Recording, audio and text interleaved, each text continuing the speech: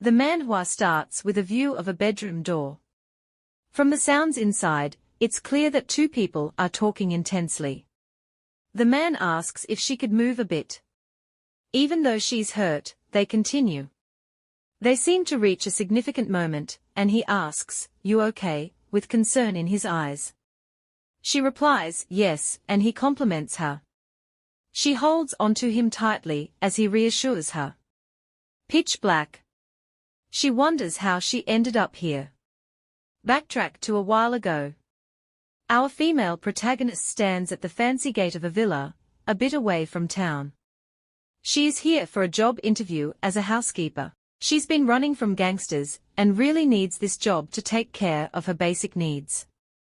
She had an itchy nose and coughed a bit before ringing the doorbell. A voice she recognized answered. It was the same person she had talked to the day before when they set up the interview for today. The gate opened, she walked in, and waited just as she had been instructed. Our female protagonist looks up and sees the mansion in the distance. She's amazed by how it looks. The place seems really empty and abandoned now, but she's sure it will look much better in the spring. It's winter right now, so everything looks a bit dull. The job is only for 3 months, and it's exactly what she wants. A lady comes up to her and praises her for being on time, definitely a plus for punctuality. They head inside, and she makes sure to close the gate behind her before continuing forward. They walk for a while before meeting Mr. Jong. He looks like a really cheerful guy, with a big, cheeky smile on his face. He's introduced as the gardener.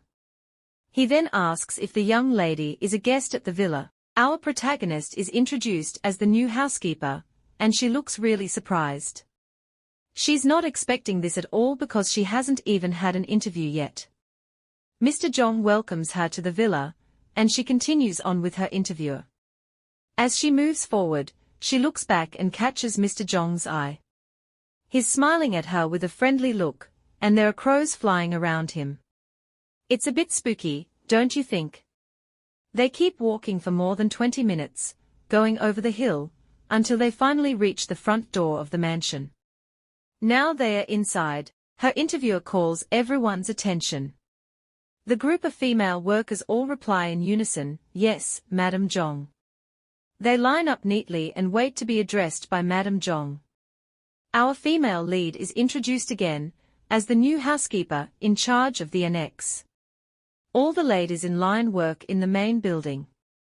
She tries to say a few words to the ladies, but Mrs. Jong cuts her off and tells her to follow along. She quickly follows and starts talking to Mrs. Jong.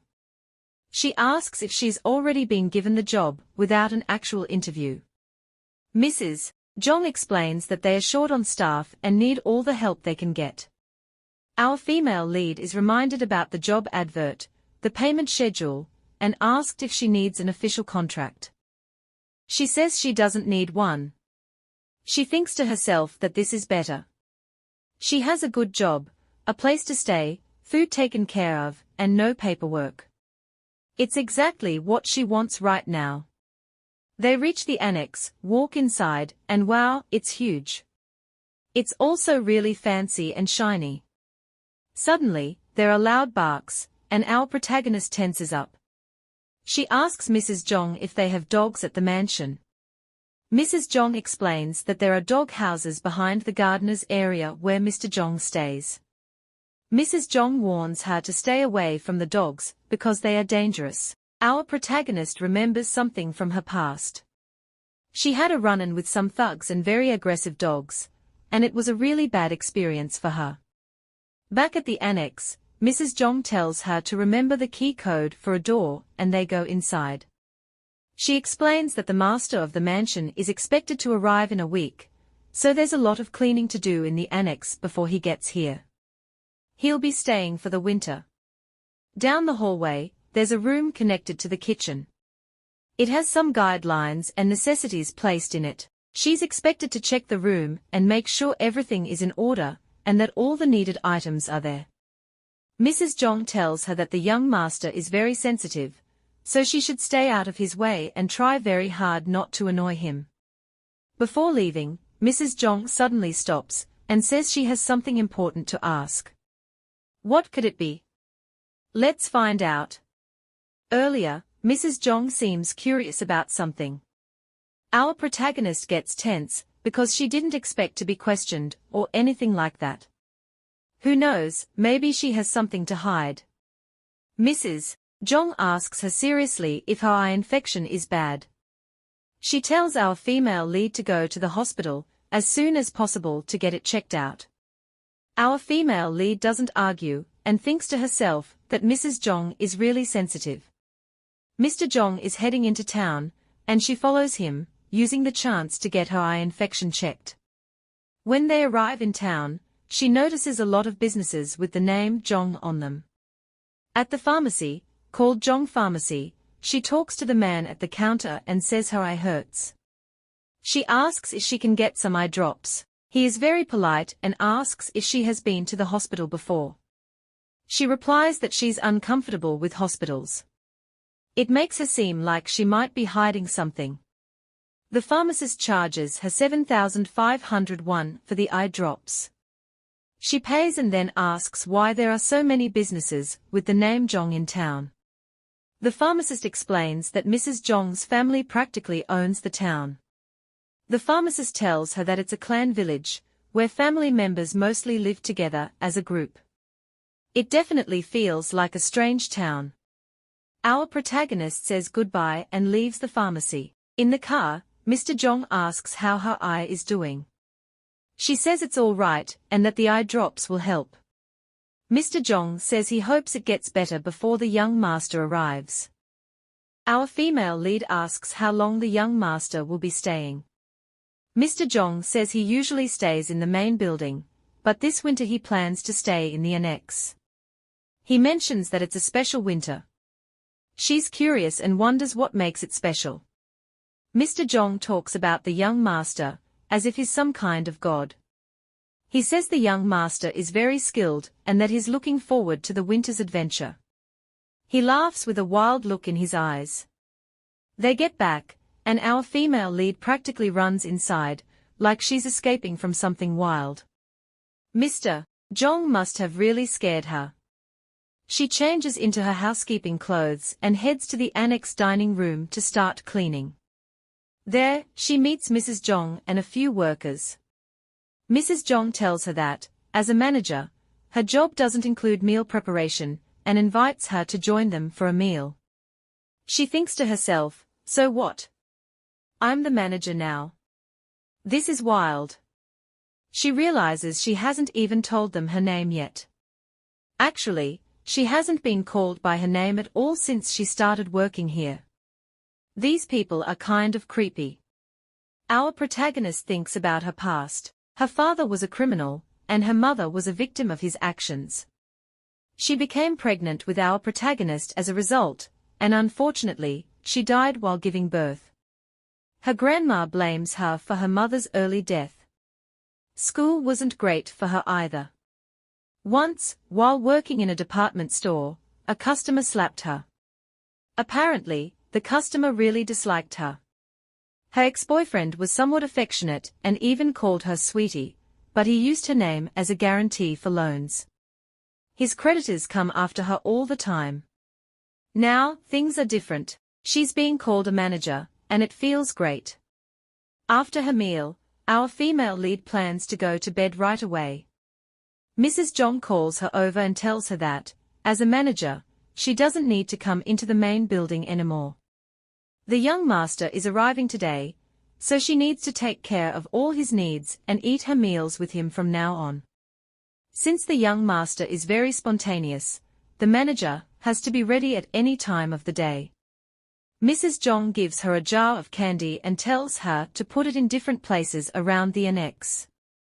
It's apparently the master's favorite snack. Our protagonist thinks about the young master. He eats candy and seems like a school kid or something. Maybe her job will be easier than she expected. She looks out the window and sees Mr. Jong moving around in a really odd way. From her view, there doesn't seem to be a single normal person here. She concludes that Mr. Jong must be really old, and that's why he acts so strange. The manager gets to work and takes her time cleaning the annex. Before long, it's already night, and she's exhausted. She's sweating from all the work. Since no one else is around, she decides to take a bath in the bathtub. It seems like a great way to relax after a long day. She takes off her work clothes and notices the injury on her back.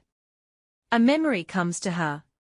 A man had talked to her like she was a commodity, saying they would keep her eyes, but take one of her kidneys. She's been through some really tough times. Back in the bathroom, she gets into the bathtub and wonders why that memory came up. Suddenly, she hears footsteps outside. Someone's coming. The key code is entered. She needs to get out of the bathroom right now. She hurries to dress, but struggles with her zipper. She thinks to herself, Mrs. Jong would be so angry if she found out I used the young master's spa. I might even get kicked out because of it. The young man comes in and sees the manager dressing in his spa. He questions her, then helps with her zipper. He's so close to her, making her uncomfortable. Noticing her pained expression, he asks if she's hurting. She says she's fine, but would appreciate it if he left her alone. The young man moves even closer, staring her in the face with a grin. He tells her she looks sexy when she's in pain. He is very handsome. Who is he? Let's find out. She's freaking out and has no idea what to do. She just wants to get out of this mess fast. The phone rings. Saved by the bell, or I guess the ringtone. She says she needs to answer it so she doesn't get in trouble, and quickly runs off. The young man watches her closely as she leaves and thinks to himself. Putting her in a tough spot isn't something he wants to do. Something is up, and we'll find out soon. Now, let's head to the dining room. The manager sets a meal on the table. The young man, who is the young master of the mansion, is having dinner with her, just like Mrs. Jong told them to earlier. The manager worries if she'll be happy with just this meal. She seems to love food or something. The young master doesn't like the food at all. He says it's horrible and really bad, not caring that she's there. Our female lead is shocked by his words and just sits there, not saying a thing. Then he gets up and goes to his room. Our protagonist finishes her meal and then does a few more chores before going to bed. She's had a really busy day and is super tired. She decides to take a shower in the morning because she's just too exhausted to do it tonight. Noises in the house. Creaking sounds fill the air and our female lead wakes up. Her eyes widen, something's happening. She tries to move but can't. She doesn't want to be taken. But wait, taken by who? She screams and wakes up sitting in her bed. Was it a nightmare? Or something else?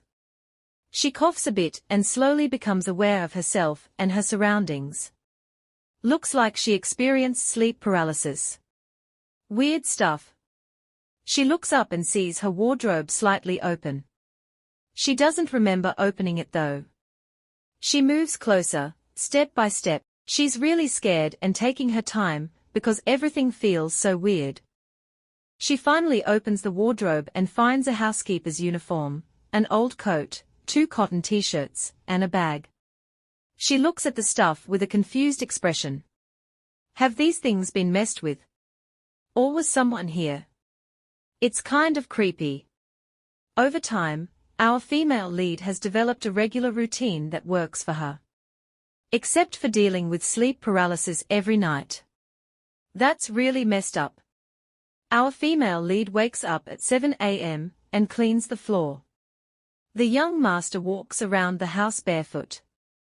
It's clear he's a special person. By 8:30 in the morning, the manager picks up their breakfast from the glass hallway and sets the table by 9. It's been this way for 10 days straight since she started the job. Today, though, she strikes up a short conversation with the worker who brings their meal. Our female lead asks the worker a question, and she's happy to answer. She thinks about whether to mention her recurring sleep paralysis, and the strange wardrobe opening, but decides against it. Instead, she asks if Mr. Jong, the gardener, will be going into town soon. The worker thinks it's because of her eye infection, and tells the manager to make sure she goes to the hospital soon since it could be dangerous for the young master if the infection is still active. Our protagonist thinks to herself, I'm the one who's sick, but they are all worried about the young master. They are so rude. She forces a smile and tells the worker that she definitely doesn't want anything to happen to their precious master, so she agrees to go into town right away. Then, she goes to the young master and lets him know she'll be heading out for a while before lunch. He asks where she's going. She tells him she's going into town because of her eye infection and doesn't want him to catch it. He moves closer, standing right up against her, and touches her cheeks. He asks if she's in pain. She's really tense and tells him to move away so he doesn't get infected. He completely ignores her and actually blows into her eyes. The young master says, it's a shame I won't get to see the sexy you. Just don't stay sick, okay? This young man really gives me the creeps. Does he actually care about her well-being? The manager tells him she's leaving now and will be back soon. She doesn't want the eye infection to mess up her work here. Our female lead walks away, heading to town. Suddenly, she remembers the master's words, don't be sick. It makes her think about how her granny used to be so cold to her in the past.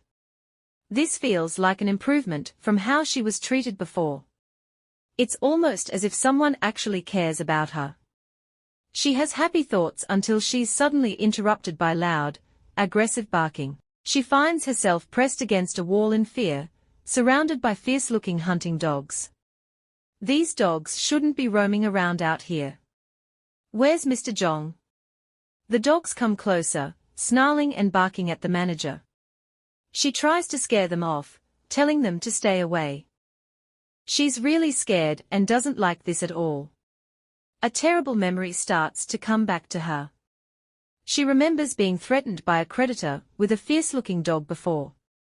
He said she'd be torn to pieces if she didn't pay up. Now she's in a similar situation, but it's even worse. There are many more dogs, and she's all alone. She feels helpless and scared. One of the dogs runs at her and jumps, trying to bite her. She screams for help. She shuts her eyes in fear, thinking it's all over. Wait a minute. The young master shows up really quickly. He grabs the dog by the neck, saving her from what seemed like certain doom. Oh my goodness. How did he get here so fast? What's going to happen now? The young master grabs the dog by the neck and tosses it away like it's nothing. He tells all the dogs to be quiet, and they listen right away. He turns to the manager, who is still in shock, and asks if she's okay. She just stands there, speechless and confused. I'd be speechless too if I were in her place. Mr. Jong rushes over, looking just as confused about how and when the dogs got out of the doghouse. He puts a cloth on the ground for the young master to stand on because the floor is cold. He asks if the young master is okay. Oh no, the master is bleeding. The young master asks Mr. Jong what they should do about the dogs that attacked. It turns out they've disrespected the master and need to be punished. He asks again, this time with a cold look on his face. What should they do with the dogs that dared to show their teeth to the master? Mr. Jong, shaking badly, says they should get rid of all the dogs. The manager speaks up hesitantly, wait. The young master asks her if she feels sorry for the dogs. Then he asks, the dogs attacked you, right? You were scared. She tries to explain, but he cuts her off, saying he doesn't forgive anyone or anything that betrays him. Mr. Jong is shaking. The young master says that Mr. Jong won't get off easy next time if something like this happens again. Mr. Jong is dismissed. He leaves with the dogs and walks into the woods, looking very lonely. The young master approaches our female lead and puts his hand on her shoulder. He asks if she's cold. She says no, even though she's still trembling and shaking, probably because she's really scared of dogs. The young master tells her to wait in front of the main building while he goes inside to get his jacket. Now, they are in his car together. She tells him she appreciates the ride, but just needs medicine for her eyes. He thought it was a lot more serious, but she reassures him that she feels better now. The manager asks him to drop her off at the pharmacy, and he agrees. They arrive at the pharmacy and both go inside. The man at the counter greets the young master and then helps them both. He orders an eye patch and some really good eye drops.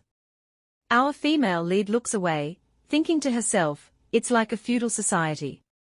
The young master asks what she's thinking about, and she just says it's snowing. He guesses she likes the snow. She mentions that it's Christmas Eve tomorrow. He asks if she believes in God. She says no, but she used to look forward to Christmas when she was a kid. He's curious and asks her why. She starts to tell a short story. When she was young, there was a church near her house that always gave out presents and snacks. She must have looked forward to those presents a lot. She explains that they were just crayons and she never actually got any presents. The kids who got them were chosen ahead of time, and she just wasn't lucky enough. It's kind of sad, but she didn't really mind. She always got their tasty bread, which was really good. The young master seems to be thinking about something, but who knows what it is. When they get home, time passes and it's evening. Our protagonist looks out the window and sees Mr. Jong acting strangely, dancing or something. She thinks it might be because of the dogs from earlier. A worker, the lady who brings their meals, approaches her and asks how the young master is doing. The manager reassures her that the master is fine and plans to use some rubbing alcohol on his cuts after dinner. The worker asks about her eye too. Our protagonist says she's doing well, and that she has good medicine for it. She assures the worker she'll feel better very soon. The lady who brings their meals wishes her a good evening, and they part ways. The manager thinks to herself about how much everyone is worried about her eye and its chance of infecting the young master. It's dinner time now. Dinner is served. The young master eats alone tonight while our female lead just stands there, watching him. After he finishes his meal, she gets him a glass of water and sets it down. He grabs her hand. He tells her she feels feverish, but she insists she's feeling fine. He reminds her of what he said before, don't be sick. She's tense because he's so close to her. His face has unusual lines and looks worried about her. Our protagonist wants to get out of this situation, and says she's feeling dizzy. He touches her face, takes off her eye patch, and loosens her hair. With a serious look, he says, I want to do it. Do what? The manager is confused and asks what he means. He tells her to stay still, leans in closer, and unzips her dress. Shock is clear in her eyes. She is completely dazed and feels like she's blacking out. What's going on? She sees someone lying down. Our protagonist calls for her mom, but oh no, it's her creepy grandmother. Her heart pounds in her chest. She doesn't like the look in her grandmother's eyes and feels a serious ache in her eyes. They hurt so much that she falls on her back and screams. She blames the pharmacist, thinking he must have given her poisonous eye drops. She notices her wardrobe is slightly open and sees someone inside. Who is it? It's a little boy. He steps out and walks over to her, lying on the floor in pain from her hurting eyes. She screams, I don't want to die. The little boy walks up to her and touches her eyes. He says something, but all she hears is murmuring. Then she hears him ask, do you see me now? She replies yes, and he smirks. Then he says, hurry up and go. Her mind is really foggy, but she slowly starts to wake up and regain her senses. Now, our protagonist is fully awake. For some reason, the young master is shirtless. He asks if she's all right and tells her to get some more sleep since she has such a high fever. She jumps out of bed, putting on his top. She's only wearing underwear below the waist. Oh no, she's panicking. She remembers how she ended up wearing his top. It happened while she was half conscious and slowly passing out. But she listened to the young master carefully. She's startled, gets up from the bed, apologizes, promises to return his top tomorrow, and rushes out of the room. The young master watches her leave with a grin on his face. She walks back to her room, wondering if the master is a good person. She hopes he is. After rushing back to her room, she is drenched in sweat. She takes a shower to wash it off. Standing in the shower, she blushes deeply, feeling embarrassed that he saw her like this. She really didn't want the young master to see her this way. She notices a scar on her belly, a reminder of the time she lost her kidney to the cruel creditor. The creditor even threatened to take her liver next time. Still in the shower, she tells herself she'll get her revenge and that those people will pay for what they did to her. The clock rings. After the rough night she had, it's morning again. Our female lead is still tired, but wait, her eyes don't hurt anymore. That's strange, right? Could it be because of the dream she had? She pushes that thought aside and gets ready to clean the mansion. From behind her, she hears, "Merry Christmas." It's the young master. The manager wishes him a Merry Christmas too. Then she asks if he had a good night's sleep and offers to bring him his breakfast. He says he didn't sleep well last night. Our protagonist asks if the boiler is broken and tells the young master she'll check it after serving his breakfast. He has a grin on his face again. The young master explains that he didn't sleep well because someone wore his shirt, so he had no choice but to sleep without clothes. He could have used pajamas or something. The manager offers his shirt back, folded, and thanks him for taking care of her when she was weak. The young master doesn't seem satisfied with just that. He wants something more. He offers to take her out after breakfast and get her a present. The manager asks what kind of present. The young master looks at her with a grin and says crayons. He's obviously teasing her about her story of never getting crayons when she was younger. They head into town. When they arrive at a location, the young master tells her to get out of the car. They are at the Jong Boutique, the clothing store across from the pharmacy. Wait, they don't sell crayons at a boutique, do they? They both step inside and are greeted by two ladies at the store. The ladies speak to our protagonist. The ladies at the store talk to her about her clothing. Our female lead is dressed lightly for the cold weather. The young master says they are there to get her some warm gloves, boots, and a coat. She's startled. She didn't expect to get new clothes or go shopping with the young master on Christmas Day. She tries to decline the offer, saying she's not cold anymore. The young master insists she's not being honest. He remembers she got sick after trembling in the cold the day before. Our female lead insists she wasn't trembling because she was cold, she was scared. The young master also asks for a thick muffler, saying it's a lot better than a pack of crayons. He then heads to the hospital upstairs. The storekeeper asks if there's anything specific the young master needs. He says he'd like a coat, one that looks good at dawn.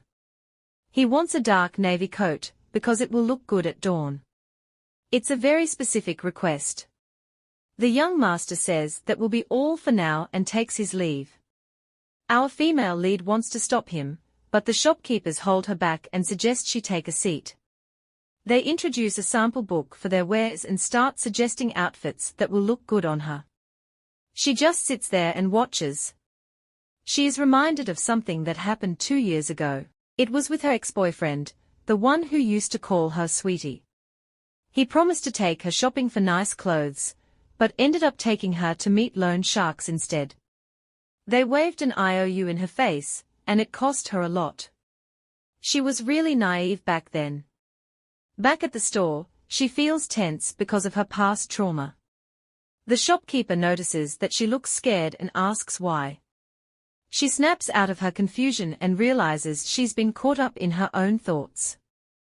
She's had a lot of trauma and tragic experiences in her life. The storekeeper looks at our protagonist and says she's been making clothes since she was young, just like her. She explains that sewing clothes for so long makes her see the stories of people in their outfits. Our protagonist is taken aback and asks for clarification. The storekeeper starts to explain what she sees about her life and experiences, but is cut off when our protagonist slams her hand on the table, startling everyone. Our protagonist defends herself, saying she lives an ordinary life, just like everyone else. She tells the shopkeeper that she's only talking this way to try to sell her clothes.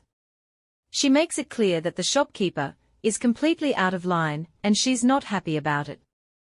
As she fumes, she thinks to herself, who does this shopkeeper think she is? The shopkeeper, realizing she's upset, apologizes and picks up a piece of clothing made from fox skin. She then starts a new conversation with our protagonist. The shopkeeper asks our protagonist how she thinks the fox ended up with its skin taken off, and what the fox did to deserve it. She wonders if it isn't sad that the fox was skinned just because it was weaker than others. Our protagonist isn't buying the shopkeeper's story about the fox and just stays annoyed. The shopkeeper then says she can relate to the fox because she's always felt deprived of things herself. She asks if our protagonist can understand the unfairness the fox must have experienced. She adds that only customers who can relate to the fox's situation will truly appreciate its value. The shopkeeper tells our protagonist that she can make clothes that really mean something to the person who wears them. She explains that the beauty and unfair treatment of the fox will always be remembered, and she's not just saying this to make a sale. She then asks if our protagonist understands what she's saying. Just then, the door opens, and the young master walks in. He asks if they are finished. He sits down and is offered a cup of jasmine tea, but he turns it down, saying he doesn't like the taste. The shopkeeper tells the young master that they are almost finished and just need to take measurements. He glances around quickly and smiles. Our protagonist blushes deeply and apologizes to the young master for making him wait. She has just had a really confusing talk with the shopkeeper, and the day goes by. Time flies by as she continues working at the mansion. She feels a bit stiff, so she stretches a little. Her wardrobe creaks open again, and she thinks it might be broken or something. Our protagonist says the wardrobe wasn't always like this and she'll mention it to someone. She brings it up with the young housekeeper, who brings their meals and tells her that the wardrobe door is broken, and she didn't break it. The housekeeper tells her not to worry about it and adds that it's not something Mr. John can fix, even though our protagonist suggested he might be able to. When our protagonist tries to ask what she means by that, the housekeeper ignores her question, turns around, and walks away. She tells our protagonist to go ahead and serve the young master's breakfast. As she watches the housekeeper leave, our protagonist thinks to herself that things are getting weirder every day. Yesterday and today, everyone has been talking nonsense. But that's beside the point. It's a new year already, and she's apparently 25 now.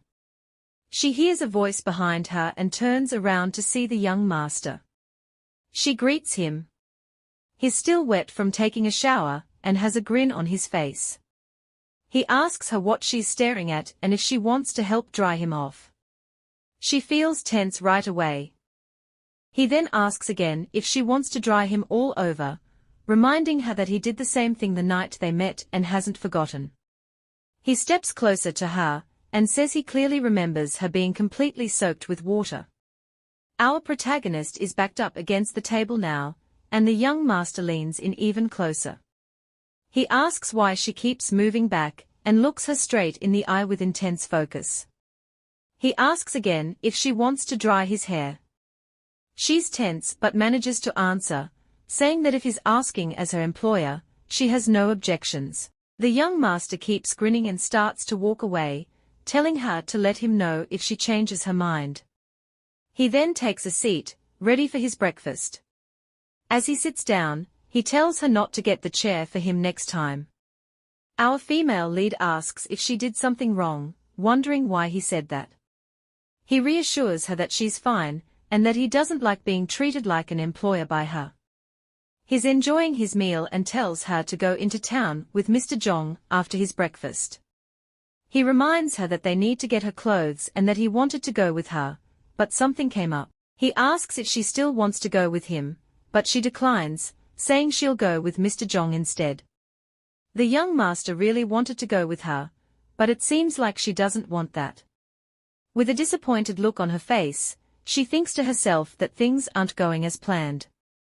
She feels stuck in a really hopeless situation, and she's overthinking everything the young master did or said. It's all starting to feel absurd to her. Now she's in the car with Mr. Jong, heading into town, and the ride is very quiet. Mr. Jong finally breaks the silence. He tells her that he's training the dogs properly so she won't have to deal with that scare again. She apologizes and says it's her fault, but he insists it's not her fault. Mr. Jong is shaking badly and starts speaking in a mix of words that don't make much sense. She thinks about how the rabbit could have caused a big problem and feels frustrated. Everything seems so confusing right now. She tries to calm Mr. Jong down, telling him it's okay. After leaving behind Mr. Jong and the strange feeling in the car, she heads to the Jong boutique. When she swings open the door, she meets the two shopkeepers again. They greet her warmly and welcome her inside. The shopkeeper asks if she feels cold and offers her some jasmine tea, but she declines. The shopkeeper thanks Mrs. Jong, who leaves in a hurry, then turns her attention to our protagonist. She comments that our female lead seems to have lost weight, probably because she hasn't been getting enough to eat lately. The shopkeeper tells her to hang in there and that things will get better with time. Our protagonist wonders how the shopkeeper knows about what's happening at the house. It feels like there's no privacy in this town. She asks the shopkeeper how long she means by a while regarding the food situation. The shopkeeper simply replies, after the winter, spring will come. Our female protagonist seems startled by this. Miss Jong is busy setting the table in the store, and the storekeeper thanks her, asking her to bring the coat immediately. The storekeeper then invites our female lead to sit down and have a chat, pouring them both tea to start the conversation. The storekeeper begins by asking if our female lead knows how people first got hold of silk. Unsure and curious, she admits she doesn't. The storekeeper then shares a story about a princess from ancient China, who discovered the idea for silk thread when a cocoon fell into her tea, while she was relaxing under a tree. Our female lead responds with an "Oh, is that so?" but it's clear she's not quite following the story that the storekeeper is so excited about. The storekeeper continues, mentioning that the silk cocoon, which fell into the princess's cup of tea, never got to see better days. This leaves our protagonist looking puzzled. Honestly, I'm confused too. The storekeeper then reminds our female lead that she had asked earlier when things would get better, referring to the cold weather.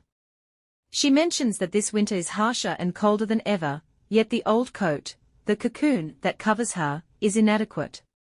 Seeing the concern on her face, the storekeeper reassures our female lead. She acknowledges that she might be going through tough times right now, but encourages her by saying that if she can withstand these harsh moments, she will surely have greater and better days ahead. The message is one of hope, suggesting that enduring the current difficulties will lead to brighter times in the future.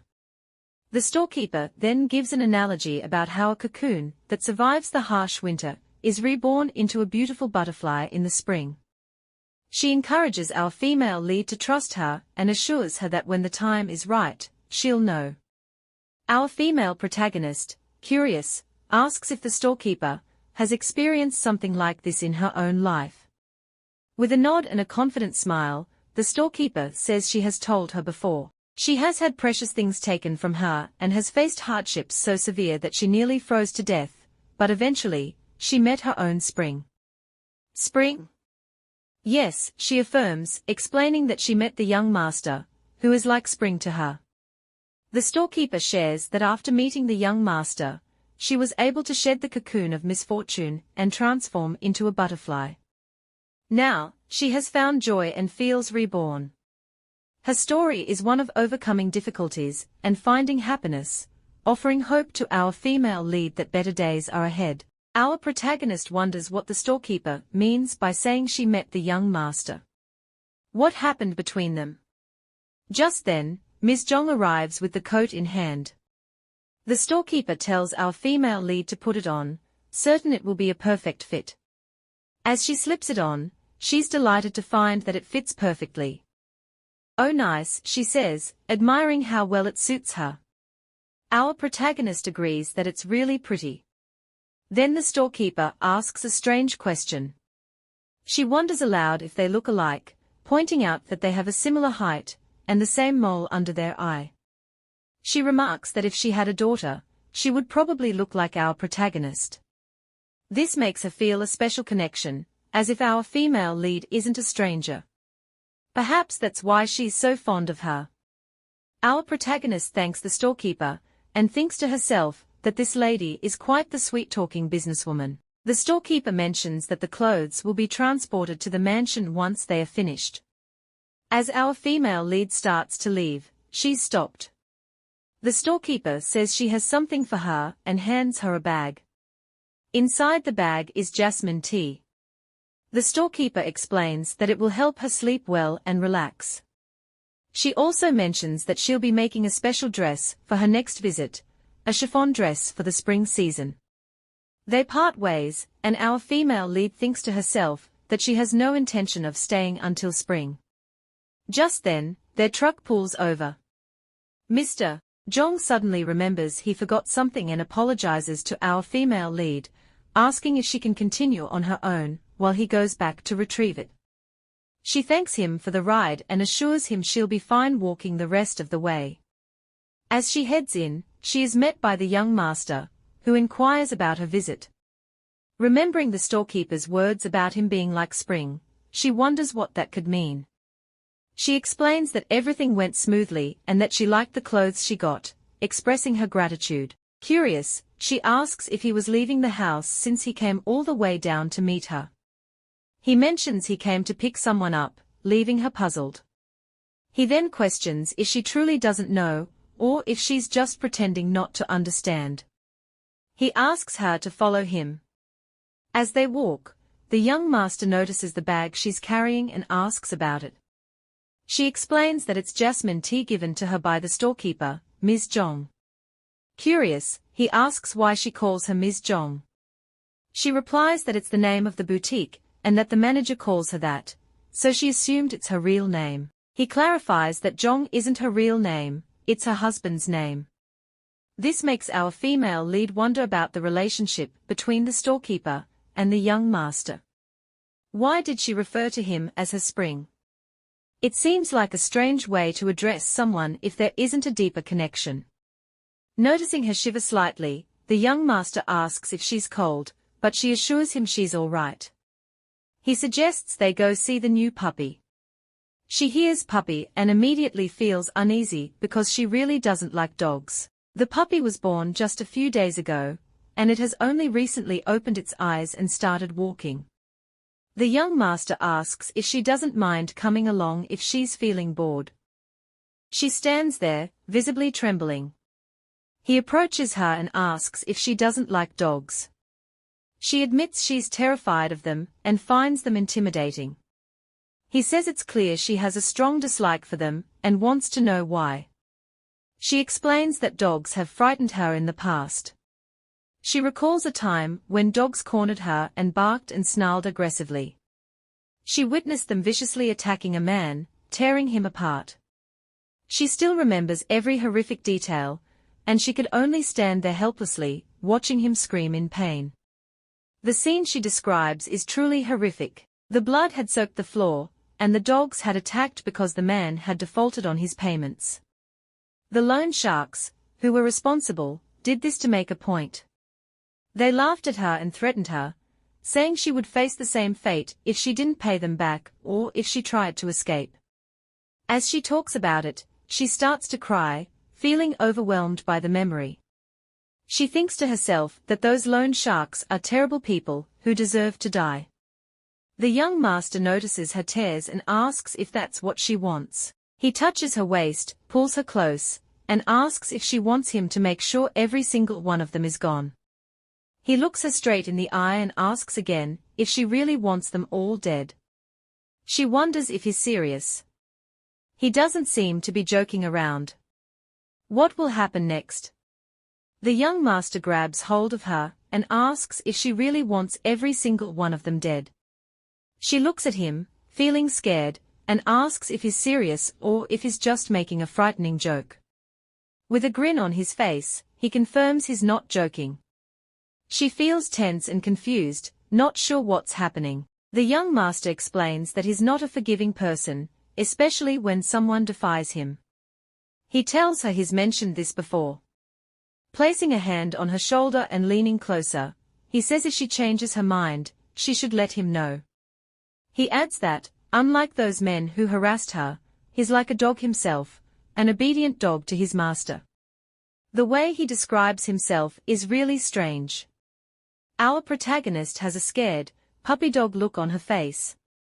She's clearly startled by his words, and the way his smile is both brutal and strangely attractive. It's almost as if he considers her special enough to offer something so intense.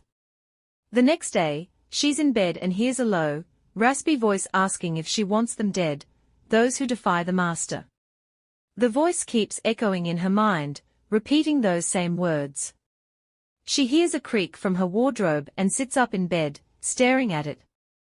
She gets up and clutches her head, trying to make sense of the unsettling sounds. She's still a bit drowsy from sleep. The wardrobe door is open again, so she steps closer to shut it. Suddenly, she sees what looks like a hand sticking out. It's really spooky. She falls back, screaming, not sure if she actually saw a hand or if it was just her imagination. Her head hurts from the shock. Feeling unsettled, she decides to look for the jasmine tea she got from the boutique a while ago. She heads to the kitchen, thinking that's where she left it. There, she finds the young master sitting alone with an hourglass in his hand. He mentions that there isn't much candy left. She remembers that Madame Zhong, her employer, had told her to always keep candy in stock because the master loves it. She apologizes and promises to refill the candy supply. The young master tells her not to worry about it since he doesn't need any candy right now. She's a bit shaken by the encounter. He says he has something much sweeter than candy. When she asks what it is, he doesn't answer but instead questions why she's up so late in the kitchen. She explains that she couldn't sleep and was looking for some jasmine tea. The young master offers to get the tea for her. He tells her to sit down while he pours her a cup. He advises her not to drink too much, but to enjoy the aroma of the tea, as that will help her relax. The young master seems to know a lot about tea. She asks if he'll have some tea too, but he declines, saying he doesn't like the taste of tea leaves. He mentions that he prefers meat over greens. She's a bit confused because she thought he enjoyed meals with vegetables. He explains that he actually doesn't have a choice in what he eats. He then turns the hourglass and says it's a tradition he follows during fasting periods. Fasting? She wonders about the hourglass and asks if he does this kind of fasting every year. He explains that it's not a yearly tradition, and that this winter is different. She's curious, but will have to wait to find out more. She remembers Mr. Zhong's strange comment about this winter, and how he seemed almost maniacal when he said it. Wanting to leave, she wishes the young master a good night, but he insists she stay. He says he's not sleepy yet, and doesn't want to be alone. She apologizes and sits back down. The young master smiles at her and starts to tell a story from his childhood. He recalls a winter when he was coming back from a funeral. His only friend at the time had passed away, which was very sad. He was feeling dizzy, so he stepped out of the car for a moment to clear his head. While he was outside, he was surprised by a wonderful smell that filled the air. The young master describes a sweet aroma that filled the air, something he had never smelled before. He followed the scent to its source and ended up in an alley. There, he found a poor-looking little girl who was the source of the aroma. It was strange because she was wearing very light clothes for the freezing weather. He notes that she was very dirty, but the sweet smell was coming from her. The scent was heavy and sticky, like candy. He says that the girl's misfortune was somehow amazingly sweet. This makes our protagonist uneasy. She wonders how anyone could think that someone's misfortune is sweet. She's also disturbed by the thought of the hand she saw in her wardrobe earlier, and starts to worry if the young master could have locked a child in there. The young master pops a candy into his mouth and then offers her some by kissing her and passing the candy with his lips. She is completely stunned and doesn't know how to react. He mentions he's getting tired of living on just candy and licks his lips. It's clear he's quite mischievous. He touches her face and points out that she's giving him those puppy dog eyes again.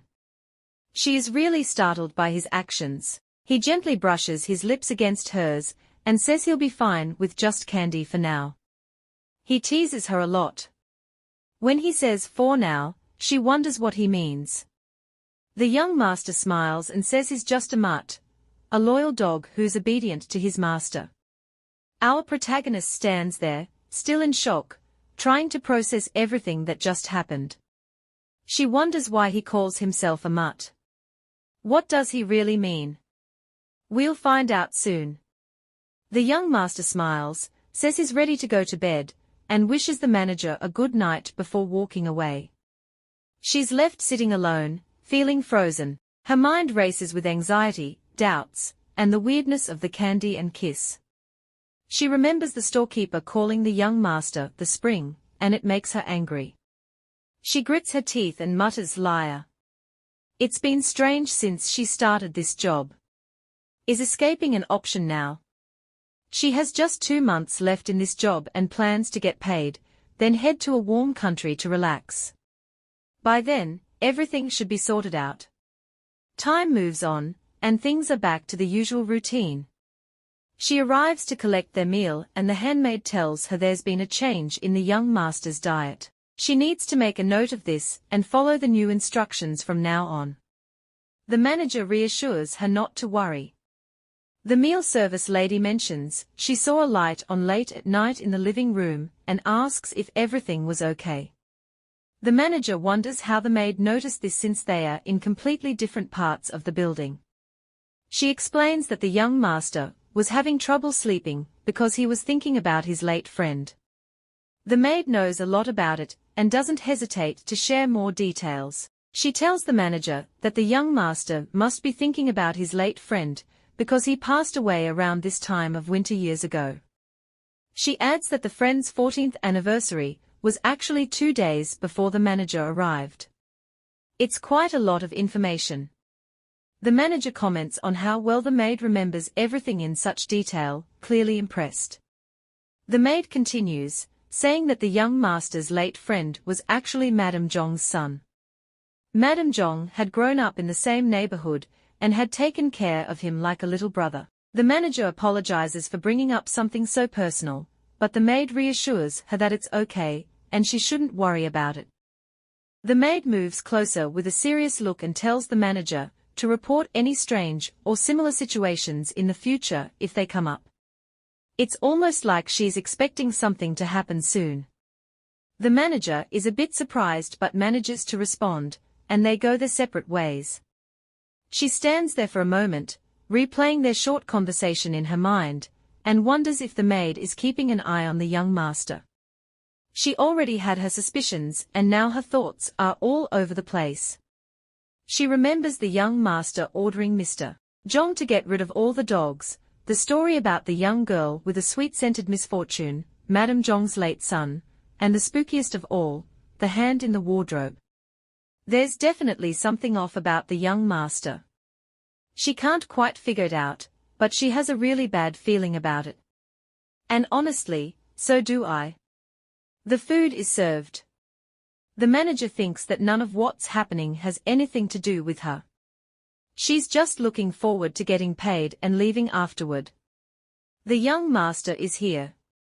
He asks if she slept well. She greets him properly and serves his breakfast, which is really fancy. He comments that he can smell fish and black pepper, so he knows the fasting period is over. She agrees with him. He starts eating, and the manager sits there, thinking about the young master. She feels some lingering emotions about him, hoping he might actually be a good person. She looks at his smile and remembers their kiss. She wonders why she's thinking about it right now. The young master thanks her for the meal and asks what's on her mind.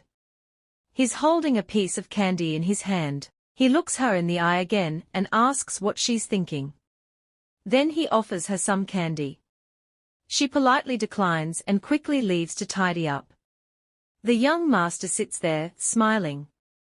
He really is a special young man. As she works, the female lead keeps wondering why she has these thoughts about him. She's interrupted by the phone ringing. It's Madame Zhong calling. She's asked to report to the main building. She leaves right away, holding a package, and wonders if she's at the right place. She's sure she was told to go to the study. A maid approaches her and says Madame Zhong is waiting inside, pointing her toward a door. She hands the package over to the maid, who she thinks is the same one that delivers their meals. The female lead steps through the door and walks up to Madame Zhong. She's told to have a seat. Madame Zhong says it's been a month since she arrived and thanks her for her service. She hands over her paycheck in cash, as agreed, and asks if the manager needs any insurance or tax-related help. The manager declines. She accepts the money and says she's grateful. Madame Zhong mentions that from now on, she'll be paid in cash and asks if the candy jars in the annex are being kept full. The manager feels guilty and admits that she knows the jars weren't always full. Apparently, Madame Zhong heard that the young master didn't sleep well the night before. The manager apologizes and explains that she did refill the jar, but it wasn't enough. Madame Zhong tells her to keep 2 bottles of candy ready because she knows the young master will be eating a lot now. The manager agrees to take care of it. She mentions hearing about the anniversary of Madame Zhong's son that happened a few days before her arrival. She says it's a tough topic, losing a loved one, and asks how her son passed away. Madame Zhong says her son was kidnapped and murdered. It's a horrific thing to hear. He was just a little boy. The examiners told her that he died from suffocation. They said the murderer likely covered his mouth and nose until he couldn't breathe anymore. The manager feels a lot of sympathy for Madame Zhong. She asks if it was hard for the young master back then, given how close they were. Madame Zhong says it was a terrible time for him. He was only 9 years old, and her son and the young master were really good friends. They were the same age, did everything together, and looked almost like twins, especially in their taekwondo suits. It must have been very painful. Madame Zhong then tells the manager to leave and reminds her not to forget the master's candy. She takes a bow, promises she won't forget, and leaves. The female lead feels happy, as she just got her first paycheck. She wonders what to do with the money, and decides to visit the beauty salon. Suddenly, loud, aggressive barking interrupts her thoughts. She looks out the window and sees the dogs. Today, she's not bothered by them. She says to herself that no matter what happens, no one is stopping her. She truly believes that in a few days, she won't be here anymore. She moves on. Even though she has 2 months left to work, she seems to be planning to leave her job early. The female lead is sure she'll be leaving soon and moves on. She takes her time counting her pay. It's all there, exactly 5 million won. It means a lot to her, even though it probably doesn't seem like much to others. Just looking at Madame Zhong's breastpin and the main building housekeeper's earrings, they would be worth a lot more. But for her, this is a huge amount of money because she's always been poor. The only time she made over 2 million won was after working non-stop, day and night, without any holidays. Despite that, she was still broke because loan sharks took all her money. About 3 to 4 months ago, things got so bad that she was threatened, harassed, and eventually lost her kidney to those evil men. Her life has never been easy, not even in childhood. She used to live in a small place, just a bit better than poor hillside villages. She had tough nights because her grandma was a sad, drunk old lady. But mornings were even worse. She'd have to flee from home and run all the way to school. One day, while outdoors, she ended up at the street facing the main road. There was a department store that looked very luxurious, not fitting in with the town she lived in. You had to spend over 10,000 won for a normal meal there. It was often visited by sophisticated people, the upper 1% of society, and not by someone like her. She would always feel small and inferior. That doesn't stop her curiosity, or her desire to be there. She often looks at the ladies in the department store, admiring their beautiful hairstyles and glamorous outfits. She decides she'll make money and dress just as well. She plans to go to the salon to get her hair and nails done. She takes out some money for the salon and keeps the rest in her locker, not wanting to lose it.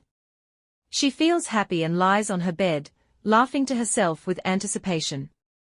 If I were in her shoes, I'd feel good too. She says she'll leave for a warm country, so she doesn't mind being scared. The people in this house scare her a lot more. For all she knows, the young master could be a child murderer. She's also wary of the Jong village people, who seem really suspicious. She talks to the strange voice she's been hearing, asking it to leave her alone. She's being haunted but remains casual about it. She lies down, covers up, and tries to sleep. Tonight, the creepy wardrobe creaks open again, and a raspy voice comes from inside. The voice tells her not to go. It approaches her, asking her to stay with it. She feels uncomfortable, but is still unconscious, as it looms over her. The dark figure speaks to her, saying if she can now see it, she should bring something. She feels suffocated and wants to be left alone. It's not just sleep paralysis anymore. She wakes up suddenly. The voice tells her she's being summoned by someone. She asks who's calling and follows the strange voice. She walks around in the dark, heading somewhere. At the sound of the young master's whistle, her body moves like a puppet on strings. She climbs the stairs, and the voice tells her he's in the spa. She opens the door and steps in. Oh gosh, the female lead is shocked to see the young master sitting there. It's like he was expecting her. He greets her casually and asks if she can't sleep again. He's naked and in the water, but he's calm and composed. She doesn't know what to say. He asks why she's here so late at night. She explains that she was half asleep, and somehow ended up here. He grins and tells her to come closer. He says he'll move closer to her if she doesn't respond, as he doesn't mind who's moving. The manager steps closer, one step at a time. He sits up in the bath, and she's very close now. He touches her hair and tells her it's beautiful. She mentions that she plans to cut it soon, and he says he's sure she'll still look beautiful. As she looks at the young master, she feels a deep sense of disturbance.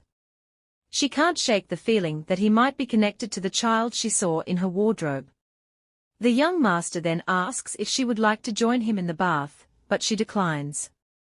He offers a kiss instead, but she remains silent.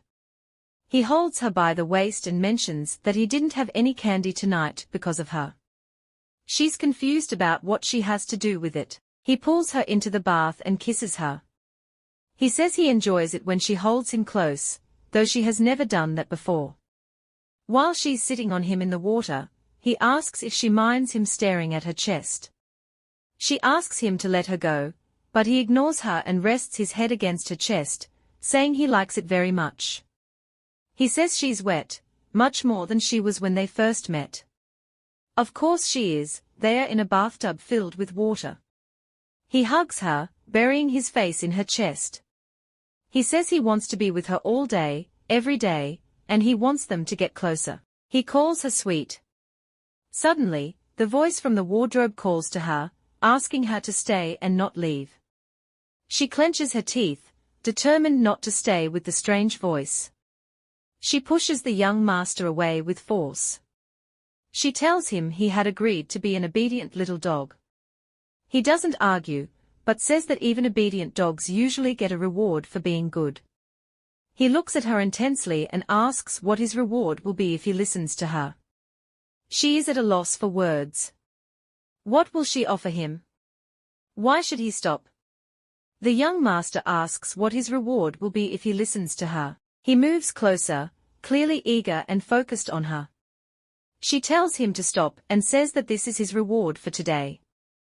She adds that he has already received his rewards and expects him to sleep well tonight. He agrees and grabs her by the chin. He looks her in the eye and says he won't be satisfied with just this next time. She thinks, who says there'll be a next time?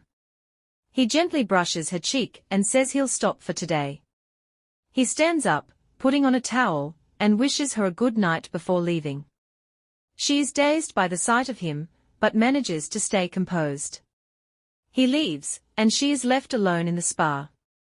That's how the night ends. It's breakfast time. The food is served, and she thanks him for the meal. She thinks about how nice it looks, especially the special steak which seems juicy.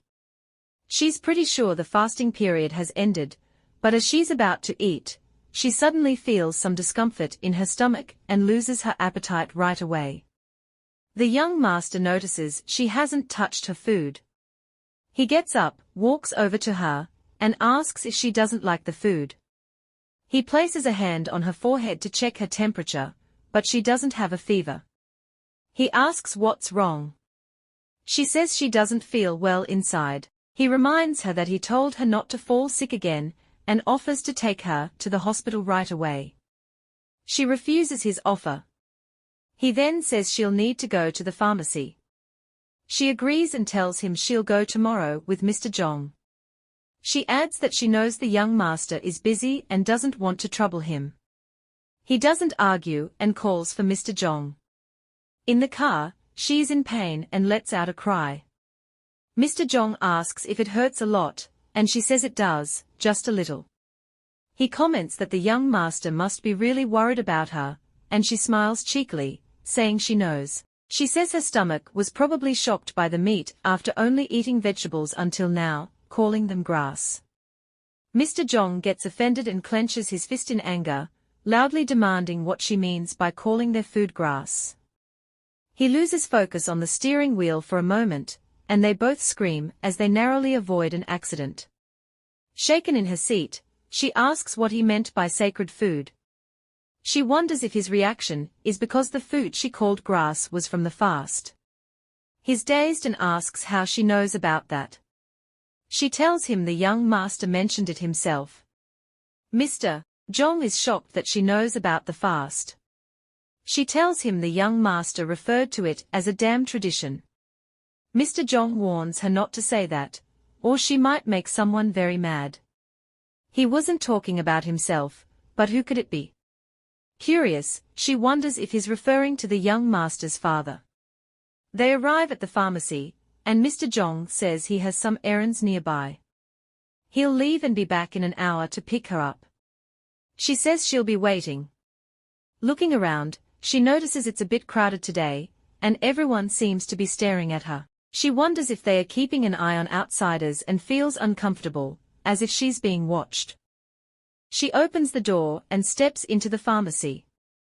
The man behind the counter greets her. He says her eyes must be better now and asks what brings her in today. She smiles and asks if he wasn't already told by the young master that she's having stomach trouble. He confirms he's been informed. She had a feeling he would know even before he spoke. He asks how bad the pain is, and she describes it as quite painful with a burning and squeezing sensation inside. The pharmacist then asks if she's been under unusual stress, or worrying a lot recently. She thinks about the strange wardrobe incident, but keeps her cool. She says there's nothing specific bothering her, it's just something she's used to. He gives her some medication, instructing her to take it 3 times a day, and follow the prescribed dosage. As she talks about the unusually crowded day and the busy streets, the pharmacist agrees, noting that this winter is special. She finishes his sentence, saying it's special. She wonders why everyone keeps saying this winter is special. The pharmacist just smiles and doesn't say much more. Curious, she asks what makes this winter so special. He tells her that the town's traditional festival is starting soon. People who want to enjoy the festival have come to town, which is why it's been so crowded lately. She remembers the young master mentioning that it's all part of a tradition he must follow. She asks if the fasting is related to the festival. The pharmacist laughs and says he doesn't know, then hands her the medication. Her bill is 12,001, which she pays before leaving. The pharmacist suggests she sit down and wait for Mr. Jong to return, but she declines, saying she feels a bit nauseous and needs some fresh air. She thanks him and heads out. At the bus stop, she considers taking the next bus if it arrives. She thinks she should have brought her things and money so she could leave the village and the young master behind. She recalls the young master wrapped in a towel. He looked really attractive, and she feels a bit silly thinking about it. Her mind drifts to her money, her stuff, and the young master. She doesn't like the emotional roller coaster she's on. Suddenly, someone approaches her. It's Madame Jong from the boutique. She didn't expect to see her here. Madame Jong has a cheeky look and a sweet smile on her face. Madame Jong invites her to come to the boutique since her clothes are almost ready, but only if she has some free time. Our female lead says she can't go because she's waiting for someone. Madame Jong then says if she's waiting for Mr. Jong, she shouldn't worry because he'll meet them at the boutique. Our female lead is surprised. How does Madame Jong know she's waiting for Mr. Jong? And how will Mr. Jong know they are at the boutique? Our protagonist and Madame Jong meet at the boutique. Madame Jong invites her to the boutique, saying it's really cold outside and it's better to be in the warm boutique. Our female lead agrees to follow her. She decides to drop by the boutique for a short while. They step into the boutique and are welcomed by the storekeeper, who looks like our female lead. The storekeeper notices she's dressed lightly and tells her to come in and sit down. Our female lead holds her stomach, which is growling in pain. The storekeeper sees she's hurting and offers her a glass of warm milk, saying it will help her relax and warm up. She then tells Madame Jong to get everything ready. The storekeeper leads our female lead to see her wares. Although she had planned to send them over tomorrow, it's okay to see them now. They move into another room. Our female lead is amazed by the beautiful clothing she sees. It's been a long wait, but finally, it's ready. She loves the outfit and is totally impressed. The storekeeper apologizes for the delay, explaining that it doesn't usually take this long. The buttons she ordered arrived late, which caused the delay. Our female lead asks about the buttons. The storekeeper explains that it's a special coat for a special guest, so it had to be perfect. She says it's a beautiful outfit, and will look even better at dawn. Our protagonist is curious and wonders what she means by dawn. Dawn of what? Madame Jong approaches with the milk and places it on the table. She tells them the milk is served and expresses her thanks to Madame Jong for the tea. They both sit down, and the storekeeper recommends that our female lead have some more milk since she looks pale. Our protagonist starts a conversation. The storekeeper encourages her to ask anything she's curious about, without any exceptions. She mentions she's heard about the upcoming festival, and asks if that's what makes this winter special. The storekeeper assures her that the festival will be grand this year. She says our female lead is sure to have a lot of fun if she gives it a chance. Our protagonist realizes she's been involved in the preparations for the event without knowing much about it. It started with the fasting, then having the same food as the young master. She worries she's been pulled into something she doesn't fully understand. She asks what kind of festival it is. The storekeeper says she'll explain another time, since Mr. Jong has arrived. Mr. Jong is outside, honking his horn to let them know he's there. The storekeeper wishes her a good day, and says her clothes will be delivered to the mansion tomorrow. She mentions she has a special gift that she thinks our protagonist will really like. Our female lead is curious about the gift but thanks her. She steps out of the boutique and meets Mr. Jong. He asks if she feels better now, and she says she does. She adds that she'll tell the young master she's feeling a lot better, so he won't have to worry anymore. Mr. Jong likes the idea. Deep down, though, she still feels a lingering doubt. The approaching festival and the fasting have left her troubled, making her feel like she's being pulled into some kind of dark void. It's an unsettling feeling. Time flies, and it's the afternoon of the next day. Mrs. Jong contacts her and asks her to report to the main building.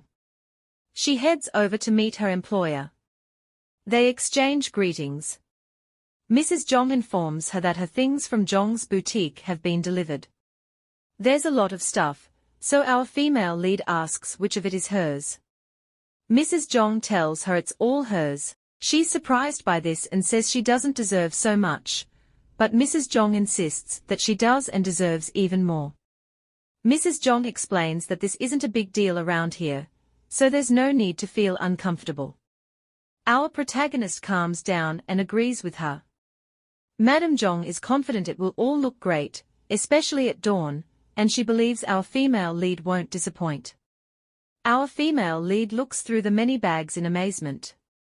Mrs. Jong says she'll look wonderful, even in the light of dawn, and is sure the manager won't let her down. She smiles as she says this. Our female lead flinches slightly but stays composed. She's puzzled by the repeated mention of dawn. After collecting her things and thanking Mrs. Jong, she leaves. Standing by the door, she reflects on the repeated talk about dawn from the young master, the boutique owner, and Mrs. Jong. It's making her feel anxious. The door opens, and the young master stands there.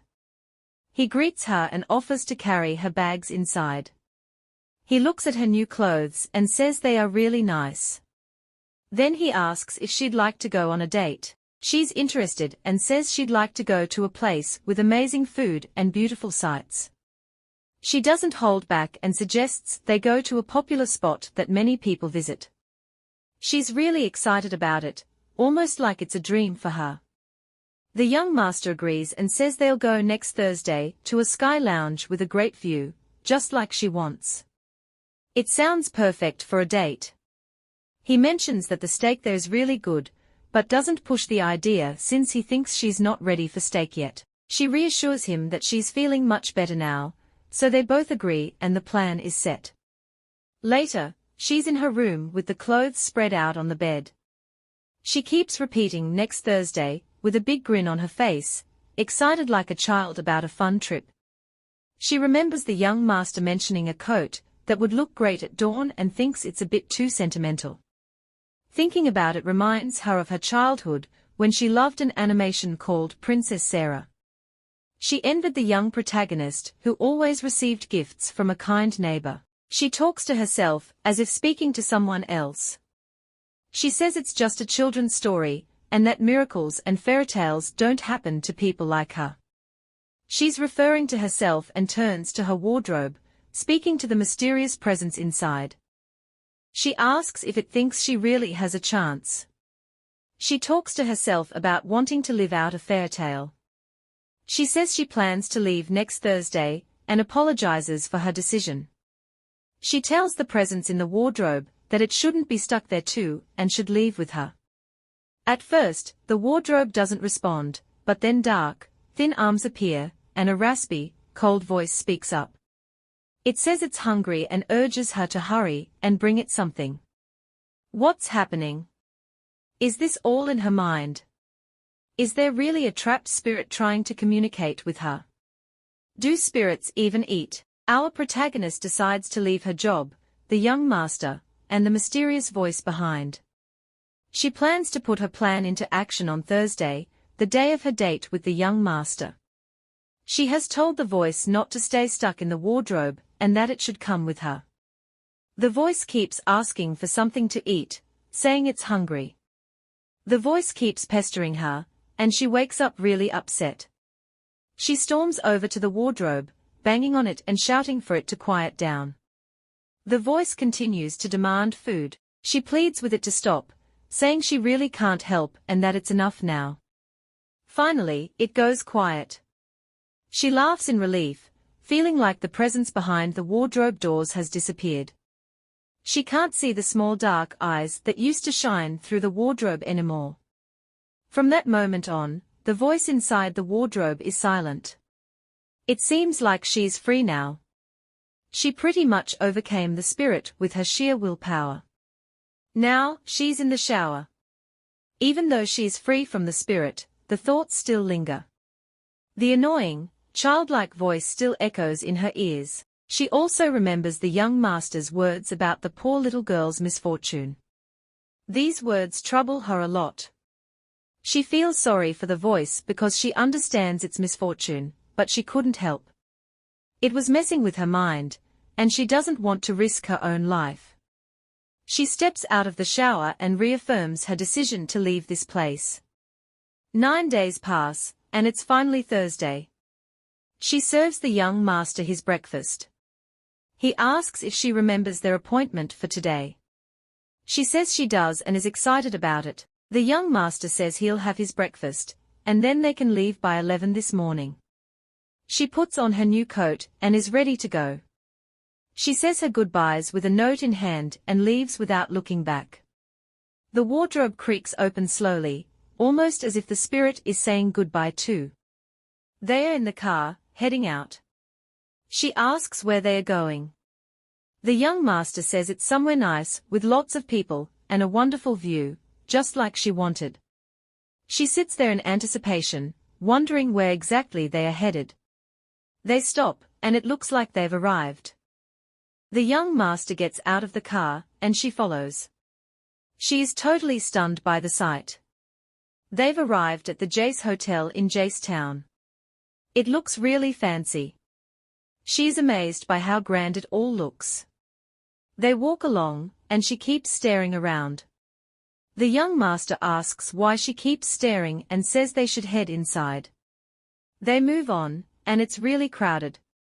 She bumps into someone and quickly apologizes. The young master holds her close and tells her it's very crowded, so she needs to stick close to him.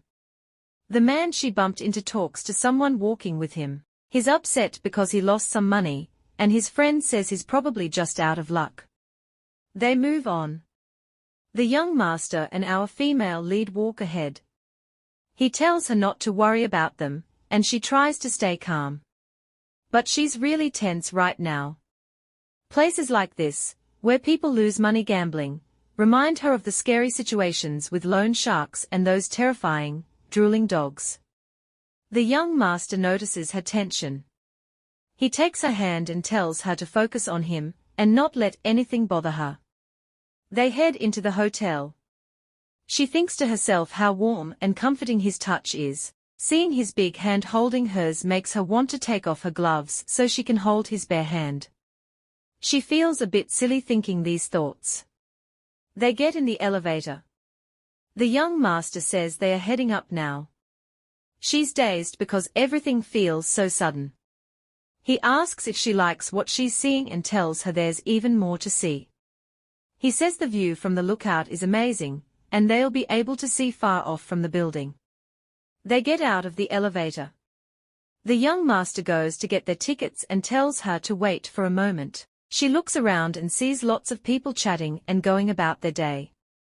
An announcement blares through the hotel's PA system, thanking everyone for coming and promoting the hotel as Asia's biggest casino and leisure facility. She wonders if now is the perfect time to make her escape. It might be tricky since the young master is always watching her. Just then, someone bumps into him and spills coffee on him. Our female lead watches from a distance, concerned. The young master and the lady argue. The lady apologizes, but is not having it. Our protagonist stands alone near the elevator, trying to figure out her next move now that an opportunity has come up. She looks ahead and sees the young master is still arguing with the lady. She checks once more to make sure, then decides to leave. The elevator door opens, and people start to exit. She tries to get on but struggles to find a way in. She bumps into a young man and looks up, shocked by his appearance. Who is this? He calls her baby. Her eyes widen in surprise, and she's completely dazed. The young man asks what she's doing there. She zones out, her mind racing in a panic. She wonders why this is happening now, who this mystery man is, and why he's calling her his baby. The mystery man asks what she's doing here. He says they need to talk quickly and grabs her hand, pulling her away forcefully. She snaps at him, calling him a mongrel, but he just calls her his baby and tells her to calm down. She tells him it's disgusting to hear him call her that. She says he can't refer to her as his baby. This is the guy who sold his girlfriend to loan sharks. She barely managed to escape from Seoul because of him. Tears well up in her eyes as she asks how he can shamelessly appear before her like this. The man calling her baby is her ex-boyfriend. She doesn't see him as a person anymore. He's worse than trash, he's filthy trash. She remembers back to when they first met. He was the youngest child in a normal family. He came to her workplace to help his parents, and that's how they met. He looked calm and nice, so she mistook him for a good guy just by his appearance. Now, she feels sick for thinking she could depend on this jerk. She screams at him, asking if he knows all the suffering she's gone through because of him. He says he had no choice and that it was hard for him too. He claims the loan sharks came after him because she ran away. This guy is truly horrible. He says he's also a runaway now because of her. How exactly is she to blame for this? She yells at him, demanding to know how she's to blame and where all the money he got for selling her is now.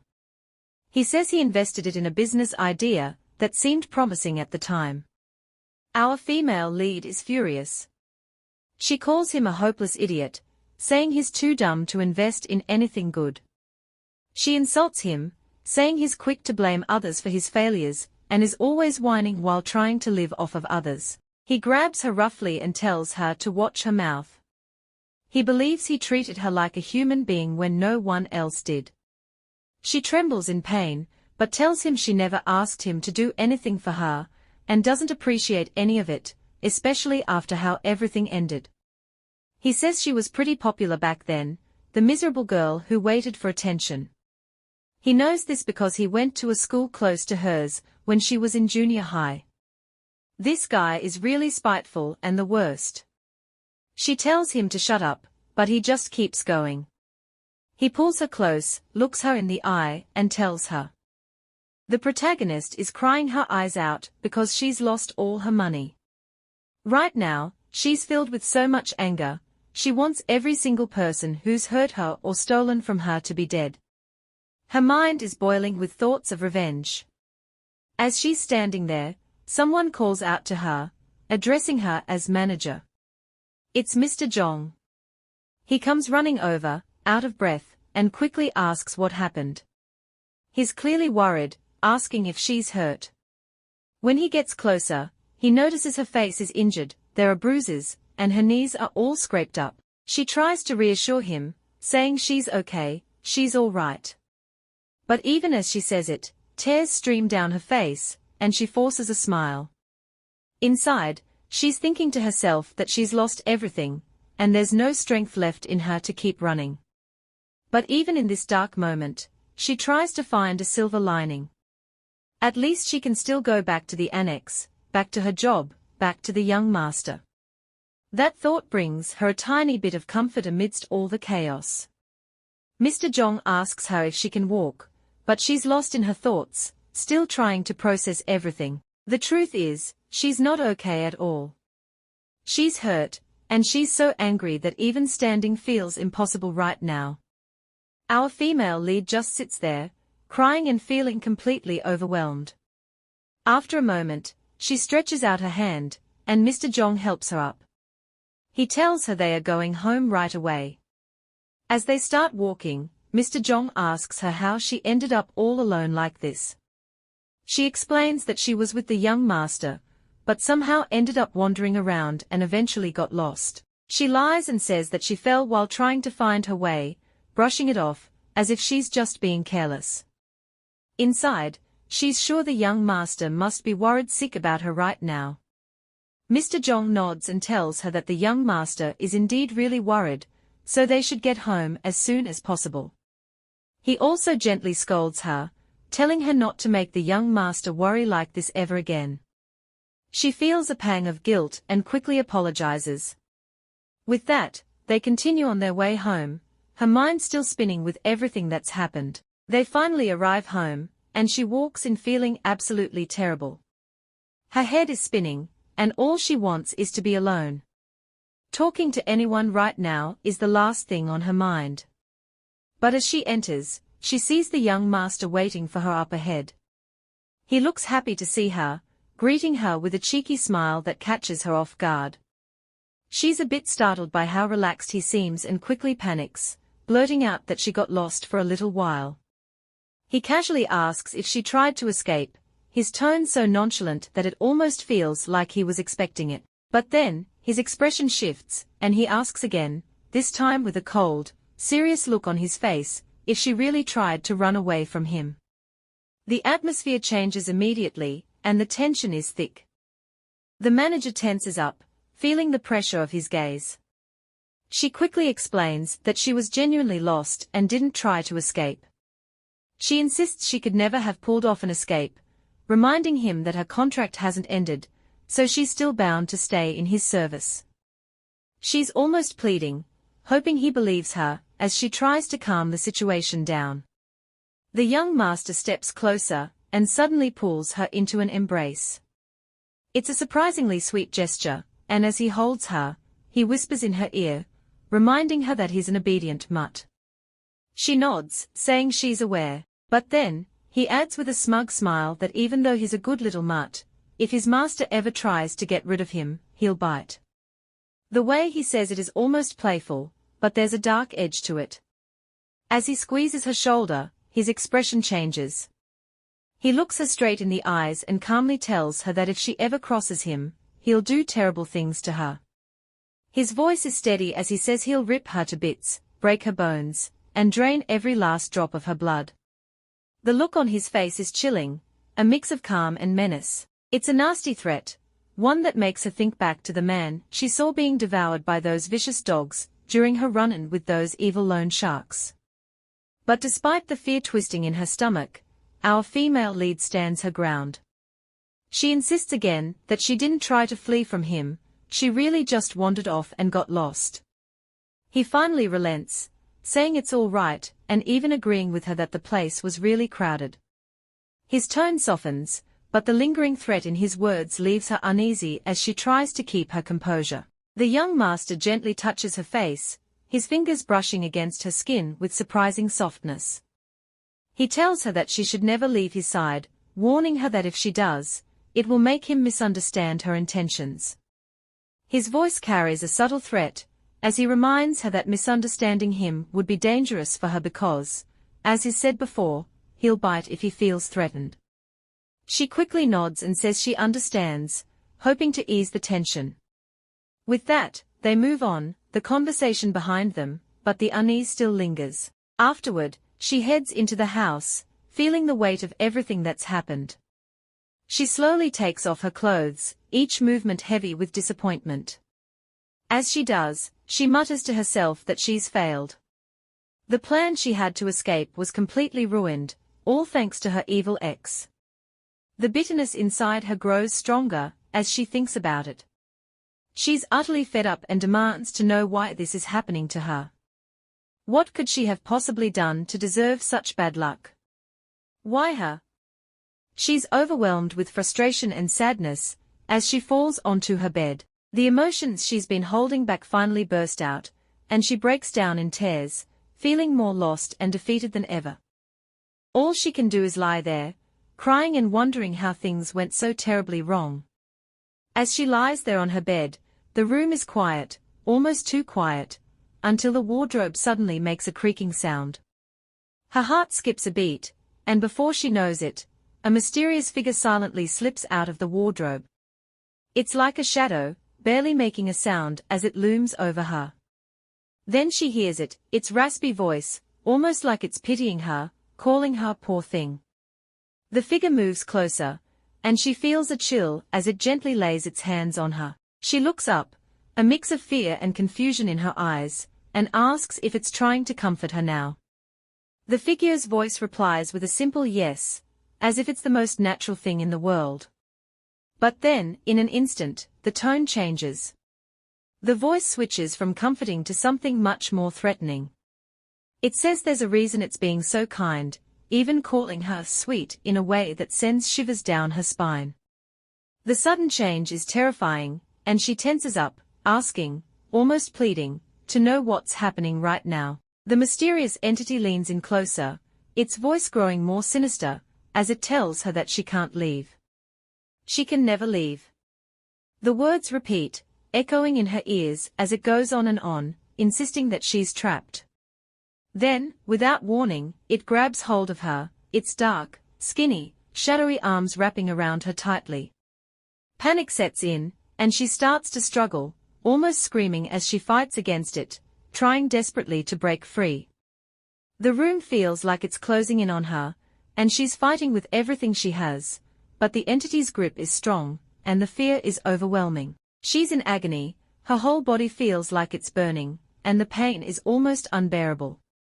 But even through all of this, she's made up her mind, she's determined to escape, no matter what it takes. Nothing will stop her, not even this pain. Her thoughts are interrupted when she hears a voice, soft and concerned, asking if she's hurting. It's the young master. Without thinking, she grabs his hand, holding on tightly, and tells him it hurts so much. He looks at her, concern in his eyes, and asks what he can do for her. Before she can answer, the young master gently turns her over on the bed. She's surprised by his actions, not sure what he's planning. Then, he places a pill in her mouth, telling her it's her painkiller, or something to help with the pain. She's taken aback, but swallows it anyway, trusting him even though her mind is racing with questions. As she does, she watches him gulp down a bottle of water. Her mind spins with confusion. What is he planning? What is going through his mind right now? She can't help but wonder what he's up to, feeling a mix of relief and suspicion as she waits to see what he'll do next.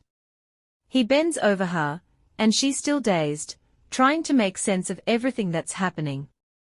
Before she can fully grasp it, he leans in and kisses her. It's not just a kiss, though, it's intense, as he passes the water from his mouth to hers. The moment feels almost overwhelming, as their lips are locked in this smooching exchange, and he doesn't pull away until he's passed all the water to her. As he starts to leave, she reaches out and grabs him, asking him to stay. She wants more, though she's not entirely sure what she's asking for. The young master pauses, looking at her with a curious expression. He asks her what exactly she wants, telling her to just name it. There's a challenge in his voice, almost daring her to say what's on her mind, as he waits for her response. Our female lead asks for some water, but he just shrugs it off, telling her that's not what he means. He leans in closer, his eyes filled with intensity, and clarifies that he's asking about her evil ex.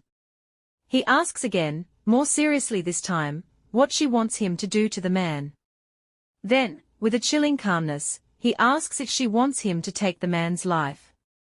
He tells her that all she has to do is say the word yes, and it'll be done, no questions asked. She feels a surge of anger as she thinks about her ex, calling him a bastard who deserves to die. But even with all that fury, she doesn't give a straightforward answer to the young master's question. There's hesitation in her heart, and she leaves her response hanging in the air, not fully committing to the idea. Morning comes, and her heart is pounding in her chest as she remembers the young master's words from the night before. She lies there, deep in thought, wondering if he really meant it. Could he actually do something like that for her? The thought sends a shiver down her spine as she questions whether he's truly capable of such a thing. It's a heavy realization, and she's left feeling unsettled, unsure of what to think or how to feel. Our female lead has a grin on her face, as she finally makes peace with the fact that her evil ex deserves to die. She's decided that it's right, and she feels a sense of calm about it. The smile on her face says it all. She can feel the devil inside her slowly waking up, coming to life. It's just the beginning of this awakening, and she knows there's more to come. But for now, this chapter comes to an end. The young master had asked her if she wanted her attacker dead. He could do it, it was within his power. As he lays on top of her, he waits for her answer. Our protagonist looks at him and says yes, she wants him dead. She asks that her evil ex meets a terrible end, one that's painful down to his bones. The young master is pleased with her response, his cold, calculating demeanor showing through. He tells her it's a good answer and wishes her a good night's sleep. She goes to bed with a smile on her face, feeling like she's embracing her darker side. In the morning, she springs up from her bed, her heart pounding heavily in her chest. The young master's words replay in her mind, and she realizes how genuine they felt, which now frightens her a little. She wonders if he will actually do it, if he'll really take a life at her request. Despite the fear, she can't help but grin. It feels like something inside her has awakened. She tells herself it's not so bad if the bastard dies anyway. He treated her badly and deserves whatever comes to him. Time passes, and by noon, our female lead is hard at work. The housekeeper from the main building, who had delivered food the night before, mentioned that they were surprised when the young master said he wouldn't be having dinner. Even so, they made sure to bring her food. As she works, she realizes that normally, she would have gotten into trouble for not serving the young master dinner. It seems like he's covering for her. Suddenly, she hears the young master's voice calling for her. She goes over to him and asks what he needs. He tells her he knows her knee is hurting, so he got some ointment for her. She thanks him but hesitates for a moment, wondering how he found out about her knee. She remembers Mr. Jong mentioning that the young master was worried about her and had them rush home the other day. Thinking back, she realizes that Mr. Jong didn't just appear out of nowhere, there's a good chance he had been watching her. The young master grabs her suddenly, and she almost loses her balance. He asks if she doubts him, but she quickly says no. He doesn't believe her, though. He says she's lying and that he's noticed she always looks at him with suspicious eyes. He has this intense, lustful look on his face as he locks eyes with her. He asks if he's ever told her that looking at him like that would have serious consequences. Before she can react, he pins her to the table. She's confused by his sudden move and asks what he's doing. The young master kisses her briefly and admits that he's hot. She's been wrestling with her thoughts, hoping he was a good person, but now she's unsure. Somehow, she doesn't care as much anymore. She asks him if he really intends to take the life of her evil ex, if he's serious about doing it. He drops the case of ointment and takes some out. He assures her that he'll do it. He's ready to take a life for her. He then starts applying the ointment to her knees, rubbing it in slowly. He mentions that he deserves a reward.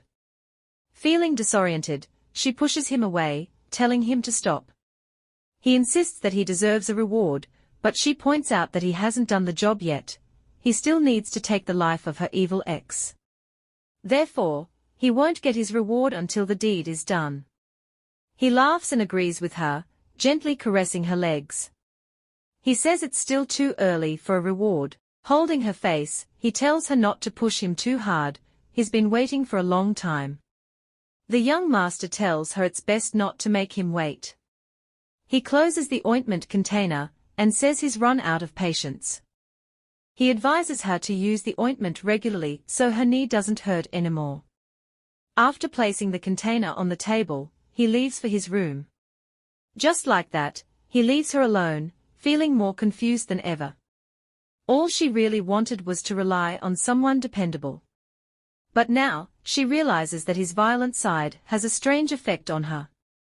She clenches her fist as she thinks about the young master, feeling a mix of emotions. It's as if it wouldn't matter as much if he were a bad man. It's late at night, and our female lead is staring out the window at the dark sky. She feels cold and wraps her arms around herself to keep warm. She looks at the darkness outside and wonders if she really needs to escape. There's just 1 month left until her contract ends, and suddenly, she starts thinking about the young master and their kiss. It feels so dreamy. She shakes her head, telling herself to get a grip and focus on the reality of her situation. She wonders if he really likes her just because he's been nice to her a few times. After having a rough experience with something similar before, she's being extra careful with her feelings. She decides she'll do her best to find the right moment to try escaping again. Until then, she'll keep behaving herself. As she turns around, she notices her coat in the open wardrobe. She looks inside the coat's side pocket, and finds a piece of paper, with J-Town written boldly on it. She steps closer and reaches for the piece of paper. When she opens it, she's surprised to see it's about a festival. It says Bridal Welcoming Festival on it. She wonders, whose bride is this about? Who's getting married? She's really puzzled by this because she doesn't know what it means, or why it's in her coat. As she tries to make sense of it, she starts thinking about the festival itself. The name comes from an old town, home to the Haebongjong clan, which is one of the few remaining clan villages still around today. Every year, on the last day of February, the village hosts this bride welcoming festival. It's a tradition that has been going on for a long time, but for her, it's all very strange and unexpected. She can't figure out why this document is with her, or what she's supposed to do with it. The festival comes from an old legend that people in that area have been telling for generations. A long time ago, there was an incredibly evil king who ruled with cruelty and wickedness. His subjects were constantly tormented by him, and they all quietly prayed and hoped for a miracle. They pleaded with the heavens again and again, asking for relief. Finally, their prayers were answered. The king was given a terrifying punishment. He was transformed into a weak, hunchbacked man and then exiled from his kingdom. He eventually ended up in the village of Haebong. When he arrived in Haebong, the place was a barren, desolate land where most of the people were poor and sickly. The king's life was full of suffering, and every night, he endured terrible pain, like his joints were being torn apart. It was gruesome and unrelenting. Despite his miserable condition, he was lucky enough to meet a beautiful young woman with a kind heart.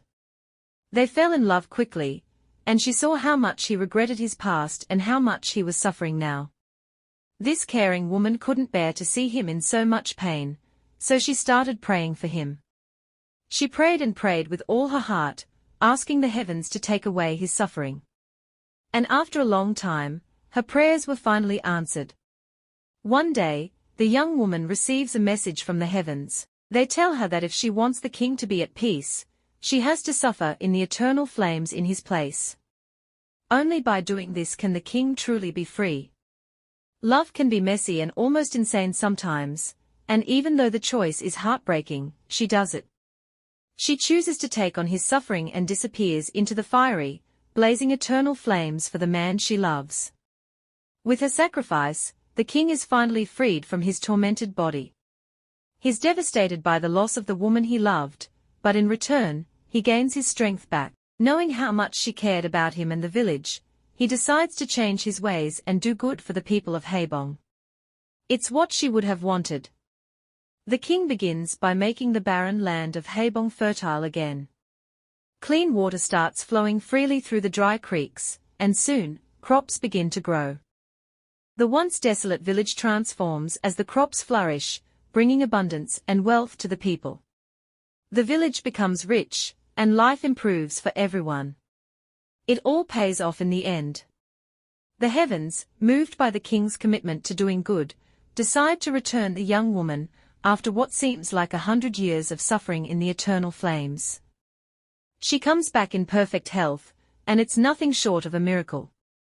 It's wild, but the village is overjoyed, and the king is finally reunited with the woman he loves. The king, grateful and deeply moved by what the young woman endured for him, decides to hold a grand festival in her honor. He wants to comfort her after all she has suffered in the eternal flames. Everything seems to have worked out for them in the end. From that day on, the village begins to celebrate the bride welcoming festival every year to remember and honor the return of the bride. During this festival, they prepare a variety of traditional meals like veal, lamb, venison, and even snakes. The whole event is filled with festivities, and the big finale is a lavish parade where the bride is carried in a royal carriage. As our protagonist reads through all of this, she tries hard to figure out what it all means. The story is interesting, but she feels like the festival has nothing to do with her. Deciding it's not something she needs to worry about, she stashes the piece of paper away in her drawer, hoping to forget about it. After putting the paper away, her eyes are drawn to something else, a diary sitting nearby. It's the diary of the annex manager, but she knows it's not hers, so it must belong to her predecessor. The cover has a bold inscription of the letter J. Curious, she picks up the diary and notices how worn out it is, much more than her own. It's clear that someone else has used this room before her, and the thought makes her wonder about who they were and what their life was like. She flips through the diary, finding it filled with plain, everyday details like doing chores, helping the master, and other mundane tasks.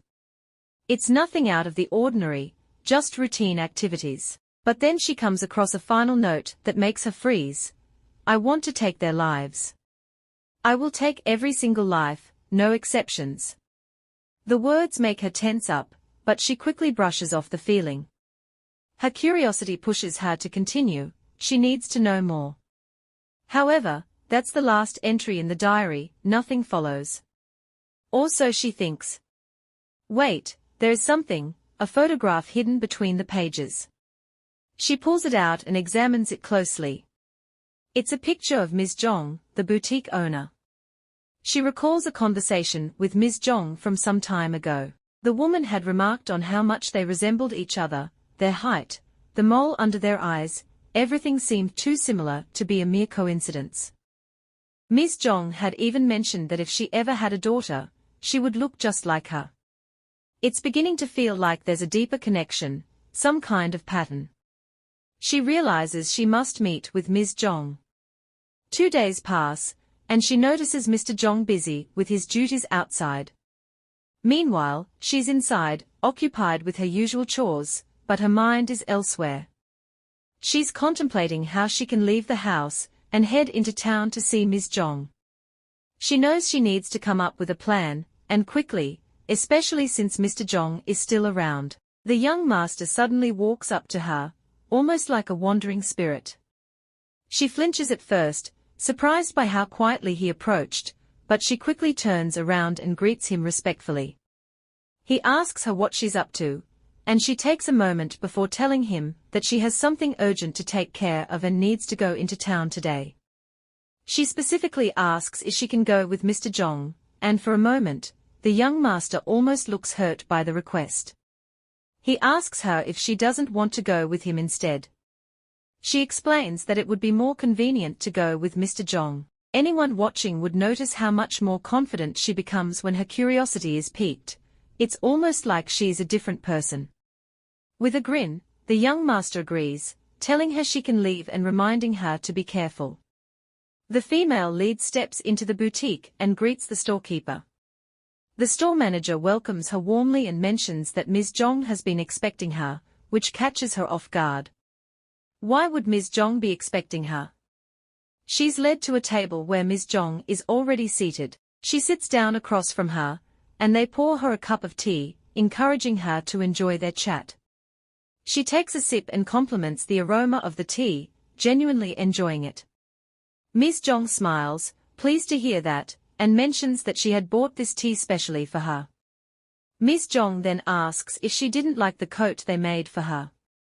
The protagonist glances at her for a moment, wondering if Ms. Zhong is just making casual conversation, or if she knows more about what's been going on. Instead of answering directly, she comments that it's really warmed up today. Ms. Zhong agrees, noting that even though it snowed a few days ago, the sudden warmth feels strange. The protagonist then says she has a question and hopes for a proper answer. Ms. Jong nods, telling her to go ahead, ready to hear what she has to say.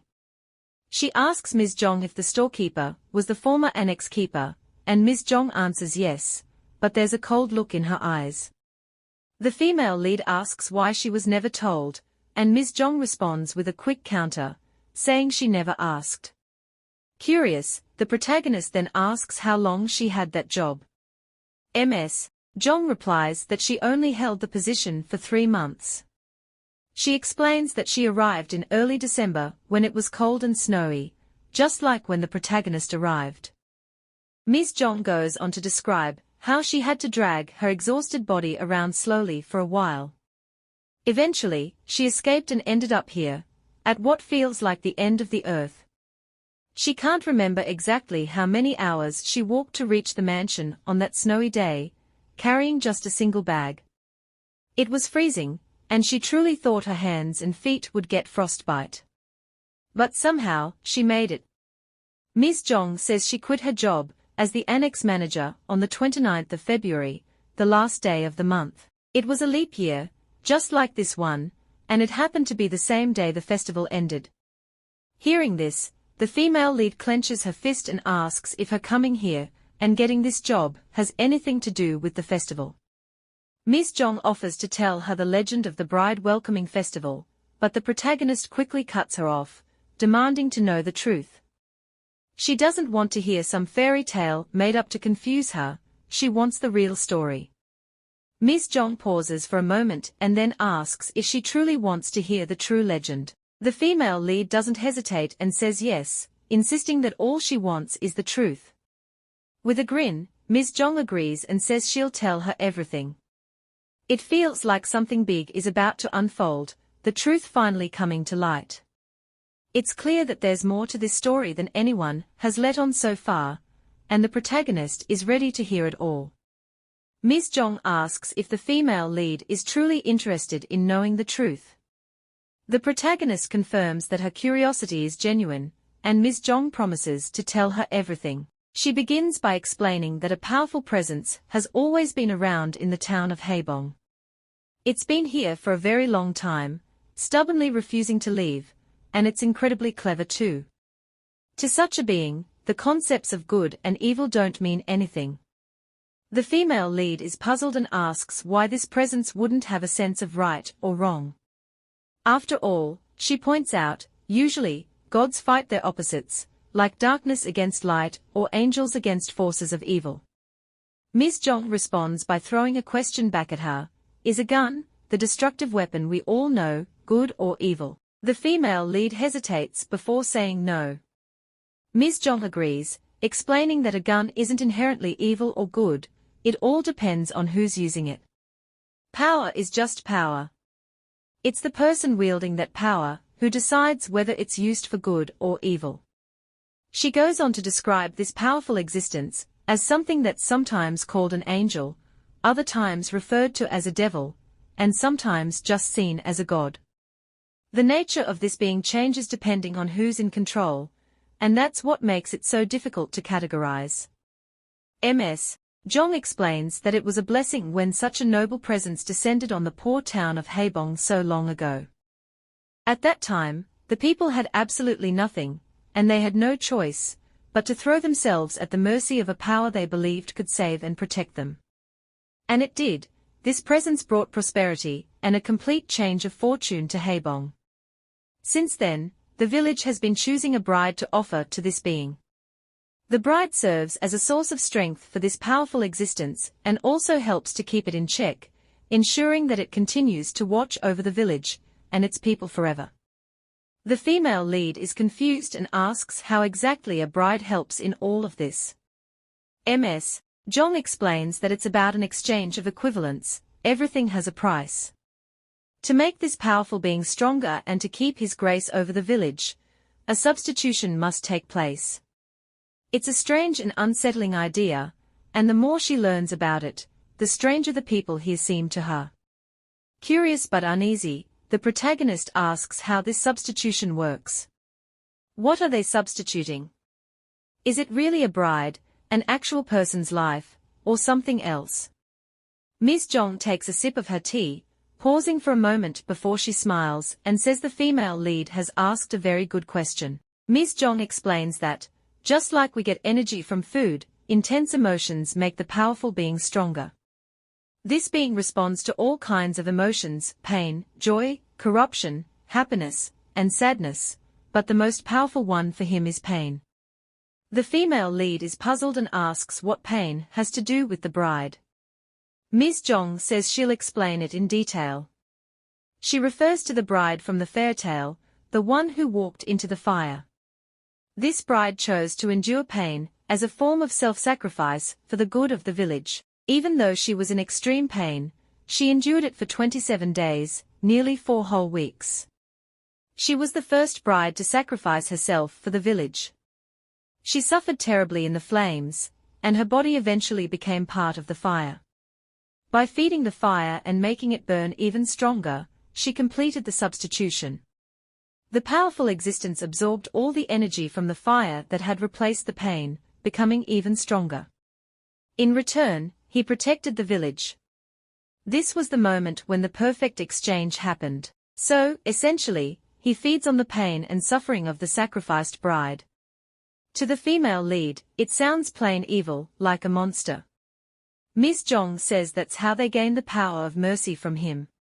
The female lead tries to stay calm and smiles, saying it's okay, and that she didn't know about this. Inside, though, she's panicking.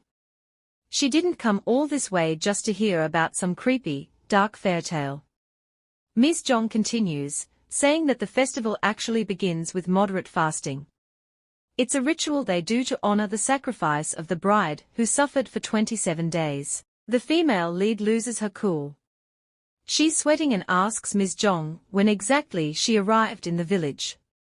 Ms. Jong replies that she came 28 years ago. That's a really long time. Ms. Jong goes on to say that the annex master hired after her is the female lead. The protagonist is in shock, realizing that they have both been invited to the festival as brides. She finds the courage to ask if the festival ended on the 29th of the month, and Ms. Jong confirms that it did. She then asks if the protagonist has any more questions. The female lead jumps up from her seat, stands up quickly, and tells Ms. Jong she has no more questions. She says goodbye and heads towards the door. Before leaving, she pauses and asks Ms. Jong if she really believes the young master is the spring. Ms. Jong replies with certainty that, yes, the young master is indeed the spring. With everything settled, the female lead tells Ms. Jong to have a nice day, and says goodbye before heading out. As soon as she opens the door and steps outside, she sees Mr. Jong bowing deeply. It looks like he's greeting someone very important, and she guesses he's probably greeting Ms. Jong. Mr. Jong straightens up and says it's time to go back now, and that the young master will be waiting for her. She replies that she understands and gets hit with a sudden wave of emotions. Her eyes start to shine with a mix of shock and curiosity. She wonders to herself if Mr. Jong didn't need to go to the casino anymore, or if he maybe never went at all. There's a chance that he didn't leave and instead stayed around, quietly watching her while she talked to Ms. Jong.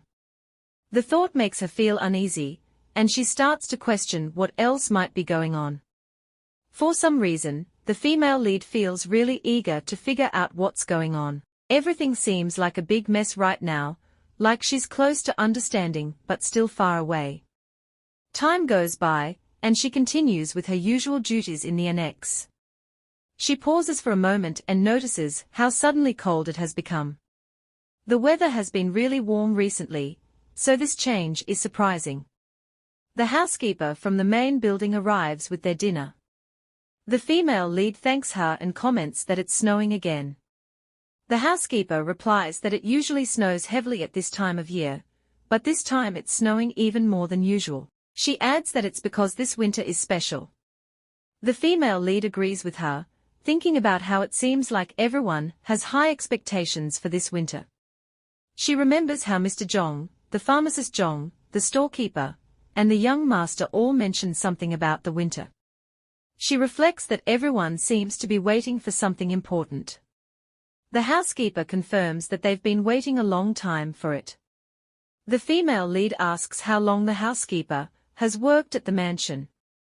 The housekeeper replies that she's been there for 4 years now. She adds that it doesn't seem like much compared to Madame Zhong, who has been working there for 30 years. That's a huge amount of time to spend in one place, which explains why Madame Zhong is so deeply involved with the house and its affairs. The housekeeper mentions that Madame Zhong was chosen for her role and says she envies her. She adds that everyone wants to be like Madame Zhong because of her long service and dedication. The female lead thinks to herself about what it means for Madame Zhong to be chosen.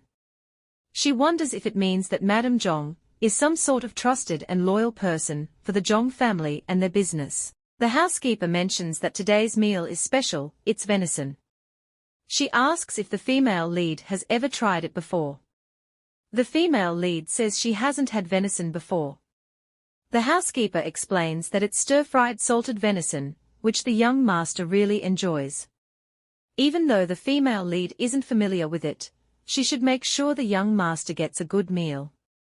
The housekeeper is sure she'll do just that. The female lead prepares the meal and waits for the young master to arrive. When he comes in, he immediately notices the delicious smell, and they exchange friendly greetings. He looks excited to see what's for breakfast. He tells her how much he loves venison and sits down to eat. The female lead assures him that she knows he enjoys it. He then invites her to join him, saying that eating alone is really boring for him. There's a certain mood in the air as they start to feel closer to each other. The mystery of the powerful existence and the strange tale Ms. Zhong from the boutique told the female lead still lingers in her mind. The young master tells the female lead that he really loves venison and invites her to join him. It's clear he knows a lot about preparing it. He explains that getting venison ready is a big process. You have to catch the deer before winter, then salt it before spring starts. He talks about removing the blood from the deer's thighs and rubbing them with high-quality liquor and salt. His details are so specific that the female lead is a bit overwhelmed. The young master describes the salted venison as beautiful, comparing it to a piece of jewelry decorated with salt flowers. He says he'll show her more about it another time. Even though the salted venison looks amazing, the salt has to be washed off after a month. This step is important to remove any leftover bits, dirt, and moisture. It's all part of the proper preparation, and he clearly knows his stuff. The young master explains that you need to keep venison in a cool place for at least a year to get good flavor. If you leave it for 2 years, it tastes even better, and after 3 years, it becomes the finest venison with deep flavor. It seems like a really long time to wait for a meal. He asks her to try a bite, and she does. She thinks it tastes really good, but she isn't sure if it's as it should be because she doesn't have much experience with fancy food. The young master says the reason it tastes so good is because they waited a long time for it. He explains that waiting for something to mature always brings out the best flavor. The longer you wait, the more fragrant and flavorful it becomes. That's why people are willing to wait so long, they want the best taste. The young master talks about how excited he is to wait another 3 years before tasting the venison he caught this winter. He really loves venison and can't wait to see how the flavor turns out after such a long time. To him, the wait is part of the fun. While they chat, our female lead remembers something from before. The young master had once warned her not to frustrate him because he had been waiting for her for a long time. She wonders what he meant by ever since then. She had asked him to explain, and he told her it was ever since he first met her. He asked if she remembered their first meeting. At that time, she had been too confused to give a clear answer. She was trying to understand what he was talking about. He then said it's best not to make him wait too long, because he was running out of patience. Right now, she is really worried about what will happen if he loses patience with her. She starts to question herself, wondering if she might lose her life if he does. Feeling anxious, she asks him how long exactly he has been waiting for her. She wants to know how many years it has been. The young master just smiles and asks her how long she thinks he has been waiting. Her response is honest, she says she really doesn't know. He tells her it's clear that she doesn't remember. She's confused by his words and asks if there's something specific he's referring to. Suddenly, he slams his hand on the table, stands up, and looks at her with no emotion on his face. She pleads with him to answer her question, but he just coldly replies that he already did. The young master moves closer to her, leaning in to whisper in her ear. His face looks cold and emotionless, making her shiver. He tells her that she gave off a sweet scent, one that he had been searching for everywhere. He had mentioned this before, and now he's reminding her of it. He leans in and sniffs her closely, saying the scent was so strong and intense that it was almost too much for him to handle. He grabs her shoulders with a tight grip, looking at her with a stern expression. He calls her a pitiful, dirty, and miserable child, saying that her misery was so overwhelming it came across as a sweet scent. It's all pretty unsettling. As she listens to him, she realizes something scary. Could it be that the little girl he met, when he was younger, is somehow connected to the mysterious voice she heard, and the child she saw hiding in her wardrobe? The young master says he's been waiting for her ever since he first met her. She feels a chill run down her spine. She starts shaking, feeling more and more afraid. With a trembling voice, she asks him what will happen to her when his waiting finally comes to an end. Her eyes are filled with fear as she wonders if he plans to take her life. The way the young master talked about waiting 3 years to eat the deer made her even more scared. His detailed description of the venison, and how he planned to wait so long for it made her worry about what he might do to her. She couldn't help but think about the dark side of his obsession with waiting for something to become perfect. With a calm but unsettling smile, he tells her not to worry too much. He says that he doesn't need to take her life, but there are still many ways he can consume her. The way he said it made her shiver. It sounded more sinister than comforting. He then starts to kiss her, and she immediately stops him, pushing him away. He steps back, looking a bit hurt, but trying to stay composed. He mentions that he doesn't handle rejection well, but he'll try to keep his cool because he has no other option. After picking up a piece of candy, he leaves the kitchen slowly, still looking at her as he goes. He wishes her a good night before heading to his room. As soon as he is gone, she is left alone in the quiet kitchen with her racing thoughts. She feels a wave of anxiety and confusion about what just happened and what might happen next. Trying to calm herself, she picks up the piece of candy he left behind. She takes a bite and is surprised to find that it tastes really good. The sweetness of the candy is a small, comforting distraction from the fear and worry she feels. She keeps thinking about how the young master called her a dirty and pitiful child. Those words echo in her mind, making her feel uneasy. She starts to wonder if the mysterious child she heard in the wardrobe might actually be her. Back then, she lived in horrible conditions, wearing only thin, ragged clothes. It was a rough time in her life, filled with filth and misery. She doesn't remember ever seeing the young master when she was a child. He mentioned a funeral for his friend, who was Madame Zhong's son. This friend had been murdered when he was just 9 years old. That same winter, 14 years ago, a lot of terrible things happened to her as well. It was a time she tries hard to forget, filled with events she wishes she could erase from her memory.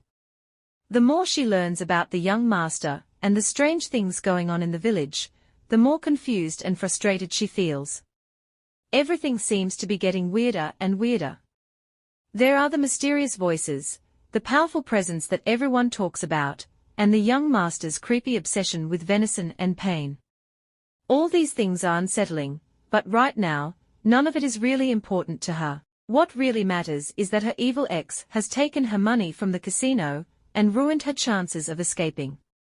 She's now stuck in a really tough spot. Her situation is getting worse because there's a good chance she might run into loan sharks soon. Her ex could be flaunting his stolen money at the casino, and it's possible he could turn her over to them again. He has done it before, so she knows it's something he's capable of doing. She feels trapped and anxious, knowing that the threat of the loan sharks is very real, and that her ex might betray her once more. With everything going on, she feels like she's about to break down. She's stressed out, and her anxiety is through the roof. She takes a deep breath and lets out a long sigh, something she's been doing a lot lately. She wonders when she'll be able to stop this constant sighing and feel a bit more at ease.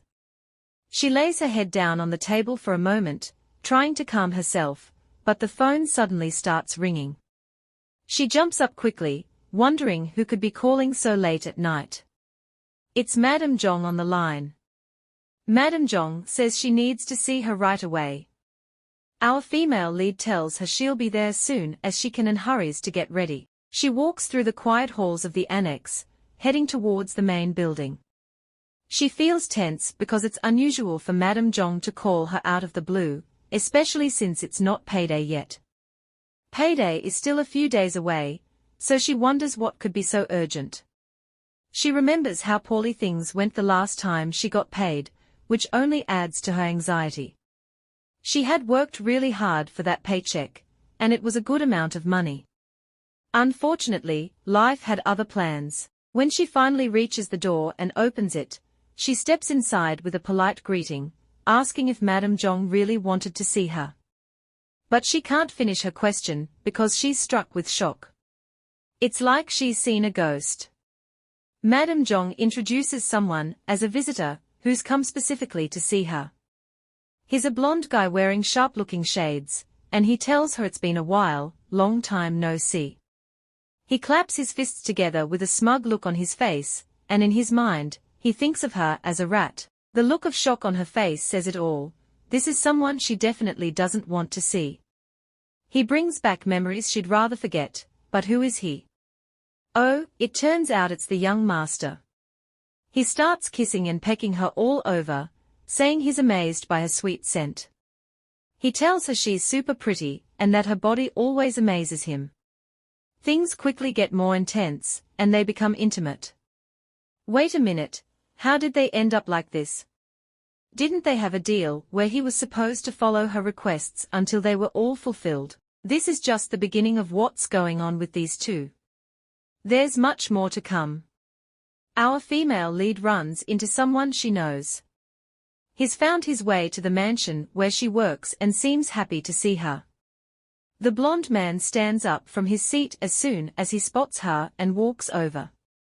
He says he heard she's found herself a man, and that things must be going well for her now. She gets defensive and starts to panic, quickly bending down on one knee. He gets closer and tells her to stop pretending. Then, he kicks her hard on the foot and orders her to stand up straight. She's in pain and screams. The blonde man looks really angry now. He yells at her, saying she's lucky to be alive, and raises his fist toward her. She's shaking with fear as he demands to know if she realizes how much trouble she caused him. He says they can discuss everything later and looks down at her, demanding they leave right away. The man is a loan shark, one of the people who had tormented her before. He asks her how much she owes him, and she starts crying, pleading for him to let her stay and promising to pay him back. He completely ignores her, grabbing her by the hand. She screams, begging him to let her go, feeling a deep sense of dread. She remembers how awful it was the last time she dealt with loan sharks, standing almost naked and trembling as they assessed her worth. She is desperate to avoid reliving that nightmare. They say she'll bring a good price, and the blonde man is among those discussing it. One of them suggests selling her to a wealthy buyer or making her appear in movies. Blondie thinks selling her to a rich man is better. He explains that wealthy individuals who are obsessed with virgins are willing to pay a lot, making her a valuable choice. They are very interested in her. They talk about touching her, lamenting that they won't get to experience her themselves. These men are very inappropriate. Blondie grabs her by the face with a grin, and says he'll keep her eyes and her virginity intact so he can get the best price for her. She is overwhelmed with fear and tears, as she recalls the awful things those men said. They had talked about selling her to a rich man, who might use her and then throw her away. They even mentioned that she might end up in terrible movies, or be harmed once she was no longer useful. The thought of them cutting her open and taking her kidney, like she was just a wild animal to be tamed, is haunting her. Our protagonist is sure that if she lets them take her again, it will be the end of her. She screams loudly, begging him to let her go, and bites him hard in a desperate attempt to escape. His anger grows even more as he hears her cries. He hurls nasty insults at her, and in his fury, he hits her hard, showing just how much he despises her. Blondie grabs her by the neck, choking her, and asks if she thinks she's special. Just then, someone steps in and tells him to let her go. He says Blondie was warned not to hurt her face anymore, especially since she's already in bad shape. The person warns that Blondie doesn't want to make the boss angry. Blondie is fuming, but reluctantly stops his rough handling. He grabs her by the hair and starts pulling her away. She is terrified, thinking she's definitely going to die. She wonders why no one has come to help her, not the housekeeper, not Madame Zhong, and not even the young master. She suddenly remembers what the young master had said to her before. He had asked if she wanted all the people who hurt her to die, every single one who made her life miserable. She cries out, as if talking to the young master, saying yes, yes, to go ahead and finish off all the evil people who torment her. Blondie, confused by her words, yanks her hair and she curses at him, calling him a pig and wishing him to suffer endlessly. Blondie is furious. He raises his hand, ready to hit her again. She braces herself for another blow, but inside, she's desperately begging the young master to save her. She pleads for help, unable to believe this is really happening. She wishes it were all just a terrible dream, and that she could wake up from it. She wakes up at the dinner table, tears streaming down her face as she jerks upright. Was it all just a dream? She's panting and gasping for breath, trying hard to understand what just happened. She tells herself it was all a bad dream and breathes a sigh of relief, but she's still worried that those bad men will come for her soon. Crying, she regrets ever trying to escape from her job.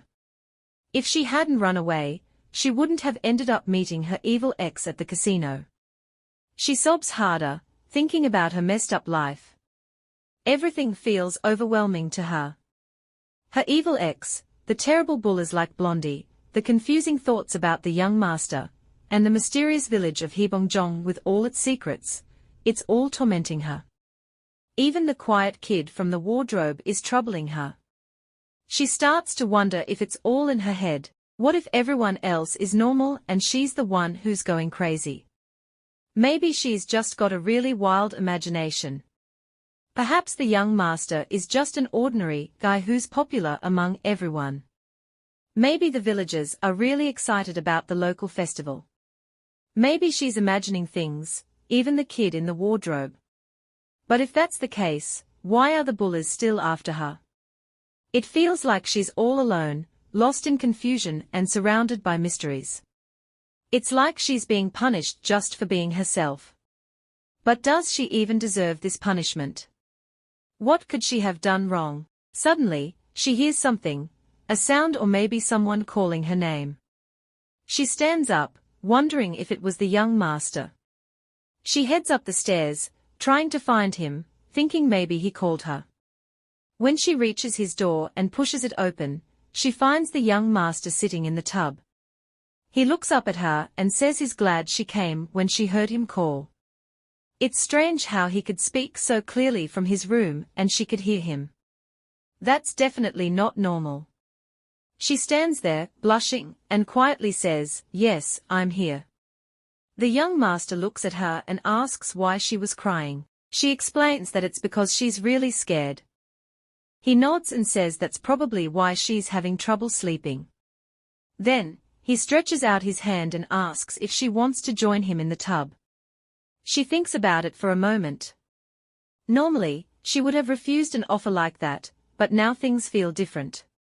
She wonders if he has any plans to scare her. He shakes his head and says he would never do such a thing. Feeling a mix of uncertainty and curiosity, she starts taking off her clothes, leaving just her underwear on. She carefully moves closer to the tub and asks him if he will do something for her. The young master responds by asking her what it is that she wants. She tells the young master that she wants him to get rid of everything that scares her. She's feeling really troubled and thinks it's a big request. The young master gently touches her hand and says he'll give her an answer soon. What will he say? Let's wait and see. She asks the young master to help her get rid of everything that scares her and make it all go away. Instead of answering right away, he carefully looks her over, examining her from her head to toe without saying a word. He gives her a commanding look. He silently indicates that she should remove her clothes. She follows his unspoken command almost automatically, feeling a mix of curiosity and unease. Afterward, she wonders how he managed to influence her so easily. The young master has been waiting for a long time and clearly desires her. Now, he's looking at her with intense, seductive eyes. He told her he would be completely devoted to her, but she's unsure why. She asks him if he likes her. He repeats the question, surprised, and then takes her hand and kisses it. He tells her it's rude to use the word like to describe his feelings for her. He grins and says that her choice of words is too simple and doesn't do justice to his emotions. He then says it's time for her to join him, and she agrees. She moves closer, and he gently pulls her into the tub with him. She dips her feet into the tub and then slips in completely. Now, they are alone, both sitting in the tub. It's a strange situation, and our female lead is clearly dazed. The young master gently touches her face and tells her she's really beautiful. She's surprised by his compliment, not expecting such kind words. In her mind, she thinks about how his affectionate words are the nicest compliment she's ever received. They are so different from the harsh, hateful things she's heard from others. Unlike those who had cold, lifeless eyes, the young master's eyes shine like the moon in a beautiful night sky. In his eyes, our protagonist sees a reflection of her own beauty. She tells him that since he gave her such a nice compliment, she wants to reward him. He grins with a playful look, like a kid who's just received his favorite candy, and laughs, saying he's eagerly waiting. Their lips meet, and they share a deep kiss. He holds her waist and pulls her closer. The young master has a serious expression, and says she has a very attractive body. She asks if he doesn't like it. He corrects her, saying it's quite the opposite. She asks him if he's had enough and wonders how long they will keep going before they stop. He lifts her out of the tub, and she asks in confusion where he's taking her and what he's doing. He carries her to another part of the room and they get intimate. His deep voice fills the room, and she feels like she's lost in a fog, almost as if she's drunk. Her mind goes completely blank. When she wakes up, the young master is standing over her. She's shaking on her bed, and he warns her not to tease him too much because he might not be able to control himself. She tries to hide his face from view, but he stops her. He grabs her hands and puts them on the bed, telling her not to cover her face. He says he's watching her, and that she's trying to stop him. The young master holds her face gently and tells her to keep looking at him. He says she shouldn't look away, even for a second. She tells him she still feels cold and asks him to warm her up. He calls her sweet and says she's even more amazing than he expected. He mentions that he's been waiting for a long time, and it seems like the wait was worth it. He then asks if she would like him to tease her with his tongue, or treat her like a tasty treat. He can't decide what to do, even after thinking for a while. He finally says he's decided to never let her go, that she belongs to him, and asks if she understands. She pleads for him to hold her more, saying she felt so warm in his arms. It feels like she's just come out of a really deep sleep. She can only remember bits and pieces of what happened before. She quickly sits up, eyes wide with curiosity, and asks what time it is. She's startled when she hears a voice behind her. It's the young master asking if she's awake now. He wonders if she's hungry since she's been sleeping all day. She asks if he's serious and is shocked to learn she slept the whole day. He then asks if she wants to sleep more, mentioning that tomorrow is payday, so she can wake up feeling refreshed. She closes her eyes, feeling really shy and awkward being alone in bed with the young master. With her eyes still shut, she asks if he has been here the whole time. He says yes, of course. She then asks if he will stay by her side. Our female lead remembers bits and pieces from the night before. It felt like she was under some kind of spell, and now that it's gone, she's too shy and nervous to face him. She feels like Cinderella covered in ash again, uncomfortable and awkward. She asks the young master if he wants her to stay by his side forever, looking him in the eye with her hands at her sides. The young master looks right at her, and says she's back to being her old, scared self. He touches her chin, and says he thought she had improved. She's surprised by his comment. He tells her not to look down, but to look him in the face. He asks if she's forgotten that he told her not to look away, and she says she remembers. The young master tells her quickly to look him straight in the eyes and then pulls off the duvet that was covering them. She's dazed and speechless as she sits in bed. He takes her hand and tells her that her body was very honest and tempting yesterday, then gives her a gentle kiss.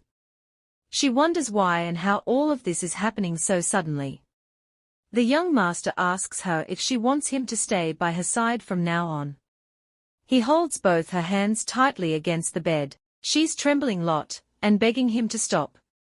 He repeats her question, surprised, and she confirms it. He tells her to look him in the eye and say exactly what she wants right now. He reminds her that he's her obedient servant, waiting for her orders. He tells her that if she really wants him to stay by her side forever, she just needs to open her eyes and tell him clearly. He says she should be as honest with her words as her body has been with him, and he'll do whatever she wants. Her eyes fill with tears again. She thinks to herself that she's getting addicted to him like she was last night, but she knows she'll have doubts once the addiction fades. She wishes she could be completely dominated by him forever so she wouldn't have to think about the pain, trauma, and fear inside her. She trembles more at the thought. She reaches out and touches his hands, asking him if he will be by her side forever, with a big, contented smile on her face. He says that if she wants that, he'll give her a dog leash to put on him for the rest of his life. She agrees that this would be perfect. They are taking this very seriously. The wardrobe door creaks open right that moment. She hears a voice coming from within. The raspy voice says it had told her she couldn't leave. She's surprised and the voice says it again, for the second time, telling her she can never leave this place. She looks ahead and sees dark eyes peering from the wardrobe. It's the kid, still inside the wardrobe. The voice is still speaking. She thought she was done with this, that it was all in her mind. She had thought she had dealt with it before, but now it's back. How it came back or what it really is, she still doesn't know. She's shocked when she hears the voice from the wardrobe saying she'll never leave. She yells to the young master, saying there's a child in the wardrobe, but he doesn't move. He says she doesn't have a child. She corrects him, saying she's talking about the kid inside the wardrobe. The young master asks if she's sure about what she's saying, asking if she really means the wardrobe. She explains that she's been hearing voices coming from the wardrobe, and that when the door opens, she sees a child's hands. She also mentions the dark eyes that always seem to watch her. She tells him she thought he might have taken the life of a child because he once said a dirty, pitiful child had a sweet scent. She knows it sounds strange, but his words don't make sense otherwise. She can't hold back her thoughts anymore. She wants to tell him she suspects he might have done something terrible, maybe even murder. But she figures he probably won't believe her anyway, so she decides to say less. The look in his eyes makes her feel like he's seeing her as some kind of crazy person right now. The young master leans closer with a curious look in his eyes and asks if she can see the child's face. She quickly replies that she can't really see a specific face. He tells her to calm down and starts gently stroking her hair, saying everything is okay. She insists she's not crazy and that she's really telling the truth. He then covers her eyes with his hand and says that they'll see the child's face soon enough. She's left feeling confused and worried. What does he mean by that? The young master remains a complete mystery to her. He tells her to trust him and promises he will show her what she wants to see soon. She asks what it is he wants to show her. He gives her a gentle kiss and says he'll reveal everything she's curious about. She'll get all her answers soon. He smiles at her and says she should go to bed because she must be really tired. He tells her that when she wakes up, it will be payday, the day she has been waiting for. After breakfast, she should go see Madame Zhong to get her paycheck. He also suggests she ask for a cup of lemonade, which he knows she likes. But she's confused because she has never mentioned liking lemonade to him. He tells her to imagine drinking a cool, light yellow lemonade with a little umbrella on top, like the ones you see on a sunny beach. It's a sweet and relaxing picture. He says if she stays and chats a bit, she'll feel a lot better. Then, his expression changes to serious, and he warns her not to think about running away just because she gets her paycheck. The young master insists that she will never be free from him. She repeats his words, asking if he means ever for real. She's suddenly feeling very sleepy. He confirms, saying yes, she will never get rid of him, not ever. The young master warns her that if she tries to escape again, he will restrain her and treat her even worse than the men who hurt her before. He says he'll do things that her evil ex, who stole her paycheck, could never do. It's a frightening threat coming from someone she's sharing a bed with. He holds her close and insists he'll do things no one else could. She wonders how he knows so much about her. She never talked about her ex or the men who hurt her. She's very curious, but finds herself drifting off to sleep. The young master gives her one more gentle kiss, and says he has waited a long time, and deserves this as a reward for his patience. With a grin, he asks if she feels the same way. She nods and says yes. He is pleased with her answer and tells her to sleep well. As she drifts off, she falls asleep. She falls into a deep sleep, wrapped in complete darkness with no dreams, feeling incredibly relaxed and comfortable. When she wakes up, the young master is still beside her in bed, fast asleep. She looks at his calm, beautiful face, appreciating how he kept her warm all night. She gently strokes his face, then covers him with the blanket to keep him warm, while she gets up and leaves the room. As she walks down the stairs, she embraces the morning light, and suddenly remembers her past.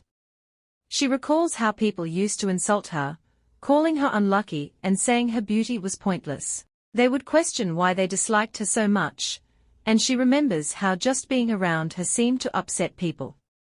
She realizes that her presence stirs negative feelings in others, which is why they have always disliked her. Our protagonist can't remember exactly who said those hurtful things to her because so many people had treated her poorly. But the young master is different. He called her beautiful and sweet, so she doesn't care about the past anymore.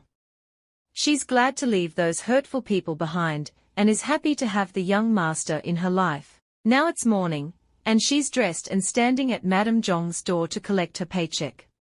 She knocks, and a voice from inside tells her to come in. Madame Zhong is sitting at her desk, waiting for her. They greet each other politely, and Madame Zhong invites her to sit down. As she sits, Madame Zhong says it's been 2 months since she started working there. She slides a white envelope over to her, and thanks her for all her hard work. Our female lead thanks Madame Zhong for the paycheck, and wonders why she hasn't mentioned anything about the day before. It's as if Madame Zhong doesn't know the manager didn't do her job yesterday. The manager apologizes for not being in touch, and for taking the whole day off. Madame Zhong, with a stern look, says there's no need to apologize for that. She then mentions she's thirsty and asks if the manager would like a drink too. The manager gratefully says she would like a drink and politely asks for a glass of lemonade. Madame Zhong presses a button under her desk, and soon the building's housekeeper arrives. She's told to bring a glass of lemonade and leaves quickly. 5 minutes later, she returns with the lemonade. Our female lead hesitates a bit but then says, with the lemonade in her hand, that she had planned to leave for a warm country right after getting paid. She had imagined enjoying a refreshing glass of lemonade there. She also mentions that the young master had asked her to request a glass of lemonade, but she didn't actually expect to get one. Madame Zhong says if there's anything our female lead wants, she just needs to ask, and everything will be prepared for her. This confuses our female lead. She wonders if it's because she's the bride. She's starting to think that maybe this is all happening because she's the bride for the welcoming festival. It seems to be the only reason that makes sense for all this special treatment. Madame Zhong hasn't answered yet. Our female lead is waiting to find out if she really is the bride. What will Madame Zhong say? Madame Zhong says that if our female lead ever needs anything, she just has to ask. The manager is curious and asks if this is because she's the bride. She wonders if the young master is being so attentive just because she's been chosen as the bride. Madame Zhong gives her a sharp look and asks if it matters. She wants to know if it's a problem for the manager. The manager asks if she would be disappointed to learn that the young master's interest is due to her being the bride. She says she wouldn't be disappointed. She thinks about how the young master might be nice to her now just because of the festival, and he might not feel the same way once it's over. But despite that, she decides she will stay with him no matter what. She's made up her mind that he will be a part of her life forever. Madame Zhong says she clearly remembers the day the young master found the manager when they were kids. She thinks the manager might remember too. Our female lead apologizes, saying she doesn't really recall that day. Madame Zhong tells her to think hard about it, saying she'll definitely remember. Then she asks if the manager's dad passed away while he was in jail. Madame Zhong also asks if the manager remembers why her dad was sentenced to jail in the first place. This question brings back a flood of childhood memories for the female lead, including the day her father was taken away by the police and everything that happened at that time. She tells Madame Zhong that she remembers it all. Madame Zhong asks when the last time was that our female lead saw her father. She says it was the very day he was taken away by the police. That was the last time they saw each other before he was imprisoned. Madame Zhong then asks what he said to her at that moment. Our female lead replies that he just blamed her for everything that happened, that he hated her and cursed her before being taken away. Madame Zhong repeats her words, saying she also remembers that day clearly. The female lead is curious about how she knows and Madame Zhong keeps talking, saying they need to go back to the very beginning, to the day the young master and the female lead first met. On that day, our female lead was surrounded by a group of kids who were beating her. She had been grabbed by the hair, had bruises on her knees, and had been hit in the face. She was covered in dirt, with blood at the corner of her mouth and swollen cheeks. Our female lead agrees, saying that's exactly what happened. Madame Zhong explains that the kids who attacked our female lead were friends of her son. Her son was very popular at school, and the kids took their anger out on our female lead because of his death. Our female lead is puzzled, wondering why this is connected to her. Madame Zhong then slams her hand on the table, making a firm point. She says that the day of the attack was actually the day of her son's funeral. As she mentioned earlier, her son was well liked, and his friends came in a group to the funeral. They cried a lot, and the whole place was filled with sorrow. After the funeral, they probably went looking for our female lead. She says that the media was busy covering the story about who killed her son. Our female lead starts to feel nervous and tense, as she starts to piece together what Madame Zhong is saying. She spills her lemonade on the floor because she's so shocked. Madame Zhong keeps going, saying that the person who did this was planning to kidnap the young master. He had been wandering around their neighborhood for a few days, trying to figure out who to target. Eventually, he saw the young master in a luxury car with bodyguards. As Madame Zhong continues with the story, our female lead is sweating and feeling panicked, her heart racing as she listens. Madame Zhong says the culprit confessed he chose to target the young master because he looked wealthy. There was a taekwondo test on that day, but the young master was sick with a slight fever and couldn't go.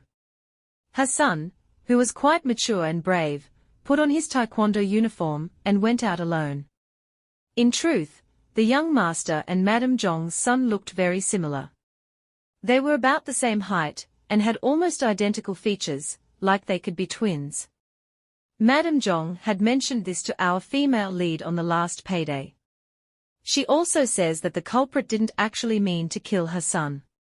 He only intended to cover his mouth for a short time to silence him, but things went wrong. Our female lead is shaking, struggling to believe what she's hearing. She can't accept it as her reality and asks with a trembling voice if Madame Zhong is saying what she thinks she is. She wonders what Madame Zhong must think of her. Her father, whom she barely remembers, was like the monster her grandmother described. She hides her face in shame, feeling completely defeated because she is the child of that evil man. Madame Zhong tells her to lift her head up. She says as the bride, she must never lower her head to anyone, not even the young master. With a harsh smile, Madame Zhong asks if she knows why her father died in jail. Our female lead hesitates and says she doesn't know. Madame Zhong explains that her father was perfectly healthy until the day he died. He even finished his meal that night and had a good appetite, even after brutally killing her son. What a shameless man. Madame laughs and asks if the manager knows why someone like her father died the way he did. Our female lead says she really doesn't care about the details. No matter how he died, she feels he has atoned for his sins. She thinks she can face Madame Zhong with less guilt now. Madame Zhong says she asked if the manager was the bride, and now she has her answer, yes, she is the bride. Madame explains that the pain the bride endures is like firewood. The hotter the firewood, the more painful the bride's experience. The more intense the pain, the stronger the power that comes in return. It's all about exchanging one thing for another. Our female lead repeats the words with anger in her eyes. Exchange of equivalents. She thinks this whole idea of trading pain for power doesn't sit right with her, but it seems that's just how things are done. She wonders what's next for her. The madam compares the pain and misery the bride bears to firewood. The hotter the fire burns, the more painful it is for the chosen bride, but the bigger the pain, the stronger the power she gets in return. It's all about equal exchange. Our girl's journey starts with her birth. She is born from her father's sin, in the midst of her mother's screams and pain. From the very beginning, she's carrying all this weight. The madam grins and asks if that's the whole story, but our girl looks confused.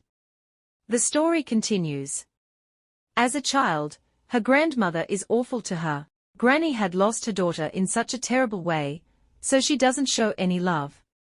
Instead, she pours all her hatred and the powerful curse she carries onto our girl. The resentment towards her grows even more because her father also took the life of the madam's little boy. No one else in her life treats her any better. People seem to sense the misery surrounding her, and they do their part in making her life even worse. They all show their hatred for her, and all of that is piled onto her. Eventually, our girl becomes the bride. Madame Zhong says that in a way, our girl is a very strong bride. Her life has been filled with so much pain and misery, making her the perfect fit. The young master, for some reason, is drawn to her scent in a way that almost makes him sick. He's been searching for someone like her, and it's unsettling. Our girl is baffled. No one has ever talked about her like this before. Madame speaks about her misery as if it's some kind of gift, a blessing sent from heaven. Madame Zhong tells her that she is a blessing to them, because the stronger the bride, the more powerful he becomes. His mercy, which protects them all, becomes stronger and more solid. Our girl starts to wonder if the tradition really means that much to Madame Zhong. Is it really important enough to endure the death of her own son?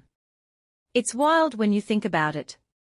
We live in different times now, so how does this tradition still hold so much value? It's all pretty messed up, and it doesn't feel real. This belief can't be valid, it's too freaky. Our girl says she doesn't understand, and Madame asks her what's bothering her. She hesitates, but then speaks up, telling Madame Zhong that her son was violently taken from her. Madame's reaction is a bit off, but if you look at her eyes, you can see she's definitely hurt. She repeats our girl's words, and it's clear that she's touched a nerve. Madame isn't just enduring her son's death, she's battling a deep sadness. Our girl apologizes, but with a stern look, Madame says with certainty and confidence that her son will return. When he does, their saint, the mysterious power, will watch over him. She smiles and says that's what he promised them long ago. Our girl says it's fine and then takes her leave. As she tries to leave, Madame Zhong stops her and tells her that they don't really need a bride for the festival. The only reason it's happening is because she's the bride. Our girl asks, very politely, if the madam has been watching her all along. With no emotion on her face, Madame Zhong says yes. She recalls the first time she saw her, how shabby she looked when she arrived at the mansion, like a mouse forced into a corner. But Madame notes how much she has changed since then, and even compliments her on her good looks. Our girl thanks Madame Zhong for the lemonade and notes that they've had a rather interesting conversation. She then takes her leave. In the annex, she walks through the glass hallway, and sees the young master leaning against the wall ahead. He asks if she's been paid, and she shows him her paycheck with a nod. He quickly suggests they go on a date since she just got paid. She takes his hand and says she'd love to go out and have a meal with him, promising to treat him to something nice this time, just the two of them.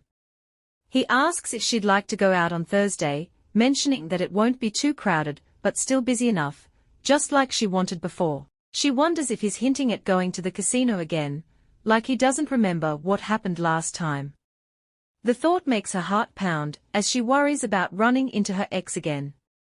But she convinces herself that this time will be different, and even if something happens, the young master will be there to protect her. She smiles and says she's in, hoping the weather will be good on Thursday. The young master has no idea how pure and intense her shyness is, and she's struggling to keep her composure. She stays hopeful for clear skies on Thursday, and sure enough, when the day arrives, the weather is just as she wished. She puts on a pretty long coat, and is ready to leave. Looking around for the young master, she calls out that she's ready. He notices her hair looks different today, and compliments her on how pretty it is.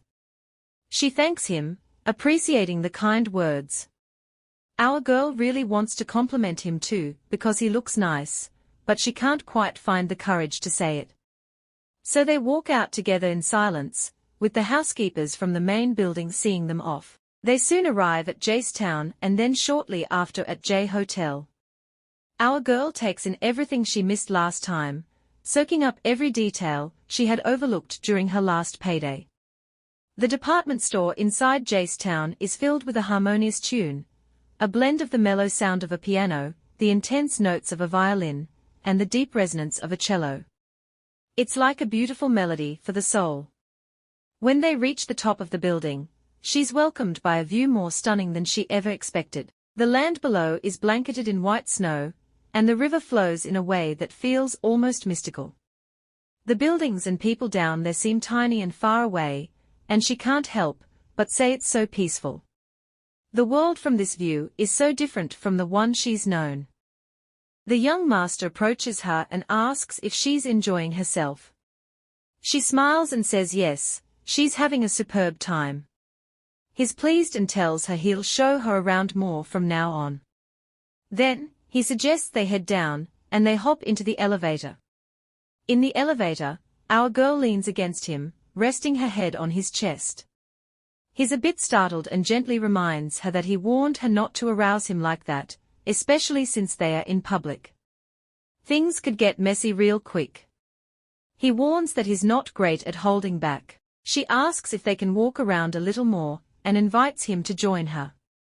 He looks at her and suggests getting her a warm drink since it's so cold, and she doesn't object.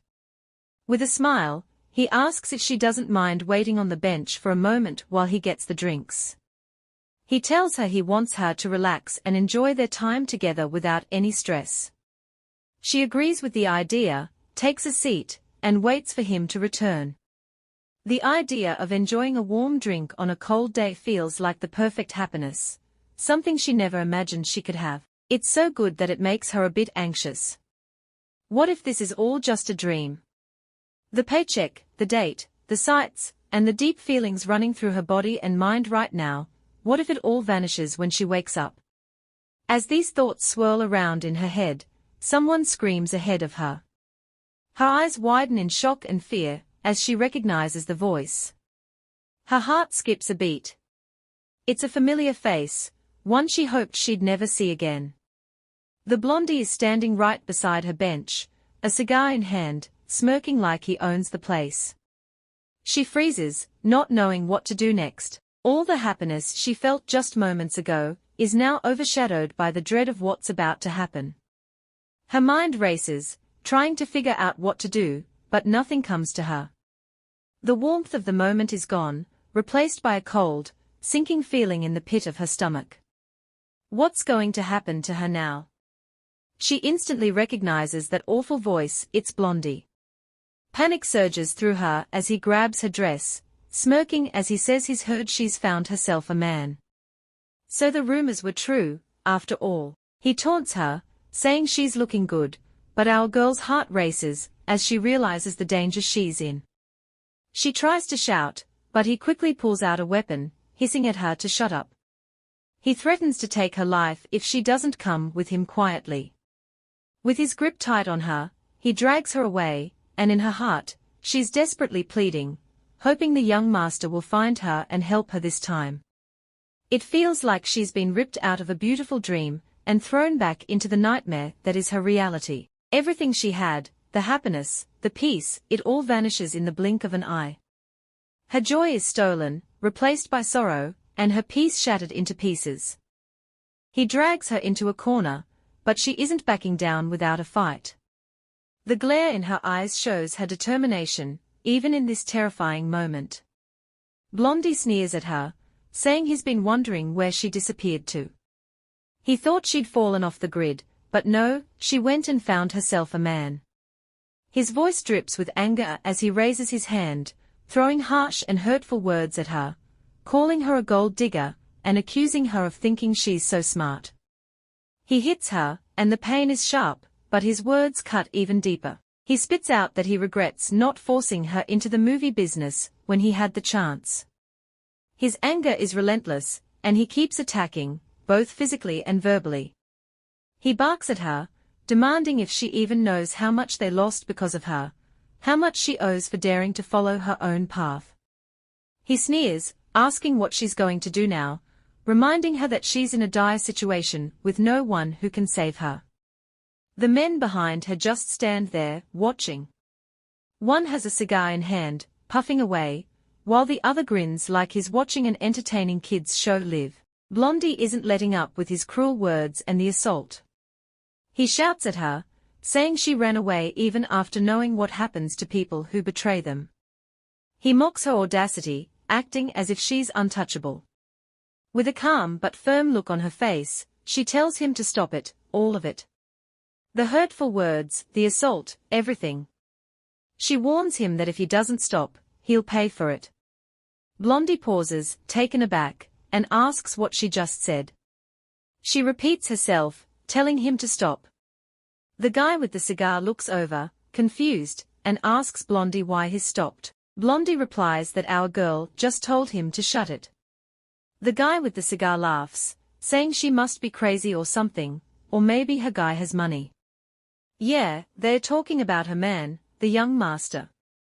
Blondie is convinced she's acting up, because she believes her man will save her. She responds with a fierce intensity, saying they shouldn't insult her master. He's not someone these evil men can talk about so easily. Her courage and audacity take them by surprise. The guy with the cigar raises an eyebrow, curious why she called him master, while Blondie wonders what she's on about. Blondie leans closer, sneering at her. He says, "Fine, go ahead, get some money from your noble young master." Then he starts counting on his fingers, trying to calculate how much she owes them. He sneers, saying she owes 200 million won in overdue interest, and another 100 million won they would have gotten from the old rich guy who wanted to buy her. Blondie adds with a smug grin that they are looking at profits from movie sales for about 10 years, which adds up to around 2 billion won. Then, of course, there's the money they'd get from selling her organs because, as he puts it, they practically own her. Plus, the costs of dressing her up and maintaining her looks, so the rough total comes to about 3 billion won. Nah. She can't believe he's serious right now. With a petty smile on his face, he asks if she understood all that. He tells her to run along and get it, 3 billion won, and she'll be free from them. Inside, she's boiling with rage. She's convinced these men's brains are made of nothing but fats and muscles. Her idiot ex only borrowed 30 million won, and these guys have extorted way more over 2 years than the original amount. These men are absolutely delusional. Blondie presses her again, wanting to know if her guy, the young master, can come up with 3 billion won. She grits her teeth, wishing with all her heart that if a patron saint really exists, he should punish these men. Since she's supposed to become the bride, it's something she desires so badly, these men need to pay. She tells them they won't get a single thing from her. She warns them to hold their peace and stay away from her. For all she cares, they can fall off the face of the planet. She looks ahead and spots a glimmer of hope. It's the young master. He's here. Just as Blondie raises his hand to hit her again, the young master steps in, grabbing his hand and stopping him cold. Blondie is stunned, spinning around in shock, as he asks when this stranger showed up. The other guy quickly realizes who he is. It's her man. Judging by his clothes, he's from a wealthy family. Blondie tries to talk to the young master, saying if he's got 3 billion won, he can settle her debt. But the young master completely ignores him, focusing on her instead. Then, without warning, whack. Blondie's on the floor, rolling and squealing like a baby. The other guy, panicked, demands to know who the young master is. With a smile, the young master replies, saying he's just a nobody, a good-for-nothing young man. Smirking, he adds that he never forgives anyone who goes against his master, whether it's a human or an animal. The other guy tries to attack him with a weapon, but he fails miserably. The young master shakes his head, amused, saying dumb gangsters like this always get it wrong. They assume young masters like him can't fight. With a quick move, the assailant hits the ground, down and out. The young master laughs, calling him a crybaby. Grinning, he turns to her and says, "So, they think you're only worth 3 billion won. A puny 3 billion won." He chuckles and says she's worth so much more, 30 billion isn't even enough. What? He calls 3 billion puny, and he thinks she's worth more than 30 billion. How rich is this young master? Saying our girl is worth only 3 billion makes him furious. She can't help but grin, watching this unfold, it brings her so much joy. Right now, the young master seems like a bit of a wacko, but a lovely one at that. Even though the guy is down, he still finds the courage to talk back, threatening to end the young master's life. But our guy doesn't buy it. He just looks down at the wounded man, calls him pathetic, and then moves closer to her. He kneels in front of her and asks if she's okay. She nods, saying she's all right, and he says they'll leave right away. As they walk away, Blondie and the other guy, still lying in pain, shout threats after them. They vow to get both of them for this, saying they're on their radar now, and they won't rest until they both pay. As they walk on, he turns to her, suddenly remembering something. "You know," he says, "I forgot to ask you something." She looks at him, curious, as he pulls her closer. With a playful smile, he asks, "Do you want to have a drink or something?" Ignoring the shouts and threats from Blondie, and his guy still lying on the ground, our female lead and the young master focus on each other. The young master asks if she'd like to have a drink. She says she's a bit shaken and thinks it might be dangerous, so she suggests they just head home for the day. He asks if she's scared and reassures her that it's all right, because he's here with her. He notices her cold fingertips and suggests they get something warm. She agrees, so they head into a cafe. At the cafe, the attendant recommends trying the new yuzu marmalade, saying they'll really enjoy it. But our girl is tense, as she watches the kids running around outside. She's worried that those evil men will find them soon, and is concerned that even the young master might not be able to handle them. She trembles at the thought of what might happen if they attack like they did before, and he notices her fear. The young master asks for the cup she's holding and suggests they return to the car. She agrees. Holding on to him, she says she's nervous because the jerks might come after them again. They are persistent and will probably find them eventually. The young master reassures her, saying she shouldn't worry so much. He squeezes her hand, looks into her eyes, and tells her that the festival will be over soon. He leans closer, and she really hopes it all ends soon, everything that's been suffocating her. That night, she falls asleep early and wakes up at dawn. The clock reads 5:10 a.m., and she can't get back to sleep, so she decides to take a shower. She walks to her wardrobe and asks if it's there. The door creaks open, and a mysterious voice from inside replies, saying it's thirsty and just hard right now. She asks if it's all right, wondering if it's really that rough, and asks what it wants her to do. There's no reply. She tells the voice in the wardrobe to hang in there and reassures it that things will get better soon. She's sure of it, especially since the young master said to wait and everything will be okay. She figures that when the festival is over, the child in the wardrobe will be free too, and she remains hopeful. After her shower, she heads downstairs to the kitchen because she's hungry. She hears a noise outside and looks out the window to see Mr. Jong out there at this early hour.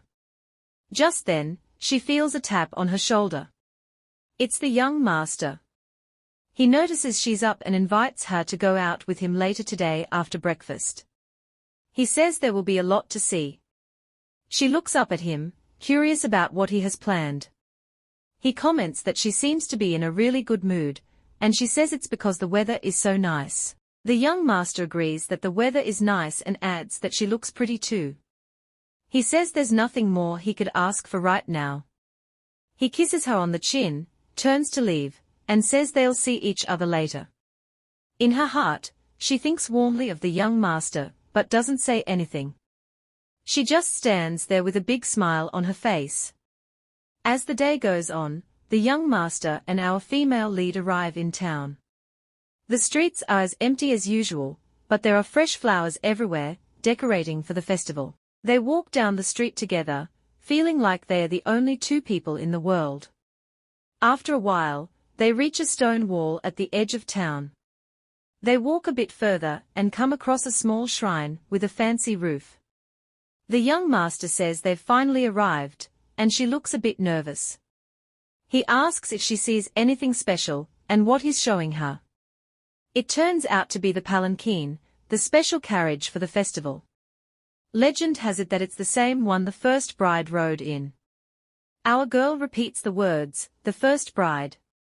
She swallows hard, feeling strange. There's a burning smell, and the young master notices she looks uncomfortable. He leans in and asks if she's okay. She looks into his eyes and tells him she's fine, just that her stomach is acting up and making her uncomfortable. The young master suggests they leave if she's feeling unwell. On their way back, he asks how she felt about everything. She's surprised by his question and wonders what he's thinking. She says it felt like she wanted to start a fire and watch everything burn, as if the bride was being burned. She speaks calmly about her feelings, and he's surprised by her response. He smiles and says she always knows just what to say, and it makes him like her even more. They share a quick kiss. He then says it's time to go, and she smiles and agrees. She looks into his eyes and asks him how much she means to him. She touches his face and says she's okay with whatever he gives her, even if it's something that could hurt her. If it comes from him, she's willing to accept it. He holds her hands and tells her she needs to trust him as they move forward. They share a kiss, holding each other tightly. She trusts him more than she trusts herself now. She doesn't care if he puts her life in danger, because she has no hope left in this world. He picks her up and carries her, asking if she's ready.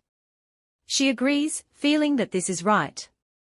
In her heart, she thinks it's settled, he's her world now, and the paradise she's always dreamed of.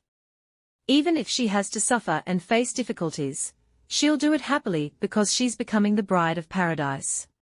They get close and intimate, and time flies by. When she wakes up, it's dark, and the wind howls through the open window. She wonders how long she's been asleep. She remembers the young master's face, how he had been feeding her and encouraging her to eat so she'd have the energy for more. He had a seductive smile, and it's clear he wants to take things to a new level. She remembers the young master giving her lunch earlier. Now it's really cold, and she shivers. She gets up and moves toward the window, asking what the date is. She closes the window, and says she needs to find him. She calls out, "Sir. Sir," but there's no answer. It seems he's not here, and his luggage is gone. On the bed, she notices a book with a bold title, "Everyone Can Lose Their Lives." She decides to leave it there for the next bride to find. Suddenly, she hears a raspy voice calling out, saying it's thirsty. She turns around, shocked to hear the familiar mystery voice. She demands it answer her, asking if it's there. The voice replies, "Bring it now." She asks what it needs, and it responds with one word, "Fire." She thinks she misheard and asks again, but the voice insists, "Fire. Bring me fire." It's loud and frightening, shouting for fire meant for the bride and the offering. The noise is so intense that she falls backward, startled. She tries to understand what it wants from her, and at that moment, she hears a bell ringing 12 times. She realizes it's February 29th, the last day of the festival.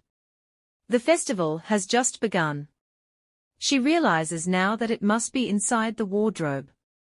She looks at it and opens the door, pulling out her coat, the one that looks good at dawn. She puts it on and repeats the young master's words, "Push ahead based on your trust."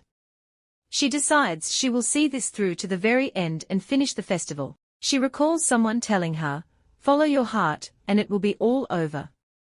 She tells the wardrobe that they can both be free from the pain that's holding them down, referring to the mystery voice. She closes the wardrobe and says she'll be back. She walks out of the room and into the annex hallway.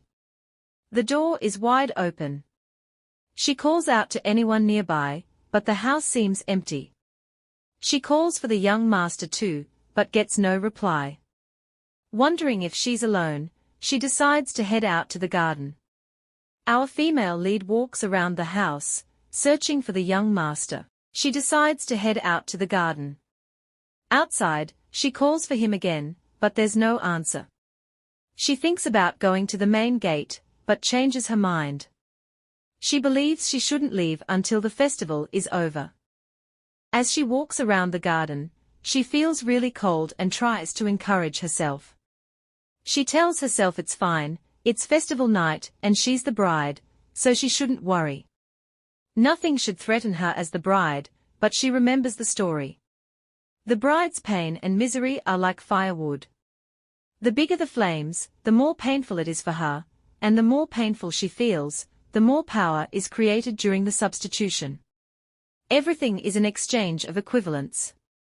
Thinking about this, she realizes things could get really bad quickly. She wonders if the pain she has already felt isn't enough, or if the disappearance of everyone is part of some ritual to end the festival. She hopes she won't have to wander the garden alone all night. Suddenly, she hears rustling from the bushes behind her. She turns around and calls out for the young master, trying to see if he's found her. Instead, she hears a familiar voice she doesn't like. It's Blondie. With a smirk, he calls out to her, telling her to come out from wherever she is. Blondie and his wild dogs are with him. The vicious animals bark and growl as they follow our girl. She dashes away, trying to outrun them, amazed at how relentless they are. They actually followed her to the mansion. Blondie must be insane. One of Blondie's guys sees movement in the bushes and shines his flashlight in her direction. She's been spotted. Blondie lets his dogs loose and tells them to go bite her. The dogs chase her with fierce determination, their only goal to tear her apart. Our girl knows she needs to escape quickly and tries to run, but she's unlucky. She trips, stumbles, and falls hard to the ground.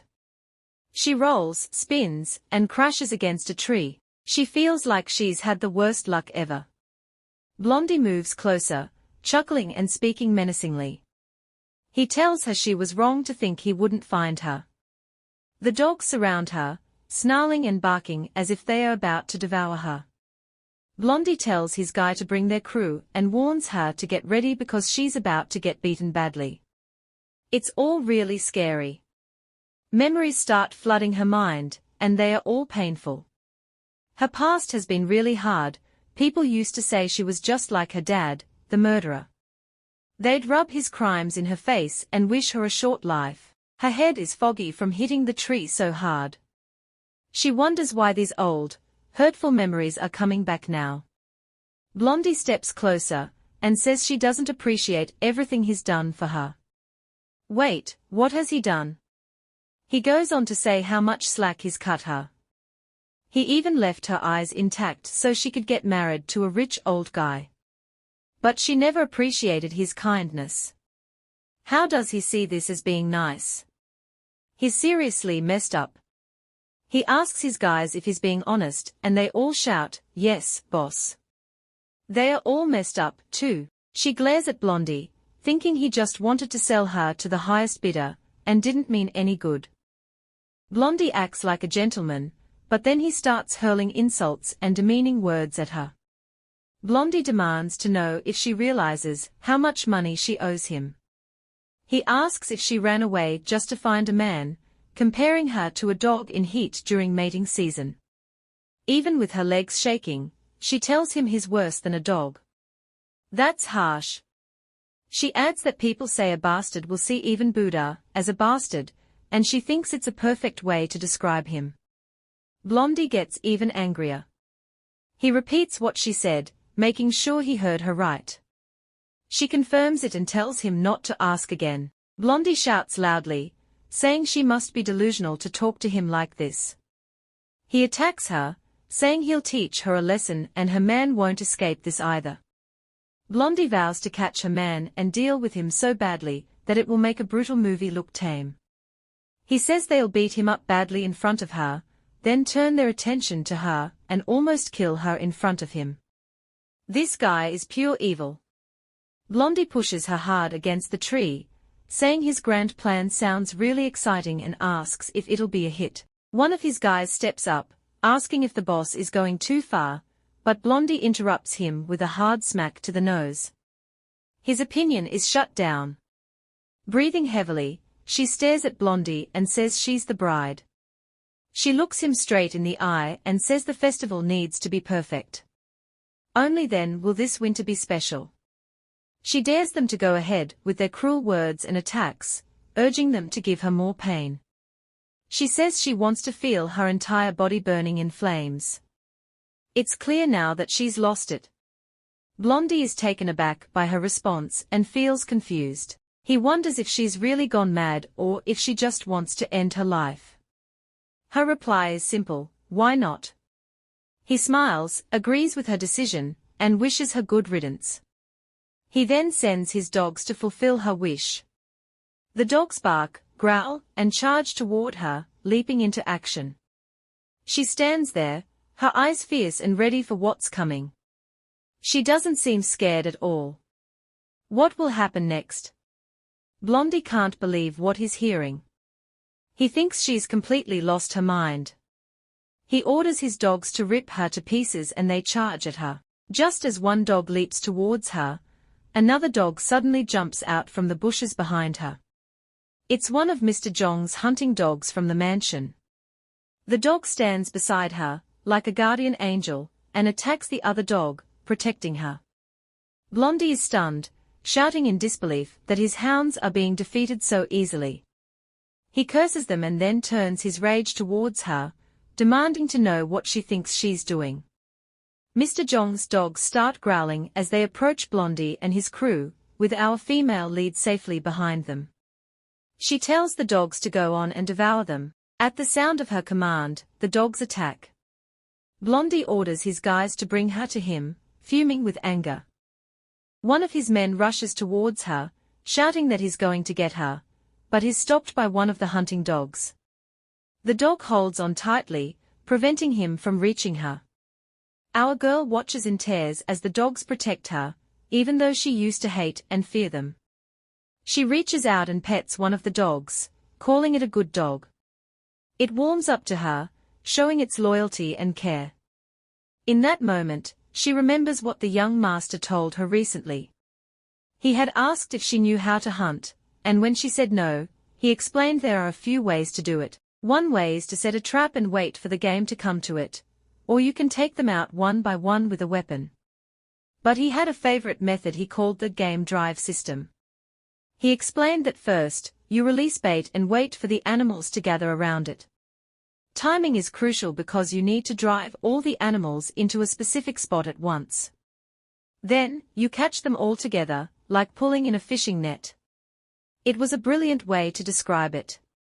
The young master told her to remember this for when they could hunt together later, and he said it would be a lot of fun. Thinking about it now, she smiles, agreeing that it does sound fun. She pats one of the hunting dogs on the back, and it rushes after Blondie and his crew. They try desperately to defend themselves, swinging bats and shouting loudly because they know they are in danger. She stands there with a big smile, enjoying every moment of the chaos. She wants to hear them scream even more. One of Blondie's guys manages to hit a dog, saving Blondie from getting hurt. But Blondie isn't giving up. He stands there with a weapon in hand, declaring that he'll show everyone why he's the boss. Our girl realizes what he's planning and feels really nervous. Blondie violently stabs one of the hunting dogs, and his weapon is covered in blood. He then turns his attention to her. She tells him to stop immediately, but he ignores her and keeps moving towards her slowly, threateningly. He asks if she really thinks she's in a position to tell him what to do. Despite her fear, she curses him out, feeling like she has nothing left to lose. Blondie tells her there will be no mercy this time, and he threatens to burn down their nice place. He charges at her with his weapon. Just then, everyone hears a loud explosion, and they start to panic. Blondie and his crew look around, confused and scared. They start calling for their boss and begging to retreat. They all scramble away in a rush. Our female lead laughs hard, enjoying the turn of events. Someone approaches her from behind and gently touches her. He says he's glad she's now seen why hunting can be so much fun. She agrees, telling him that it was really good. He turns her around and checks her over, focusing on her face and body. His touch is gentle but his anger is clear. Those men have hurt his bride, and he can't stand it, especially since she's so young. He looks her in the eye and asks if she's ready for more fun. She nods and says she's up for it, eager for more action. He's ready to join her on this mysterious journey. They both gaze up at the sky, and he says they need to finish the festival. The young master invites her to join him for more fun, and she happily agrees, saying she's in. Blondie and his crew are running away, knowing they've failed their mission. Even as they flee, Blondie keeps shouting that they'll pay for this and promises to burn everything down next time. One of his men points to the main gate, signaling that they are almost safe. But just as they reach the gate, a shot rings out, nearly hitting one of them. It's like a warning shot.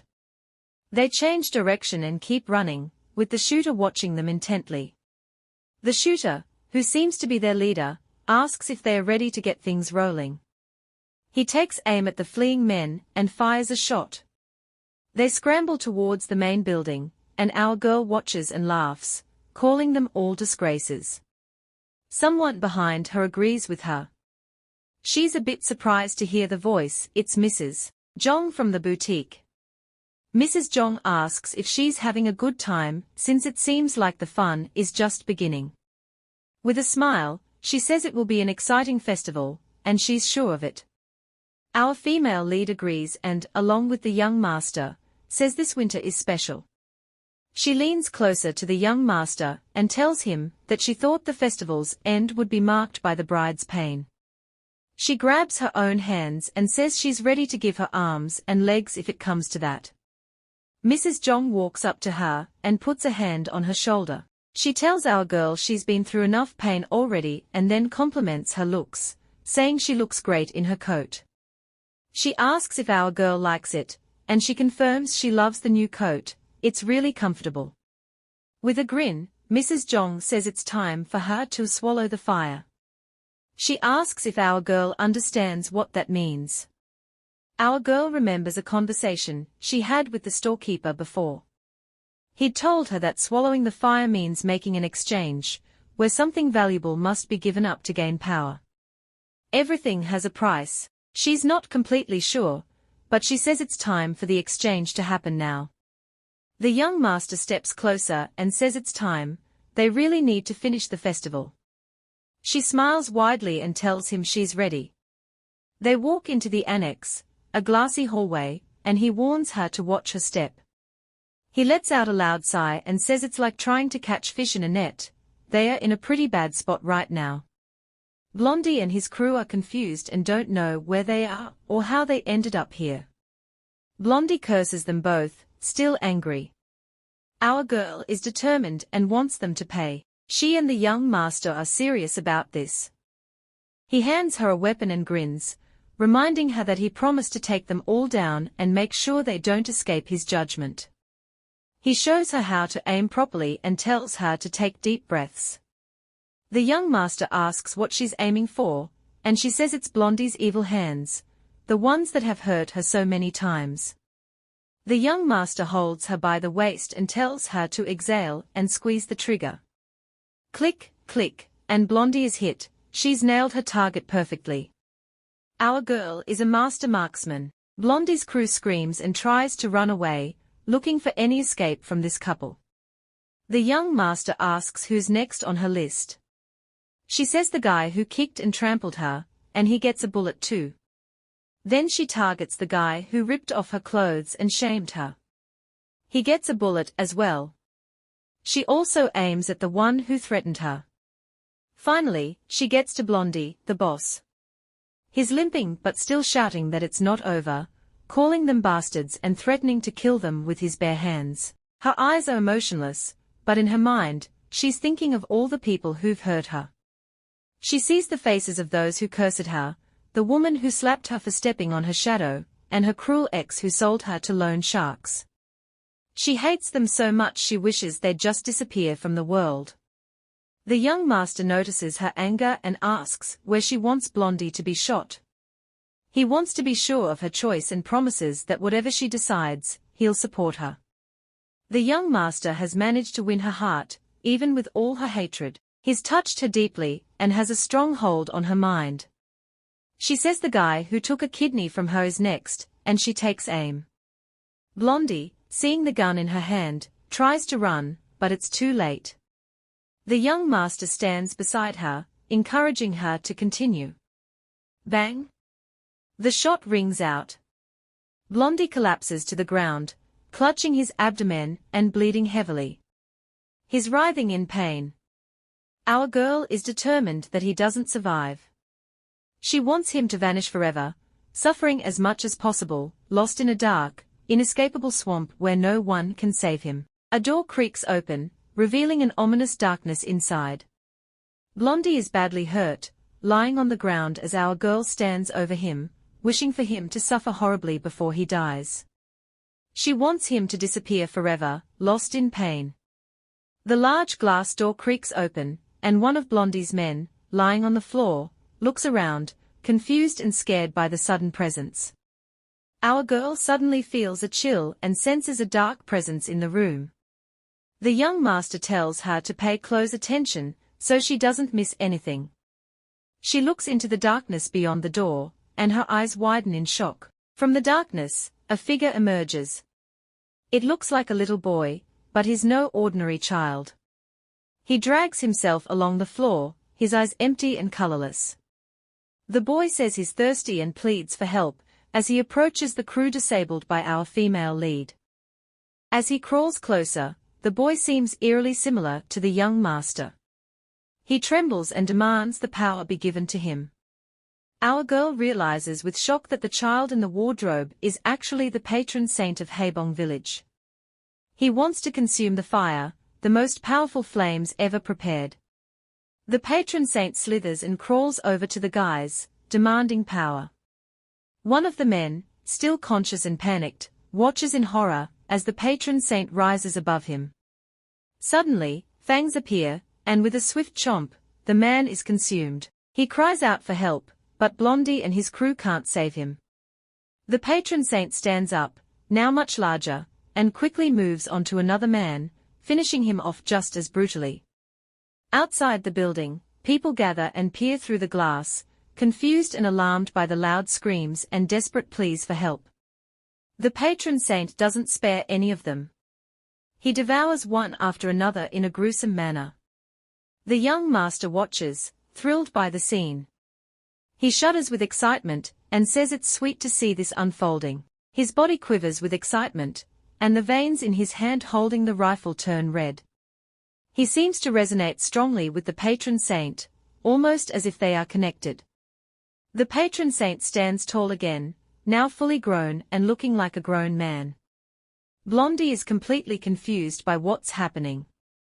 He's lying on the ground, begging the patron saint not to come near him. The creature doesn't listen, it just moves closer with a deadly look in its eyes. Our girl looks at Blondie and says this is what he deserves. She smiles and tells him that all of this could have been avoided if he had been a better person. Blondie vows that he will get her, even if it's not now, not in this life, but in the next or in the afterlife. He says he will follow her to the ends of eternity for revenge. But before he can say more, the patron saint pounces on him. Our girl and the young master watch as Blondie is devoured. She remarks that the afterlife would be too good for someone like him. The patron saint munches and crunches, then sits back with a loud sigh, clearly satisfied. He says the winter has given him the finest of fires and the power he received was superb. He looks thrilled and says their deal is still valid. Our girl calls out to him, and he walks over to her. He leans in and reminds her of what he told her before, she can never leave this place. She looks at him but doesn't speak. The patron saint laughs loudly and says he'll see them next time, before vanishing into nothingness, making his exit truly dark and villainous. Our female lead looks around and says the patron saint is gone. She asks if they succeeded. The young master gently wipes her face and tells her not to cry. She insists she isn't crying, but he licks his finger and says it's sweet. He adds that it's a blessing. She asks what he means. He grins and says she is the blessing. He points to the hallway and tells her to look outside at the people. Everyone is staring at her, and he says she's the perfect bride for them. The people of Haebong are lucky to have her. He calls her the beautiful heroine of the beautiful dawn, and says it's all over now. As soon as the young master finishes speaking, everyone in Zhong village leaves, almost like it was planned, and they leave the two of them alone. Even Ms. Zhong from the boutique gives her a look that says the festival was amazing. She heads towards the main building, and our girl mentions that the sun will be up soon. She feels a bit sad because the festival night is ending. The young master reaches out his hand to her, and says their night isn't over yet. He asks her to come back with him to the annex. Our female lead feels sad that the festival night is over, but the young master says otherwise. They head to the annex together. Inside, she sees her coat lying on the floor. The young master asks if she knows that he can still smell a sweet scent from her. He tells her that it makes him always want more and leans closer, saying he won't stop until he's satisfied. She smiles and gives him permission to drink as much as he wants anytime. They become intimate. After everything, she waits for the new sun to rise as the festival night fades away. At 6 a.m. the next day, the wall clock rings. She wakes up in bed and checks the time. The young master is still asleep. She smiles as she looks at his beautiful face. She gets out of bed and walks to the door, closing it behind her. Clothes are scattered all over the place. She picks up a few and puts on some clothes. She grabs her coat and hears a noise outside. It's raining, which surprises her since she didn't expect it today. She thinks she might need a raincoat. Looking out the window, she is surprised to see Mr. Jong outside. He's burying the clothes of the gangsters. She wonders why he's doing this so early in the morning. She pauses for a moment, remembering that she had seen Mr. Jong outside before, acting strangely. It was a similar situation to what's happening now. Back then, she had thought to herself that there wasn't a single sane person around. It was still early in her job, and everything seemed odd. She realizes now that this must be why he was stomping on the ground the night she arrived. Mr. Jong finishes filling up the hole and levels the ground with a shovel. She wonders how many clothes he's buried under there, probably a lot. For some reason, she feels satisfied seeing Mr. Jong so angry. In fact, she would have liked him to act out like this more often. Her feelings seem pretty dark now, she even scares herself a little. She hopes the disgusting bodies of those evil men stay buried and rot in disgrace forever. Looking at her eyes, it seems like she's possessed by something. A hand gently rests on her shoulder. It's the young master. He asks what she's doing outside, and she says she's just looking around and mentions that she's hungry. He gives her a quick peck on the head and says they should go out. He promises to buy her a nice meal. They step outside into the daylight. He pulls her closer, and she feels how warm it is being in his arms. They walk down the path together, the same path she had walked alone before, feeling shabby and out of place. But now, things are different. She's with the young master, and doesn't have to be on her own anymore. Side story: oh my, these boys look so much alike. They have to be brothers, right? The people around agree, saying they really do look like brothers. The lady laughs, saying that his mother always mentioned it whenever she saw him and his friend. His parents also often talked about it. The young lady asks her husband what he thinks about the two boys. He says it's great for them to hang out together. He shares that he felt lonely growing up without a sibling, so he thinks his son must be happy to have a friend who feels like a brother. The little boy agrees that he is happy. She walks over to the other boy, touches him gently, and says he must be happy too. She tells him that since his friend is like a brother now, they should make sure to get along well. He says he will do his best. He thinks about the word brothers and realizes it carries a lot of meaning. Even though her words don't fully resonate with him, and he doesn't really see his friend as a brother, he still gives a positive response to make her happy. Making his mom and dad happy is very important to him. The two boys look at each other confidently, exchanging glances that seem to mock her. In reality, it feels like his dad is silently telling him, "You are unique and special." The little boy follows in his dad's footsteps. He's like a treasure box and the loyal vessel of the village's patron deity. Yes, he's the young master's dad, in case you didn't catch that. His mom is the source of energy and the seal of promise for the patron deity. As his dad always says, this little boy will always be the one and only young master of Haebongjong village. The young master never had siblings, but he never felt lonely. He accepted it as his fate. His mom, though, was always worried about him being lonely since he was just a kid. She worried a lot about filling what she thought was an emotional void, even though he never felt it. She acted this way because she had always lived a lonely, difficult life herself. Over time, she realized she wanted more children. Like many brides, she felt alone and wanted to change that. She was a lonely woman who had suffered a lot. She fit the criteria to be the bride, having experienced just the right amount of suffering. Even now, the young master remembers her scar. When he was much younger, he once sneaked into his parents' bedroom and saw his mom sleeping. She was lying in a way that exposed her bare back, and the skin there was twisted and scarred from a wound. It wasn't a small wound, it was a shocking sight for a child his age. He froze in place, and his dad came over, covered his eyes, and told him not to disturb his mom's sleep. His dad asked if he was scared, and the little boy shook his head to say no.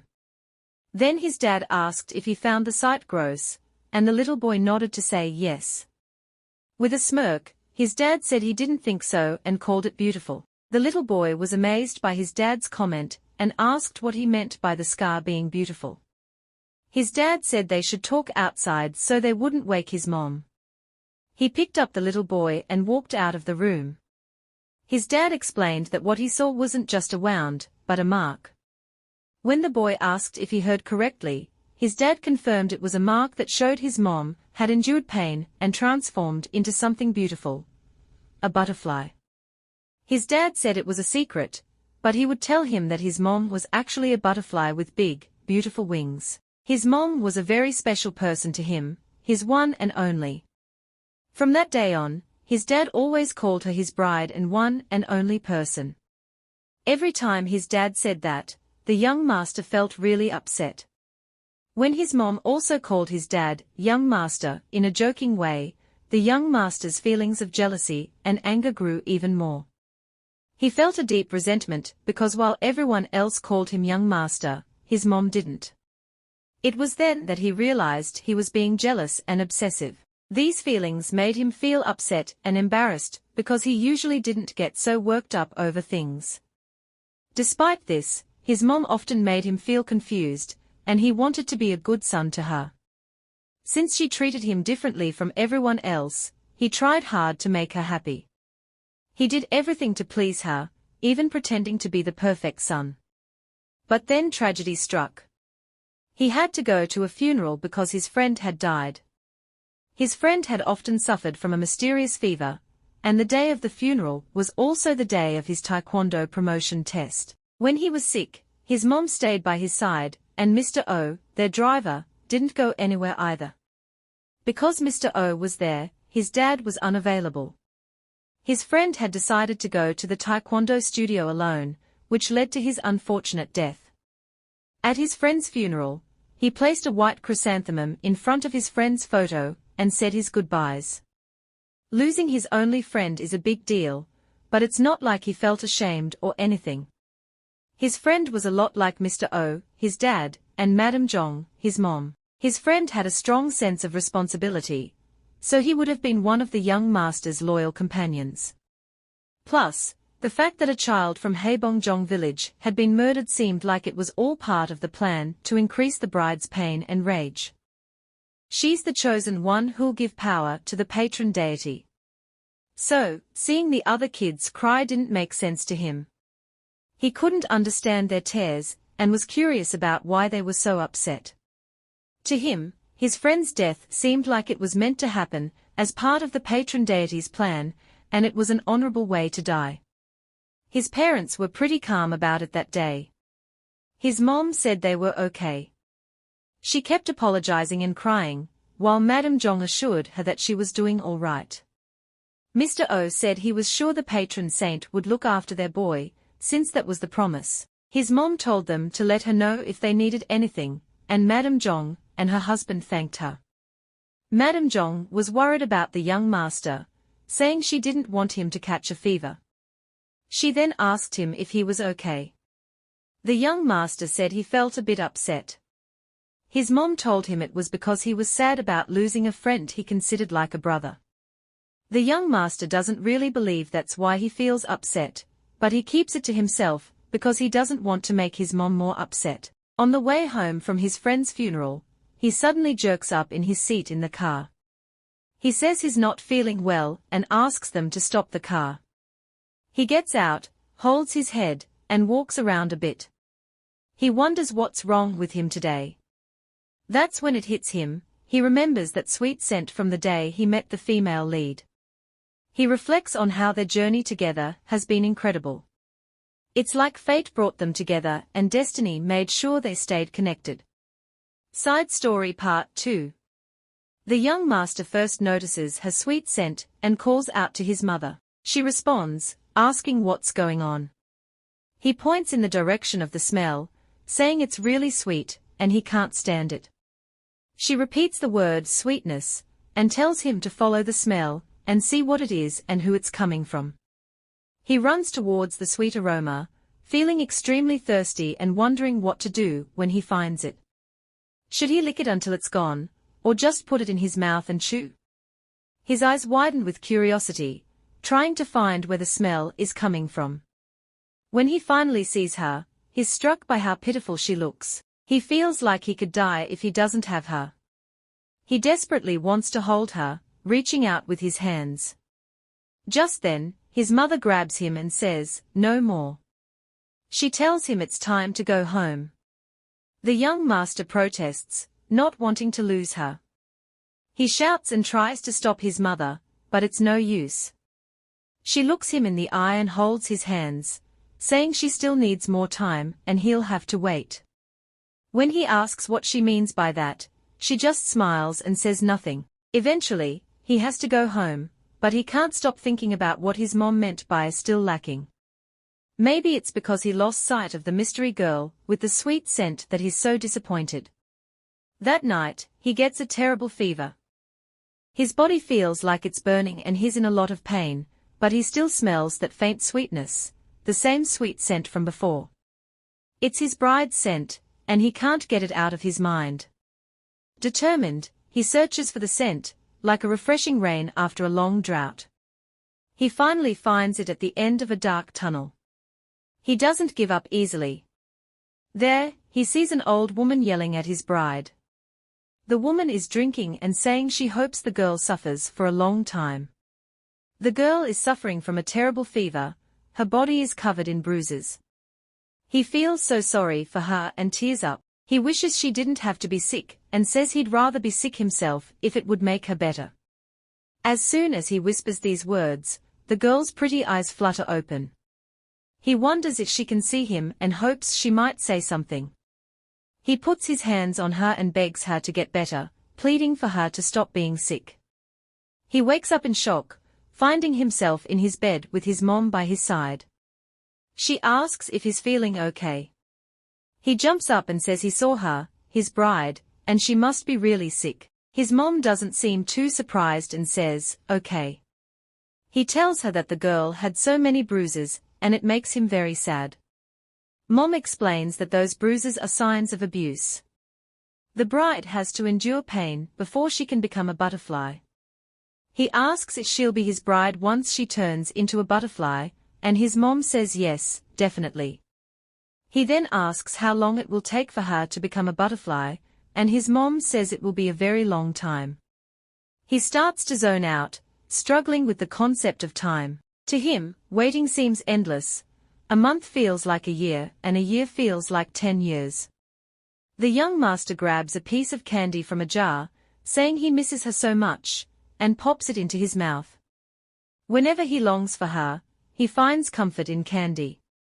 After many days of feeling helpless, he learns that the old hag who had tormented his bride is nearing her end. She is very ill and coughs a lot. He decides it's time to teach her a lesson. He approaches her and says hello. She doesn't recognize him and wonders who this rich-looking kid is. The young master notices that her hand is trembling badly and asks if it's uncomfortable. She confirms that it is. With a smirk, he tells her that's why she hasn't been able to beat her granddaughter recently. The cancer spreading to her liver must be causing her pain. He surprises her with how he knows this. The old granny looks really angry. She shouts at the young master, demanding to know who he is and what he wants with her and her miserable granddaughter. The little boy just laughs and says he heard that when the liver is damaged, people's hands shake a lot, so it makes sense she can't even use a spoon properly these days. He adds that it's a sad way to live. Granny leans closer, asking how he knows about her condition. He tells her he knows the hospital director and suggests she should have made better life choices, like controlling her alcohol intake. He mentions that's why he gave her money. Granny is confused and says she doesn't remember receiving any money from a little boy. She wobbles and shakes her head, calling him a brat and saying she never got any money from him. She scolds him for teasing an elder. He asks if she knew who gave her the compensation. Did she think it was the government, or a charity group? Then he tells her a funny story. The granddaughter she cursed so much will end up becoming his bride. He says confidently, even though he's just a little boy, that the girl she abused every day will eventually live in luxury. Granny is furious and calls him a rascal. She demands to know where his parents are and tries to get up to approach him. But before she can move, someone grabs her by the shoulder and slams her face down on the floor. The young master tells her to behave herself. It's quite a show of power for a kid. The old woman is shocked at his audacity. He says it really annoys him when someone tries to walk all over him. Granny screams, demanding to know what he wants with her. He leans in close and says he doesn't want anything from her because she's never been of any use to him. Then he tells her to just die quietly. He orders the man in the suit to take her back home. Watching her being taken away on a stretcher is incredibly satisfying for the young master. Now, she'll start giving off the smell of a rotting corpse. This kid is definitely something else. He says that when he finally meets his bride later, she'll only smell like flowers. He'll make sure of it. Side Story Part 3. The young master instructs the man to take Granny away, determined that when he finally meets his bride, she'll only smell like flowers. Unsure of which scent she would prefer, he creates a garden full of blossoms. It's an elegant place that blooms with spring flowers in the spring, summer flowers in the summer, and so on through every season. He thinks people are really weird, especially when it comes to him, they are all just ridiculous. His mother touches his back and tells him it's not time yet. He nods, saying he knows. He finds it strange how people form groups to harass someone and then act all smug, like they are better than everyone else. He can't understand why they behave that way. What makes him furious is that it's always the same target, his bride. After her granny died, she was sent to an orphanage, and the harassment continued. It followed her to the new high school she transferred to, and even into the workplace she joined after graduating. Those ridiculous people just kept showing up, always making her life miserable. One day, the young master wonders if he should just bring them all to his garden and hang them from his quince tree. It would be so satisfying, and he really believes it might just make him feel better. At the same time, he knows he can't take anyone's life just yet. Everything is tied to their traditions and rules, so those people don't have to pay for their actions, not yet. They are just there to perfect the bride's pain and rage. Even though he despises the tradition, he has no choice but to follow it. What sickens him more than those people he hates so much as himself, because he has to pretend like he doesn't know anything when he actually does. So, for the bride's glory, he has to make sure everything goes according to plan. He finds ways to pass the time, always imagining how happy he'll be when the moment finally comes. He holds his breath in joy, lost in that imagination, enduring for a week, then a month, a year, and eventually, many years pass. Finally, the day arrives. He sees her and asks what she's doing there. It's the day to face the bride. She's cowering, her body completely wet. He says so himself and helps her with the zipper. Naturally, on a sleepless night, he would head to the spa, so today must be his lucky day. She has no idea what it's like for him, even though she has him completely under her control without knowing it. He smiles and says she's incredibly sexy, making it hard for him to resist. She's tense and quickly apologizes before darting out of the spa. The young master is very aroused but decides to hold back because he feels sorry for the bride, who is trembling like a scared puppy. From that moment on, he knows he has to endure even more. He starts peeking into her secret nights alone, watching her as she plans how she'll escape from him after getting her paycheck. He sees everything with his own eyes. When she finally gets her paycheck, she wants to run away from him, and it makes him feel really bad for her.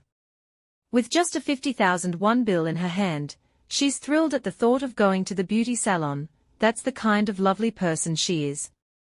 He walks up to Mr. Jong and says he grants him permission to do whatever he wants from now on, but not just yet. Mr. Jong asks what he means. The young master clarifies, mentioning the evil people, the loan sharks, her ex, and anyone who dared to defy their master. He even recalls one of them attacking him. Mr. Jong says they've taken care of everything as ordered by the master. The young master asks if they are being trained well, and Mr. Jong confirms that they are. The young master insists that the same mistake must never happen again. Then he asks about her ex. Mr. Jong informs him that the man has already been kicked out of the hotel. As requested, they let him win continuously in the casino, then made him lose it all, and he just couldn't handle it. He's nothing more than a greedy fool. Whenever he lost all his money, he'd run straight to the pawn shop. The young master mentions that he plans to take his bride to the casino in a few days. On that day, Mr. Jong is expected to keep an eye on her ex, and not let him out of his sight, because he might end up crossing paths with the bride. He asks Mr. Jong if he understands everything, and Mr. Jong assures him that he does and won't make a single mistake. Satisfied, the young master nods, and they part ways. Later, he watches his bride in the living room. She's busy, or at least she seems to be. He wonders if she's really occupied, or just pretending to avoid him. That thought keeps running through his mind. He decides to turn a blind eye for now, even if she avoids him, or tries to run away. But deep down, he knows she could never truly leave him. She might try, but something will always pull her back to him. With those thoughts swirling in his mind, he slowly decides to return to his room. He dreams of making this time a grand festival, one that would stand out. The power of mercy from the patron deity, passed down from his dad to him, has grown weak, and he knows he needs to act before it fades completely. The only way to restore that power is to hold a festival, and he's sure it will be a success. He has complete faith in his bride. She's stronger than anyone he's ever known, so he's not too worried. But still, there's a bit of concern lingering in the back of his mind. As he walks, he pops a candy into his mouth. On this particular day, the candy rolling around on his tongue sounds so pleasant, almost like a sweet melody. It's a small comfort, but it helps ease his nerves as he thinks about the challenges ahead. Side Story Part 4. The young master has complete trust in his bride, knowing she's the strongest person he's ever met. The night of the splendid feast finally arrives, and the festival begins. The moon shines brightly in the sky, and rabbits hop around the fields. He feels a bit sorry for her because she's fallen asleep, but he knows he has to move ahead without her. Tradition demands he start the festival, even if she's not by his side. As she sleeps, he leans in close, quietly asking if she truly trusts him. When she whispers yes, he tells her to hold on to that trust and complete the festival. He gives her a gentle peck on the forehead and whispers that he'll be waiting for her. Stepping out of the building, he meets up with a few people and asks if everything is ready. They assure him that all is going according to plan. He instructs them to have everyone on standby, knowing that his bride will soon join them. As he starts to walk away, he hears her calling out to him from behind, but he doesn't turn around to respond. His mother gently touches his arm, reminding him that it's not yet time, and urging him to be patient. Over the years, he's seen how the festival has changed and grown, adapting with each passing year. He knows this night is just another step in that long tradition, but it feels different, more important. And so, with a deep breath, he readies himself for what's to come, trusting in the strength of his bride and the path ahead. The old ritual of burning the first bride has long been abandoned, but the bride still has to go through a lot of pain, just not enough to end her life. It's her fate to endure it, but putting her through that agony is no easy task. The young master starts trembling as soon as he senses the presence of those men. Finally, the moment for revenge has come. The loan sharks find themselves in big trouble for crossing paths with the young master, and though they try to run, they don't make it far. He touches his bride gently, promising to give her the world. He asks if she's enjoying the hunt, and she smiles, clearly loving it. Holding her close, he asks if she wants to have even more fun. He invites her to join him, offering her the chance to take revenge on those who oppressed her. A weapon is handed to her, and she takes it without hesitation. She shoots them down, one by one, with a sense of satisfaction in her eyes. As the men fall, the young master and his bride feel a deep sense of joy, their hearts lightened by the act. When the patron saint appears, he devours all the flames they offer, leaving them with a feeling of completion. The night is theirs, filled with the satisfaction of revenge and the promise of more to come. The young master feels a surge of power, as the patron deity's strength grows within him, making this winter the best one yet. The energy from the deity spreads through his body, whispering to him. When he realizes what's happening, he notices his bride is crying. Gently, he wipes her tears and tells her not to be sad, calling her a blessing. She seems a bit down now that the festival is over, so he suggests they head back to the annex. He has something planned. The festival's aftertaste still lingers with them as they walk through the stairs and hallway, and her clothes start to fall off, one by one. They become close, sharing an intimate moment. His bride, now in spring, is as beautiful as a butterfly. The next day, he invites her out for a steak, and she agrees, so they head out on foot. As they walk, she rests her head on his chest and recalls a time when she waited at a bus stop for a bus that never came. She believes the young master had something to do with it. He smiles but doesn't respond, and she doesn't press further. They'll likely spend their time quietly until the next festival, as if time has paused. The young master hopes time will only start moving again in the distant future. For now, everything feels perfect. The young master wants everything to stay just as it is, perfect. Being with his bride is all he ever wanted. In May, the garden is peaceful, with fresh breezes blowing through. The garden is in full bloom, and they quietly take in its beauty. He prepares a cozy couch under the quince tree for her. She dozes off for a while, and when she wakes up, she asks if she's been asleep for long. He tells her she can sleep a little more if she wants. He'll stay right by her side, so there's nothing to worry about. When she wakes up, he'll have a refreshing glass of lemonade ready for her. She smiles and says she won't go back to sleep. The beautiful scent of the flowers woke her up. He asks if she'd like to take a walk with him around the garden. The summer garden is just as beautiful, and she says she's looking forward to seeing it in the fall and winter, too. He takes her hand, promising her a warm future. As they walk, he mentions that it's now fall and the weather is lovely, so he'd like to take her somewhere nice. He says it'll be a place full of people and interesting things to see. She looks relaxed under the quince tree, enjoying the moment with him.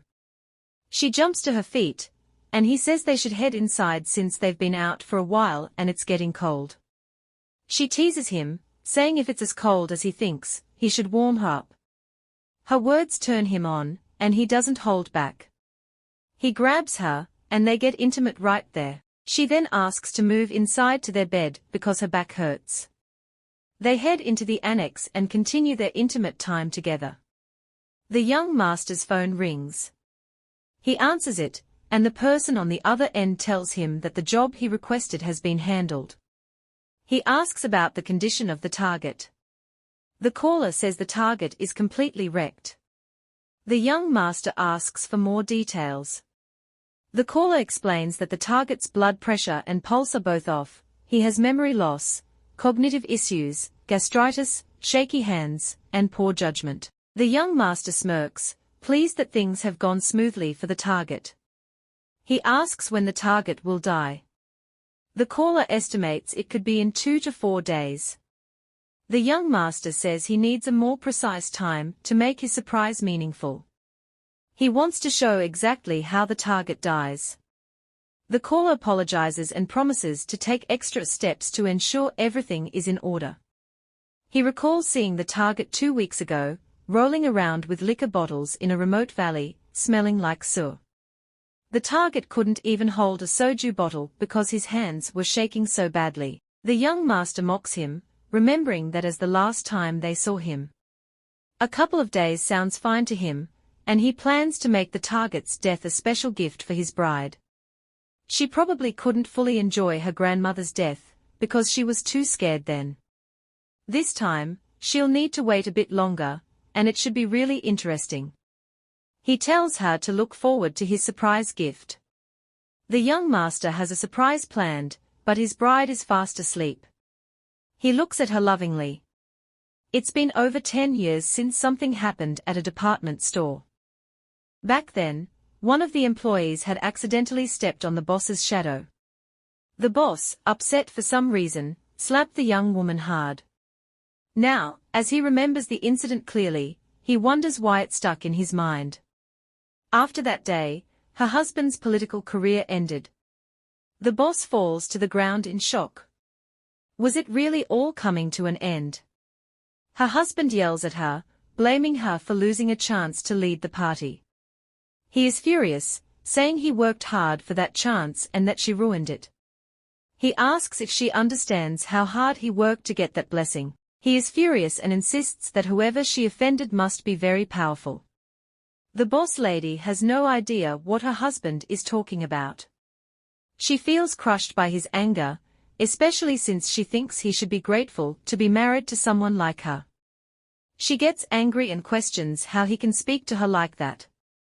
She's upset that he dares to shout at her. Her husband doesn't stop there. He reminds her that she's no longer just a celebrity wannabe, she's the wife of a politician and needs to be more careful. The boss lady is still trying to process why her loving husband would yell at her. He asks why she hit that woman at the department store. Turns out, she had hit the daughter-in-law of an important man, who is actually our female lead. Her husband blames her for losing his chance to be a candidate. The boss lady had no idea who this important man was. The boss lady only knows what her husband told her about the important man. But he never gave her any useful information. Her husband was sure that with this man's support, he would get chosen for a big position, but now that's not going to happen. There's no clear explanation of how this man was supposed to help them. The things her husband says seem ridiculous, though he doesn't think so. He grabs her clothes and yells that the man could change the president if he wanted to. He demands to know why she hit an innocent girl. He says they are completely messed up now.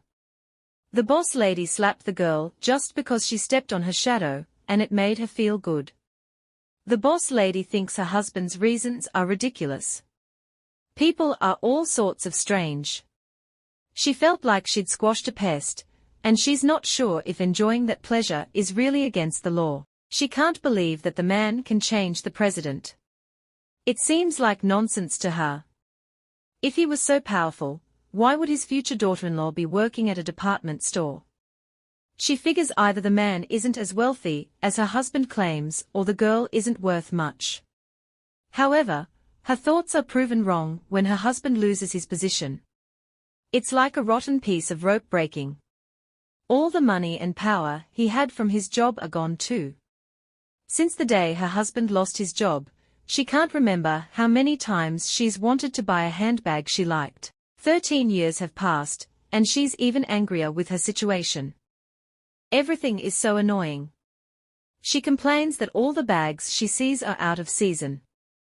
Her husband asks if she's ready and tells her to hurry up. She says there isn't a single bag she wants to carry today for their event. She insists on getting a new one if he really wants her to come. In the end, she tells him to forget it and go alone. Her husband doesn't want to go by himself and argues that they need to look good as a couple. She says she doesn't care, and that he can just tell people she's sick or something. After kicking her pleading husband out, she gets even more upset, because the incident from 13 years ago keeps coming back to her mind. She grabs the first handbag she sees and heads to the bar she used to visit a lot. As she drinks, she vents about her husband, wondering why he blames her for everything, and enjoys being alone. After a few drinks, she returns to her car alone. As she approaches the car, her shoe's heel breaks, adding to her frustration. She manages to get into the car and tells herself that her mind is clear. She assures herself that she's not drunk driving and drives off. She laughs to herself, feeling a bit crazy, and speeds up as she drives. After a while, she ends up in a quiet alley. Her head is pounding, so she stops the car, says her head hurts, and wonders where she is. It's so dark she can barely see anything, and she starts to panic. Suddenly, a little girl appears in front of the car, crying and calling for her kitty. The woman gets out of the car, worried she might have accidentally hit the cat. If the girl's mom finds out, it could turn into a big mess. She usually criticizes her husband for being useless, but has secretly hoped he would come back. She definitely doesn't want to deal with a huge problem just because of a cat. The woman asks the little girl if her cat is hurt, but the girl just cries. The woman leans closer and asks again, saying she's an adult and wants to help. The little girl finally says the cat isn't hers. The woman thinks for a moment and decides that if it's a stray cat, then she doesn't need to worry. She just wants to get out of there quickly. She tells the girl to move aside, but the little girl says the cat is still there and points towards the car. The woman thinks angrily to herself, feeling furious that this little girl is giving her attitude.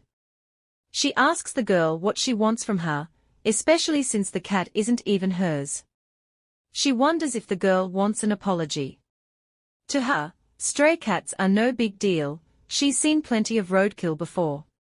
She doesn't think it's her fault if the cat jumped in front of her car. The little girl calls her lady, which annoys the woman even more. She raises her hand, feeling disgusted with the child. She tells the girl she has no manners and shouldn't call her that. Then, she gives the girl a hard slap, calling her bad luck, and tells her to get out of her way. The woman slaps the little girl hard across the face, and the girl cries out, shaking. She says the cat was her only friend. The woman is confused and asks what she means by that. The little girl begs her to get the cat out so she can take it to the hospital. She says that the stray cat was her only friend and that it's very sad. The woman looks closely at the girl and sees that she's thin, wearing ragged clothes, and has messy hair and blood clots on her lips. Instead of feeling sorry for her, the woman's unpleasant feelings grow. The girl reminds her of the employee from 13 years ago, who had stepped on her shadow at the department store. She tells the little girl to go get her mother. The girl doesn't move or respond. The woman thinks kids who don't listen need to be scolded by their parents. The girl keeps asking for her cat. The woman gets more angry and hits her again, slapping her all over. She tells the girl to get lost. The girl stumbles away, covering her face, and cries hard. The woman curses at her, calling her rude and saying she wasted her time. She finally gets in her car, sighing in relief that it's over. As she looks out the window, she hears a little boy's voice saying he can smell candy from the girl. She looks out, wondering what's going on. The young master's mother tells him it's too late, so they need to head back now. She says they have to leave because it's not enough time, and his father is waiting. The woman in the car notices the young master's mother and wonders if she saw what happened with her and the little girl. She looks hard in that direction, thinking about whether the woman might have been watching. They drive off. When she gets home, she's so exhausted that she just collapses into bed without even washing up. Her whole body aches, and she's too tired to move. As she's drifting off, she hears her husband's voice calling her urgently. He sounds really stressed, and she jerks awake, asking what's wrong. He tells her to get up because it's urgent. He asks her if she can guess who called him. It's him, the influential man with a lot of wealth. Her husband thinks maybe this man is going to forgive him now. He tells her to hurry and get ready to go out. Before she knows it, she's in the car with him, heading out. Her husband keeps talking about this important man, saying he used to work as an aide for Congressman Jong from Haebong. She wonders why he's going on and on about this man, when she doesn't really care. All she sees is that the man's power might help them bounce back to glory. She figures it's all about connections and money, not her husband's skills. Her husband quickly replies, saying she's wrong and to be careful with her words. She snaps back, saying he can go alone if he wants because she never said she wanted to come. Anyway, once this man helps them, everything will be fine again. Her husband's faith in this influential man is something she finds worth noting. They zoom off in their car and quickly reach their destination. When they get out, the lady is stunned by how huge the house is. She starts to believe that this man must be very wealthy. Her husband tells her it's not just about money. Someone greets them at the door, saying their host is waiting inside. The housekeeper guides them through the house, but the lady is annoyed that the maid is looking directly at them, even though she's just a maid. With the help of the housekeeper, they reach the main building and then head upstairs to the dining room. As soon as they enter the dining room, she holds her breath. The man sitting there has a mysterious aura, and she can see now why her husband spoke so highly of him. With a smile, the man thanks them for coming and invites them to sit down. Her husband expresses his honor at meeting the man and thanks him for the invitation. They are offered tea, which they accept. The man's presence is so captivating that it takes her breath away. She feels her heart flutter and tingle. When he looks at her, she feels as if she's under his spell. His delicate movements and his gaze make her think he might be interested in her. Her heart races, and she imagines how wonderful it would be if he were hers. She dreams of them as a lovely couple and wonders if she could give herself up to him. The man politely asks why they were invited today, interrupting her daydream. Annoyed by the disruption of her sweet thoughts, she tries to refocus. The man then says they should wait a bit longer, because someone else is joining them. Her husband apologizes, saying he has been a bit impatient. The man looks ahead and smiles, saying the guest has arrived. She apologizes for being a bit late and explains that she has brought her hunting dogs, apologizing for their presence. She says the dogs are just very loyal, which is why they are with her. Both of them are now seated, and it's time to start the meeting. The boss lady is completely stunned. The young master and his bride are seated, and it's time to start the meeting. The husband greets our female lead, apologizing for the late greeting. She cuts him off, saying she's heard about him, the congressman. She then turns to his wife and says she's pretty sure they've met before, asking if that's true. The wife replies that they've never met before and that today is the first time. Our female lead questions this, saying she remembers it differently. She asks if they remember the incident from 13 years ago. The husband quickly interrupts, apologizing again for what happened at the department store. He asks if she has seen his wife again after that incident, and our female lead insists that she remembers things differently. She asks the wife once more if she really doesn't remember. The wife stays firm, saying she has no idea what our girl is talking about. Our female lead sits up straight, leans closer, and asks if the wife doesn't remember the little girl she hit yesterday, the one who was sad because her cat died. The lady jumps up, demanding to know what that has to do with anything. Her husband is confused, but the young master explains that it has a lot to do with it. He grins, covering his face with his hands and just sitting there, curious about how this will unfold. Although his parents never want to see the congressman again, the young master holds a grudge, and wanted to see what the congressman and his terrible wife are really like in person. The young master makes it clear that he wants them to know he's nothing like his parents. Suddenly, the lady starts to have trouble breathing, as if she's being choked by some invisible force. What happened at the department store was bad enough, but hitting the little girl, who will be their future daughter-in-law, makes it even worse. The lady is clearly struggling, trembling, and gasping. The congressman grabs his wife and tells her to pull herself together immediately. He starts crying, saying they should never have done that and apologizing deeply. The young master, smirking, tells the congressman he's sure this will never happen again, and questions why he should believe the man's apology. The congressman is sweating heavily, flinching, and has no answer.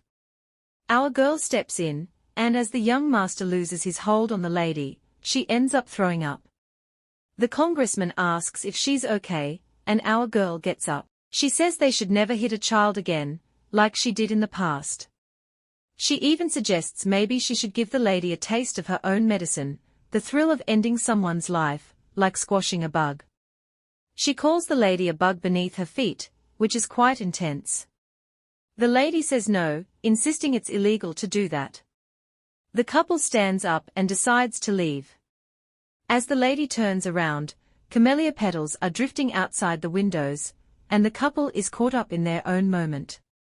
Our female lead mentions that the young master will have his favorite meal, venison, for lunch. It's been salted for 3 years, so it should be excellent. He kisses her hand and says he's looking forward to it. The young master and his bride laugh heartily after making a fool out of the lady and her husband, and it makes her shudder. As they walk through the garden, she hears a voice in her head that seems to resent her. She's struggling with the weird reality that she's in. First, she slapped that person's daughter-in-law, and now she's being punished for hitting a girl who will be their daughter-in-law. She can't believe what's happening and is having a hard time dealing with it. The congressman gives his wife a hard slap and grabs her by her clothes, demanding to know why she did such a thing again, especially to a child. He can't understand why she would hit a kid, and wonders what the child did wrong. She tells him she doesn't regret it. The little girl upset her, so she slapped her, and it made her feel better. It was like squashing a fat bug. She asks if it's illegal to do that. The voice warning her echoes in her head, and she asks her husband what she did wrong. Time passes, and 11 years have gone by since the festival. Their 7-year-old son finds his bride. Just like the young master when he was young, their son has a fever from the excitement of the bride. The young master wonders if he should wake his wife, who has fallen asleep beside their son. He thinks about it for a long time. She looks so peaceful and beautiful while she sleeps. As he watches her, the young master promises himself that from that day on, he will never forgive anyone who makes his lovely wife sad. His mission is to make her happy for the rest of her life. When he gently brushes her face, her eyes slowly open. She gets up and says she must have dozed off. Our girl suddenly thinks about that girl and wonders if things will keep being tough for her. He agrees, saying it was just like it was for her. She thought she had it the hardest before, but now she realizes she was wrong. She knows the young master must have had his own worries, especially since he couldn't do anything to help her even though he knew. It must have been really hard and painful for him to just watch. She's amazed at how he managed to endure for so long. She feels she needs to reward him for being so strong and asks him to compliment her. She pulls him close and says she'll reward him with the most beautiful night ever. Looking into his green dreamy eyes, the young master feels giddy from her smile. She's still as beautiful as ever, and she always will be. She is his bride. As the door creaks open, he promises to give her everything she wants, and she will give him everything he needs too. They just need to trust each other. This is their happily ever after. They are still deeply in love, their feelings are strong and rooted in their souls. They were made for each other, and the next generation is shaping up really well. Despite the deceptions and mysteries of Haebongjong village, she found her paradise. Their love endures. We've come to the end of the manhwa recap. Hope you enjoyed watching. Please ensure to check other amazing recaps from the channel. Don't forget to subscribe and hit the notification bell to stay updated. Until next time, ciao.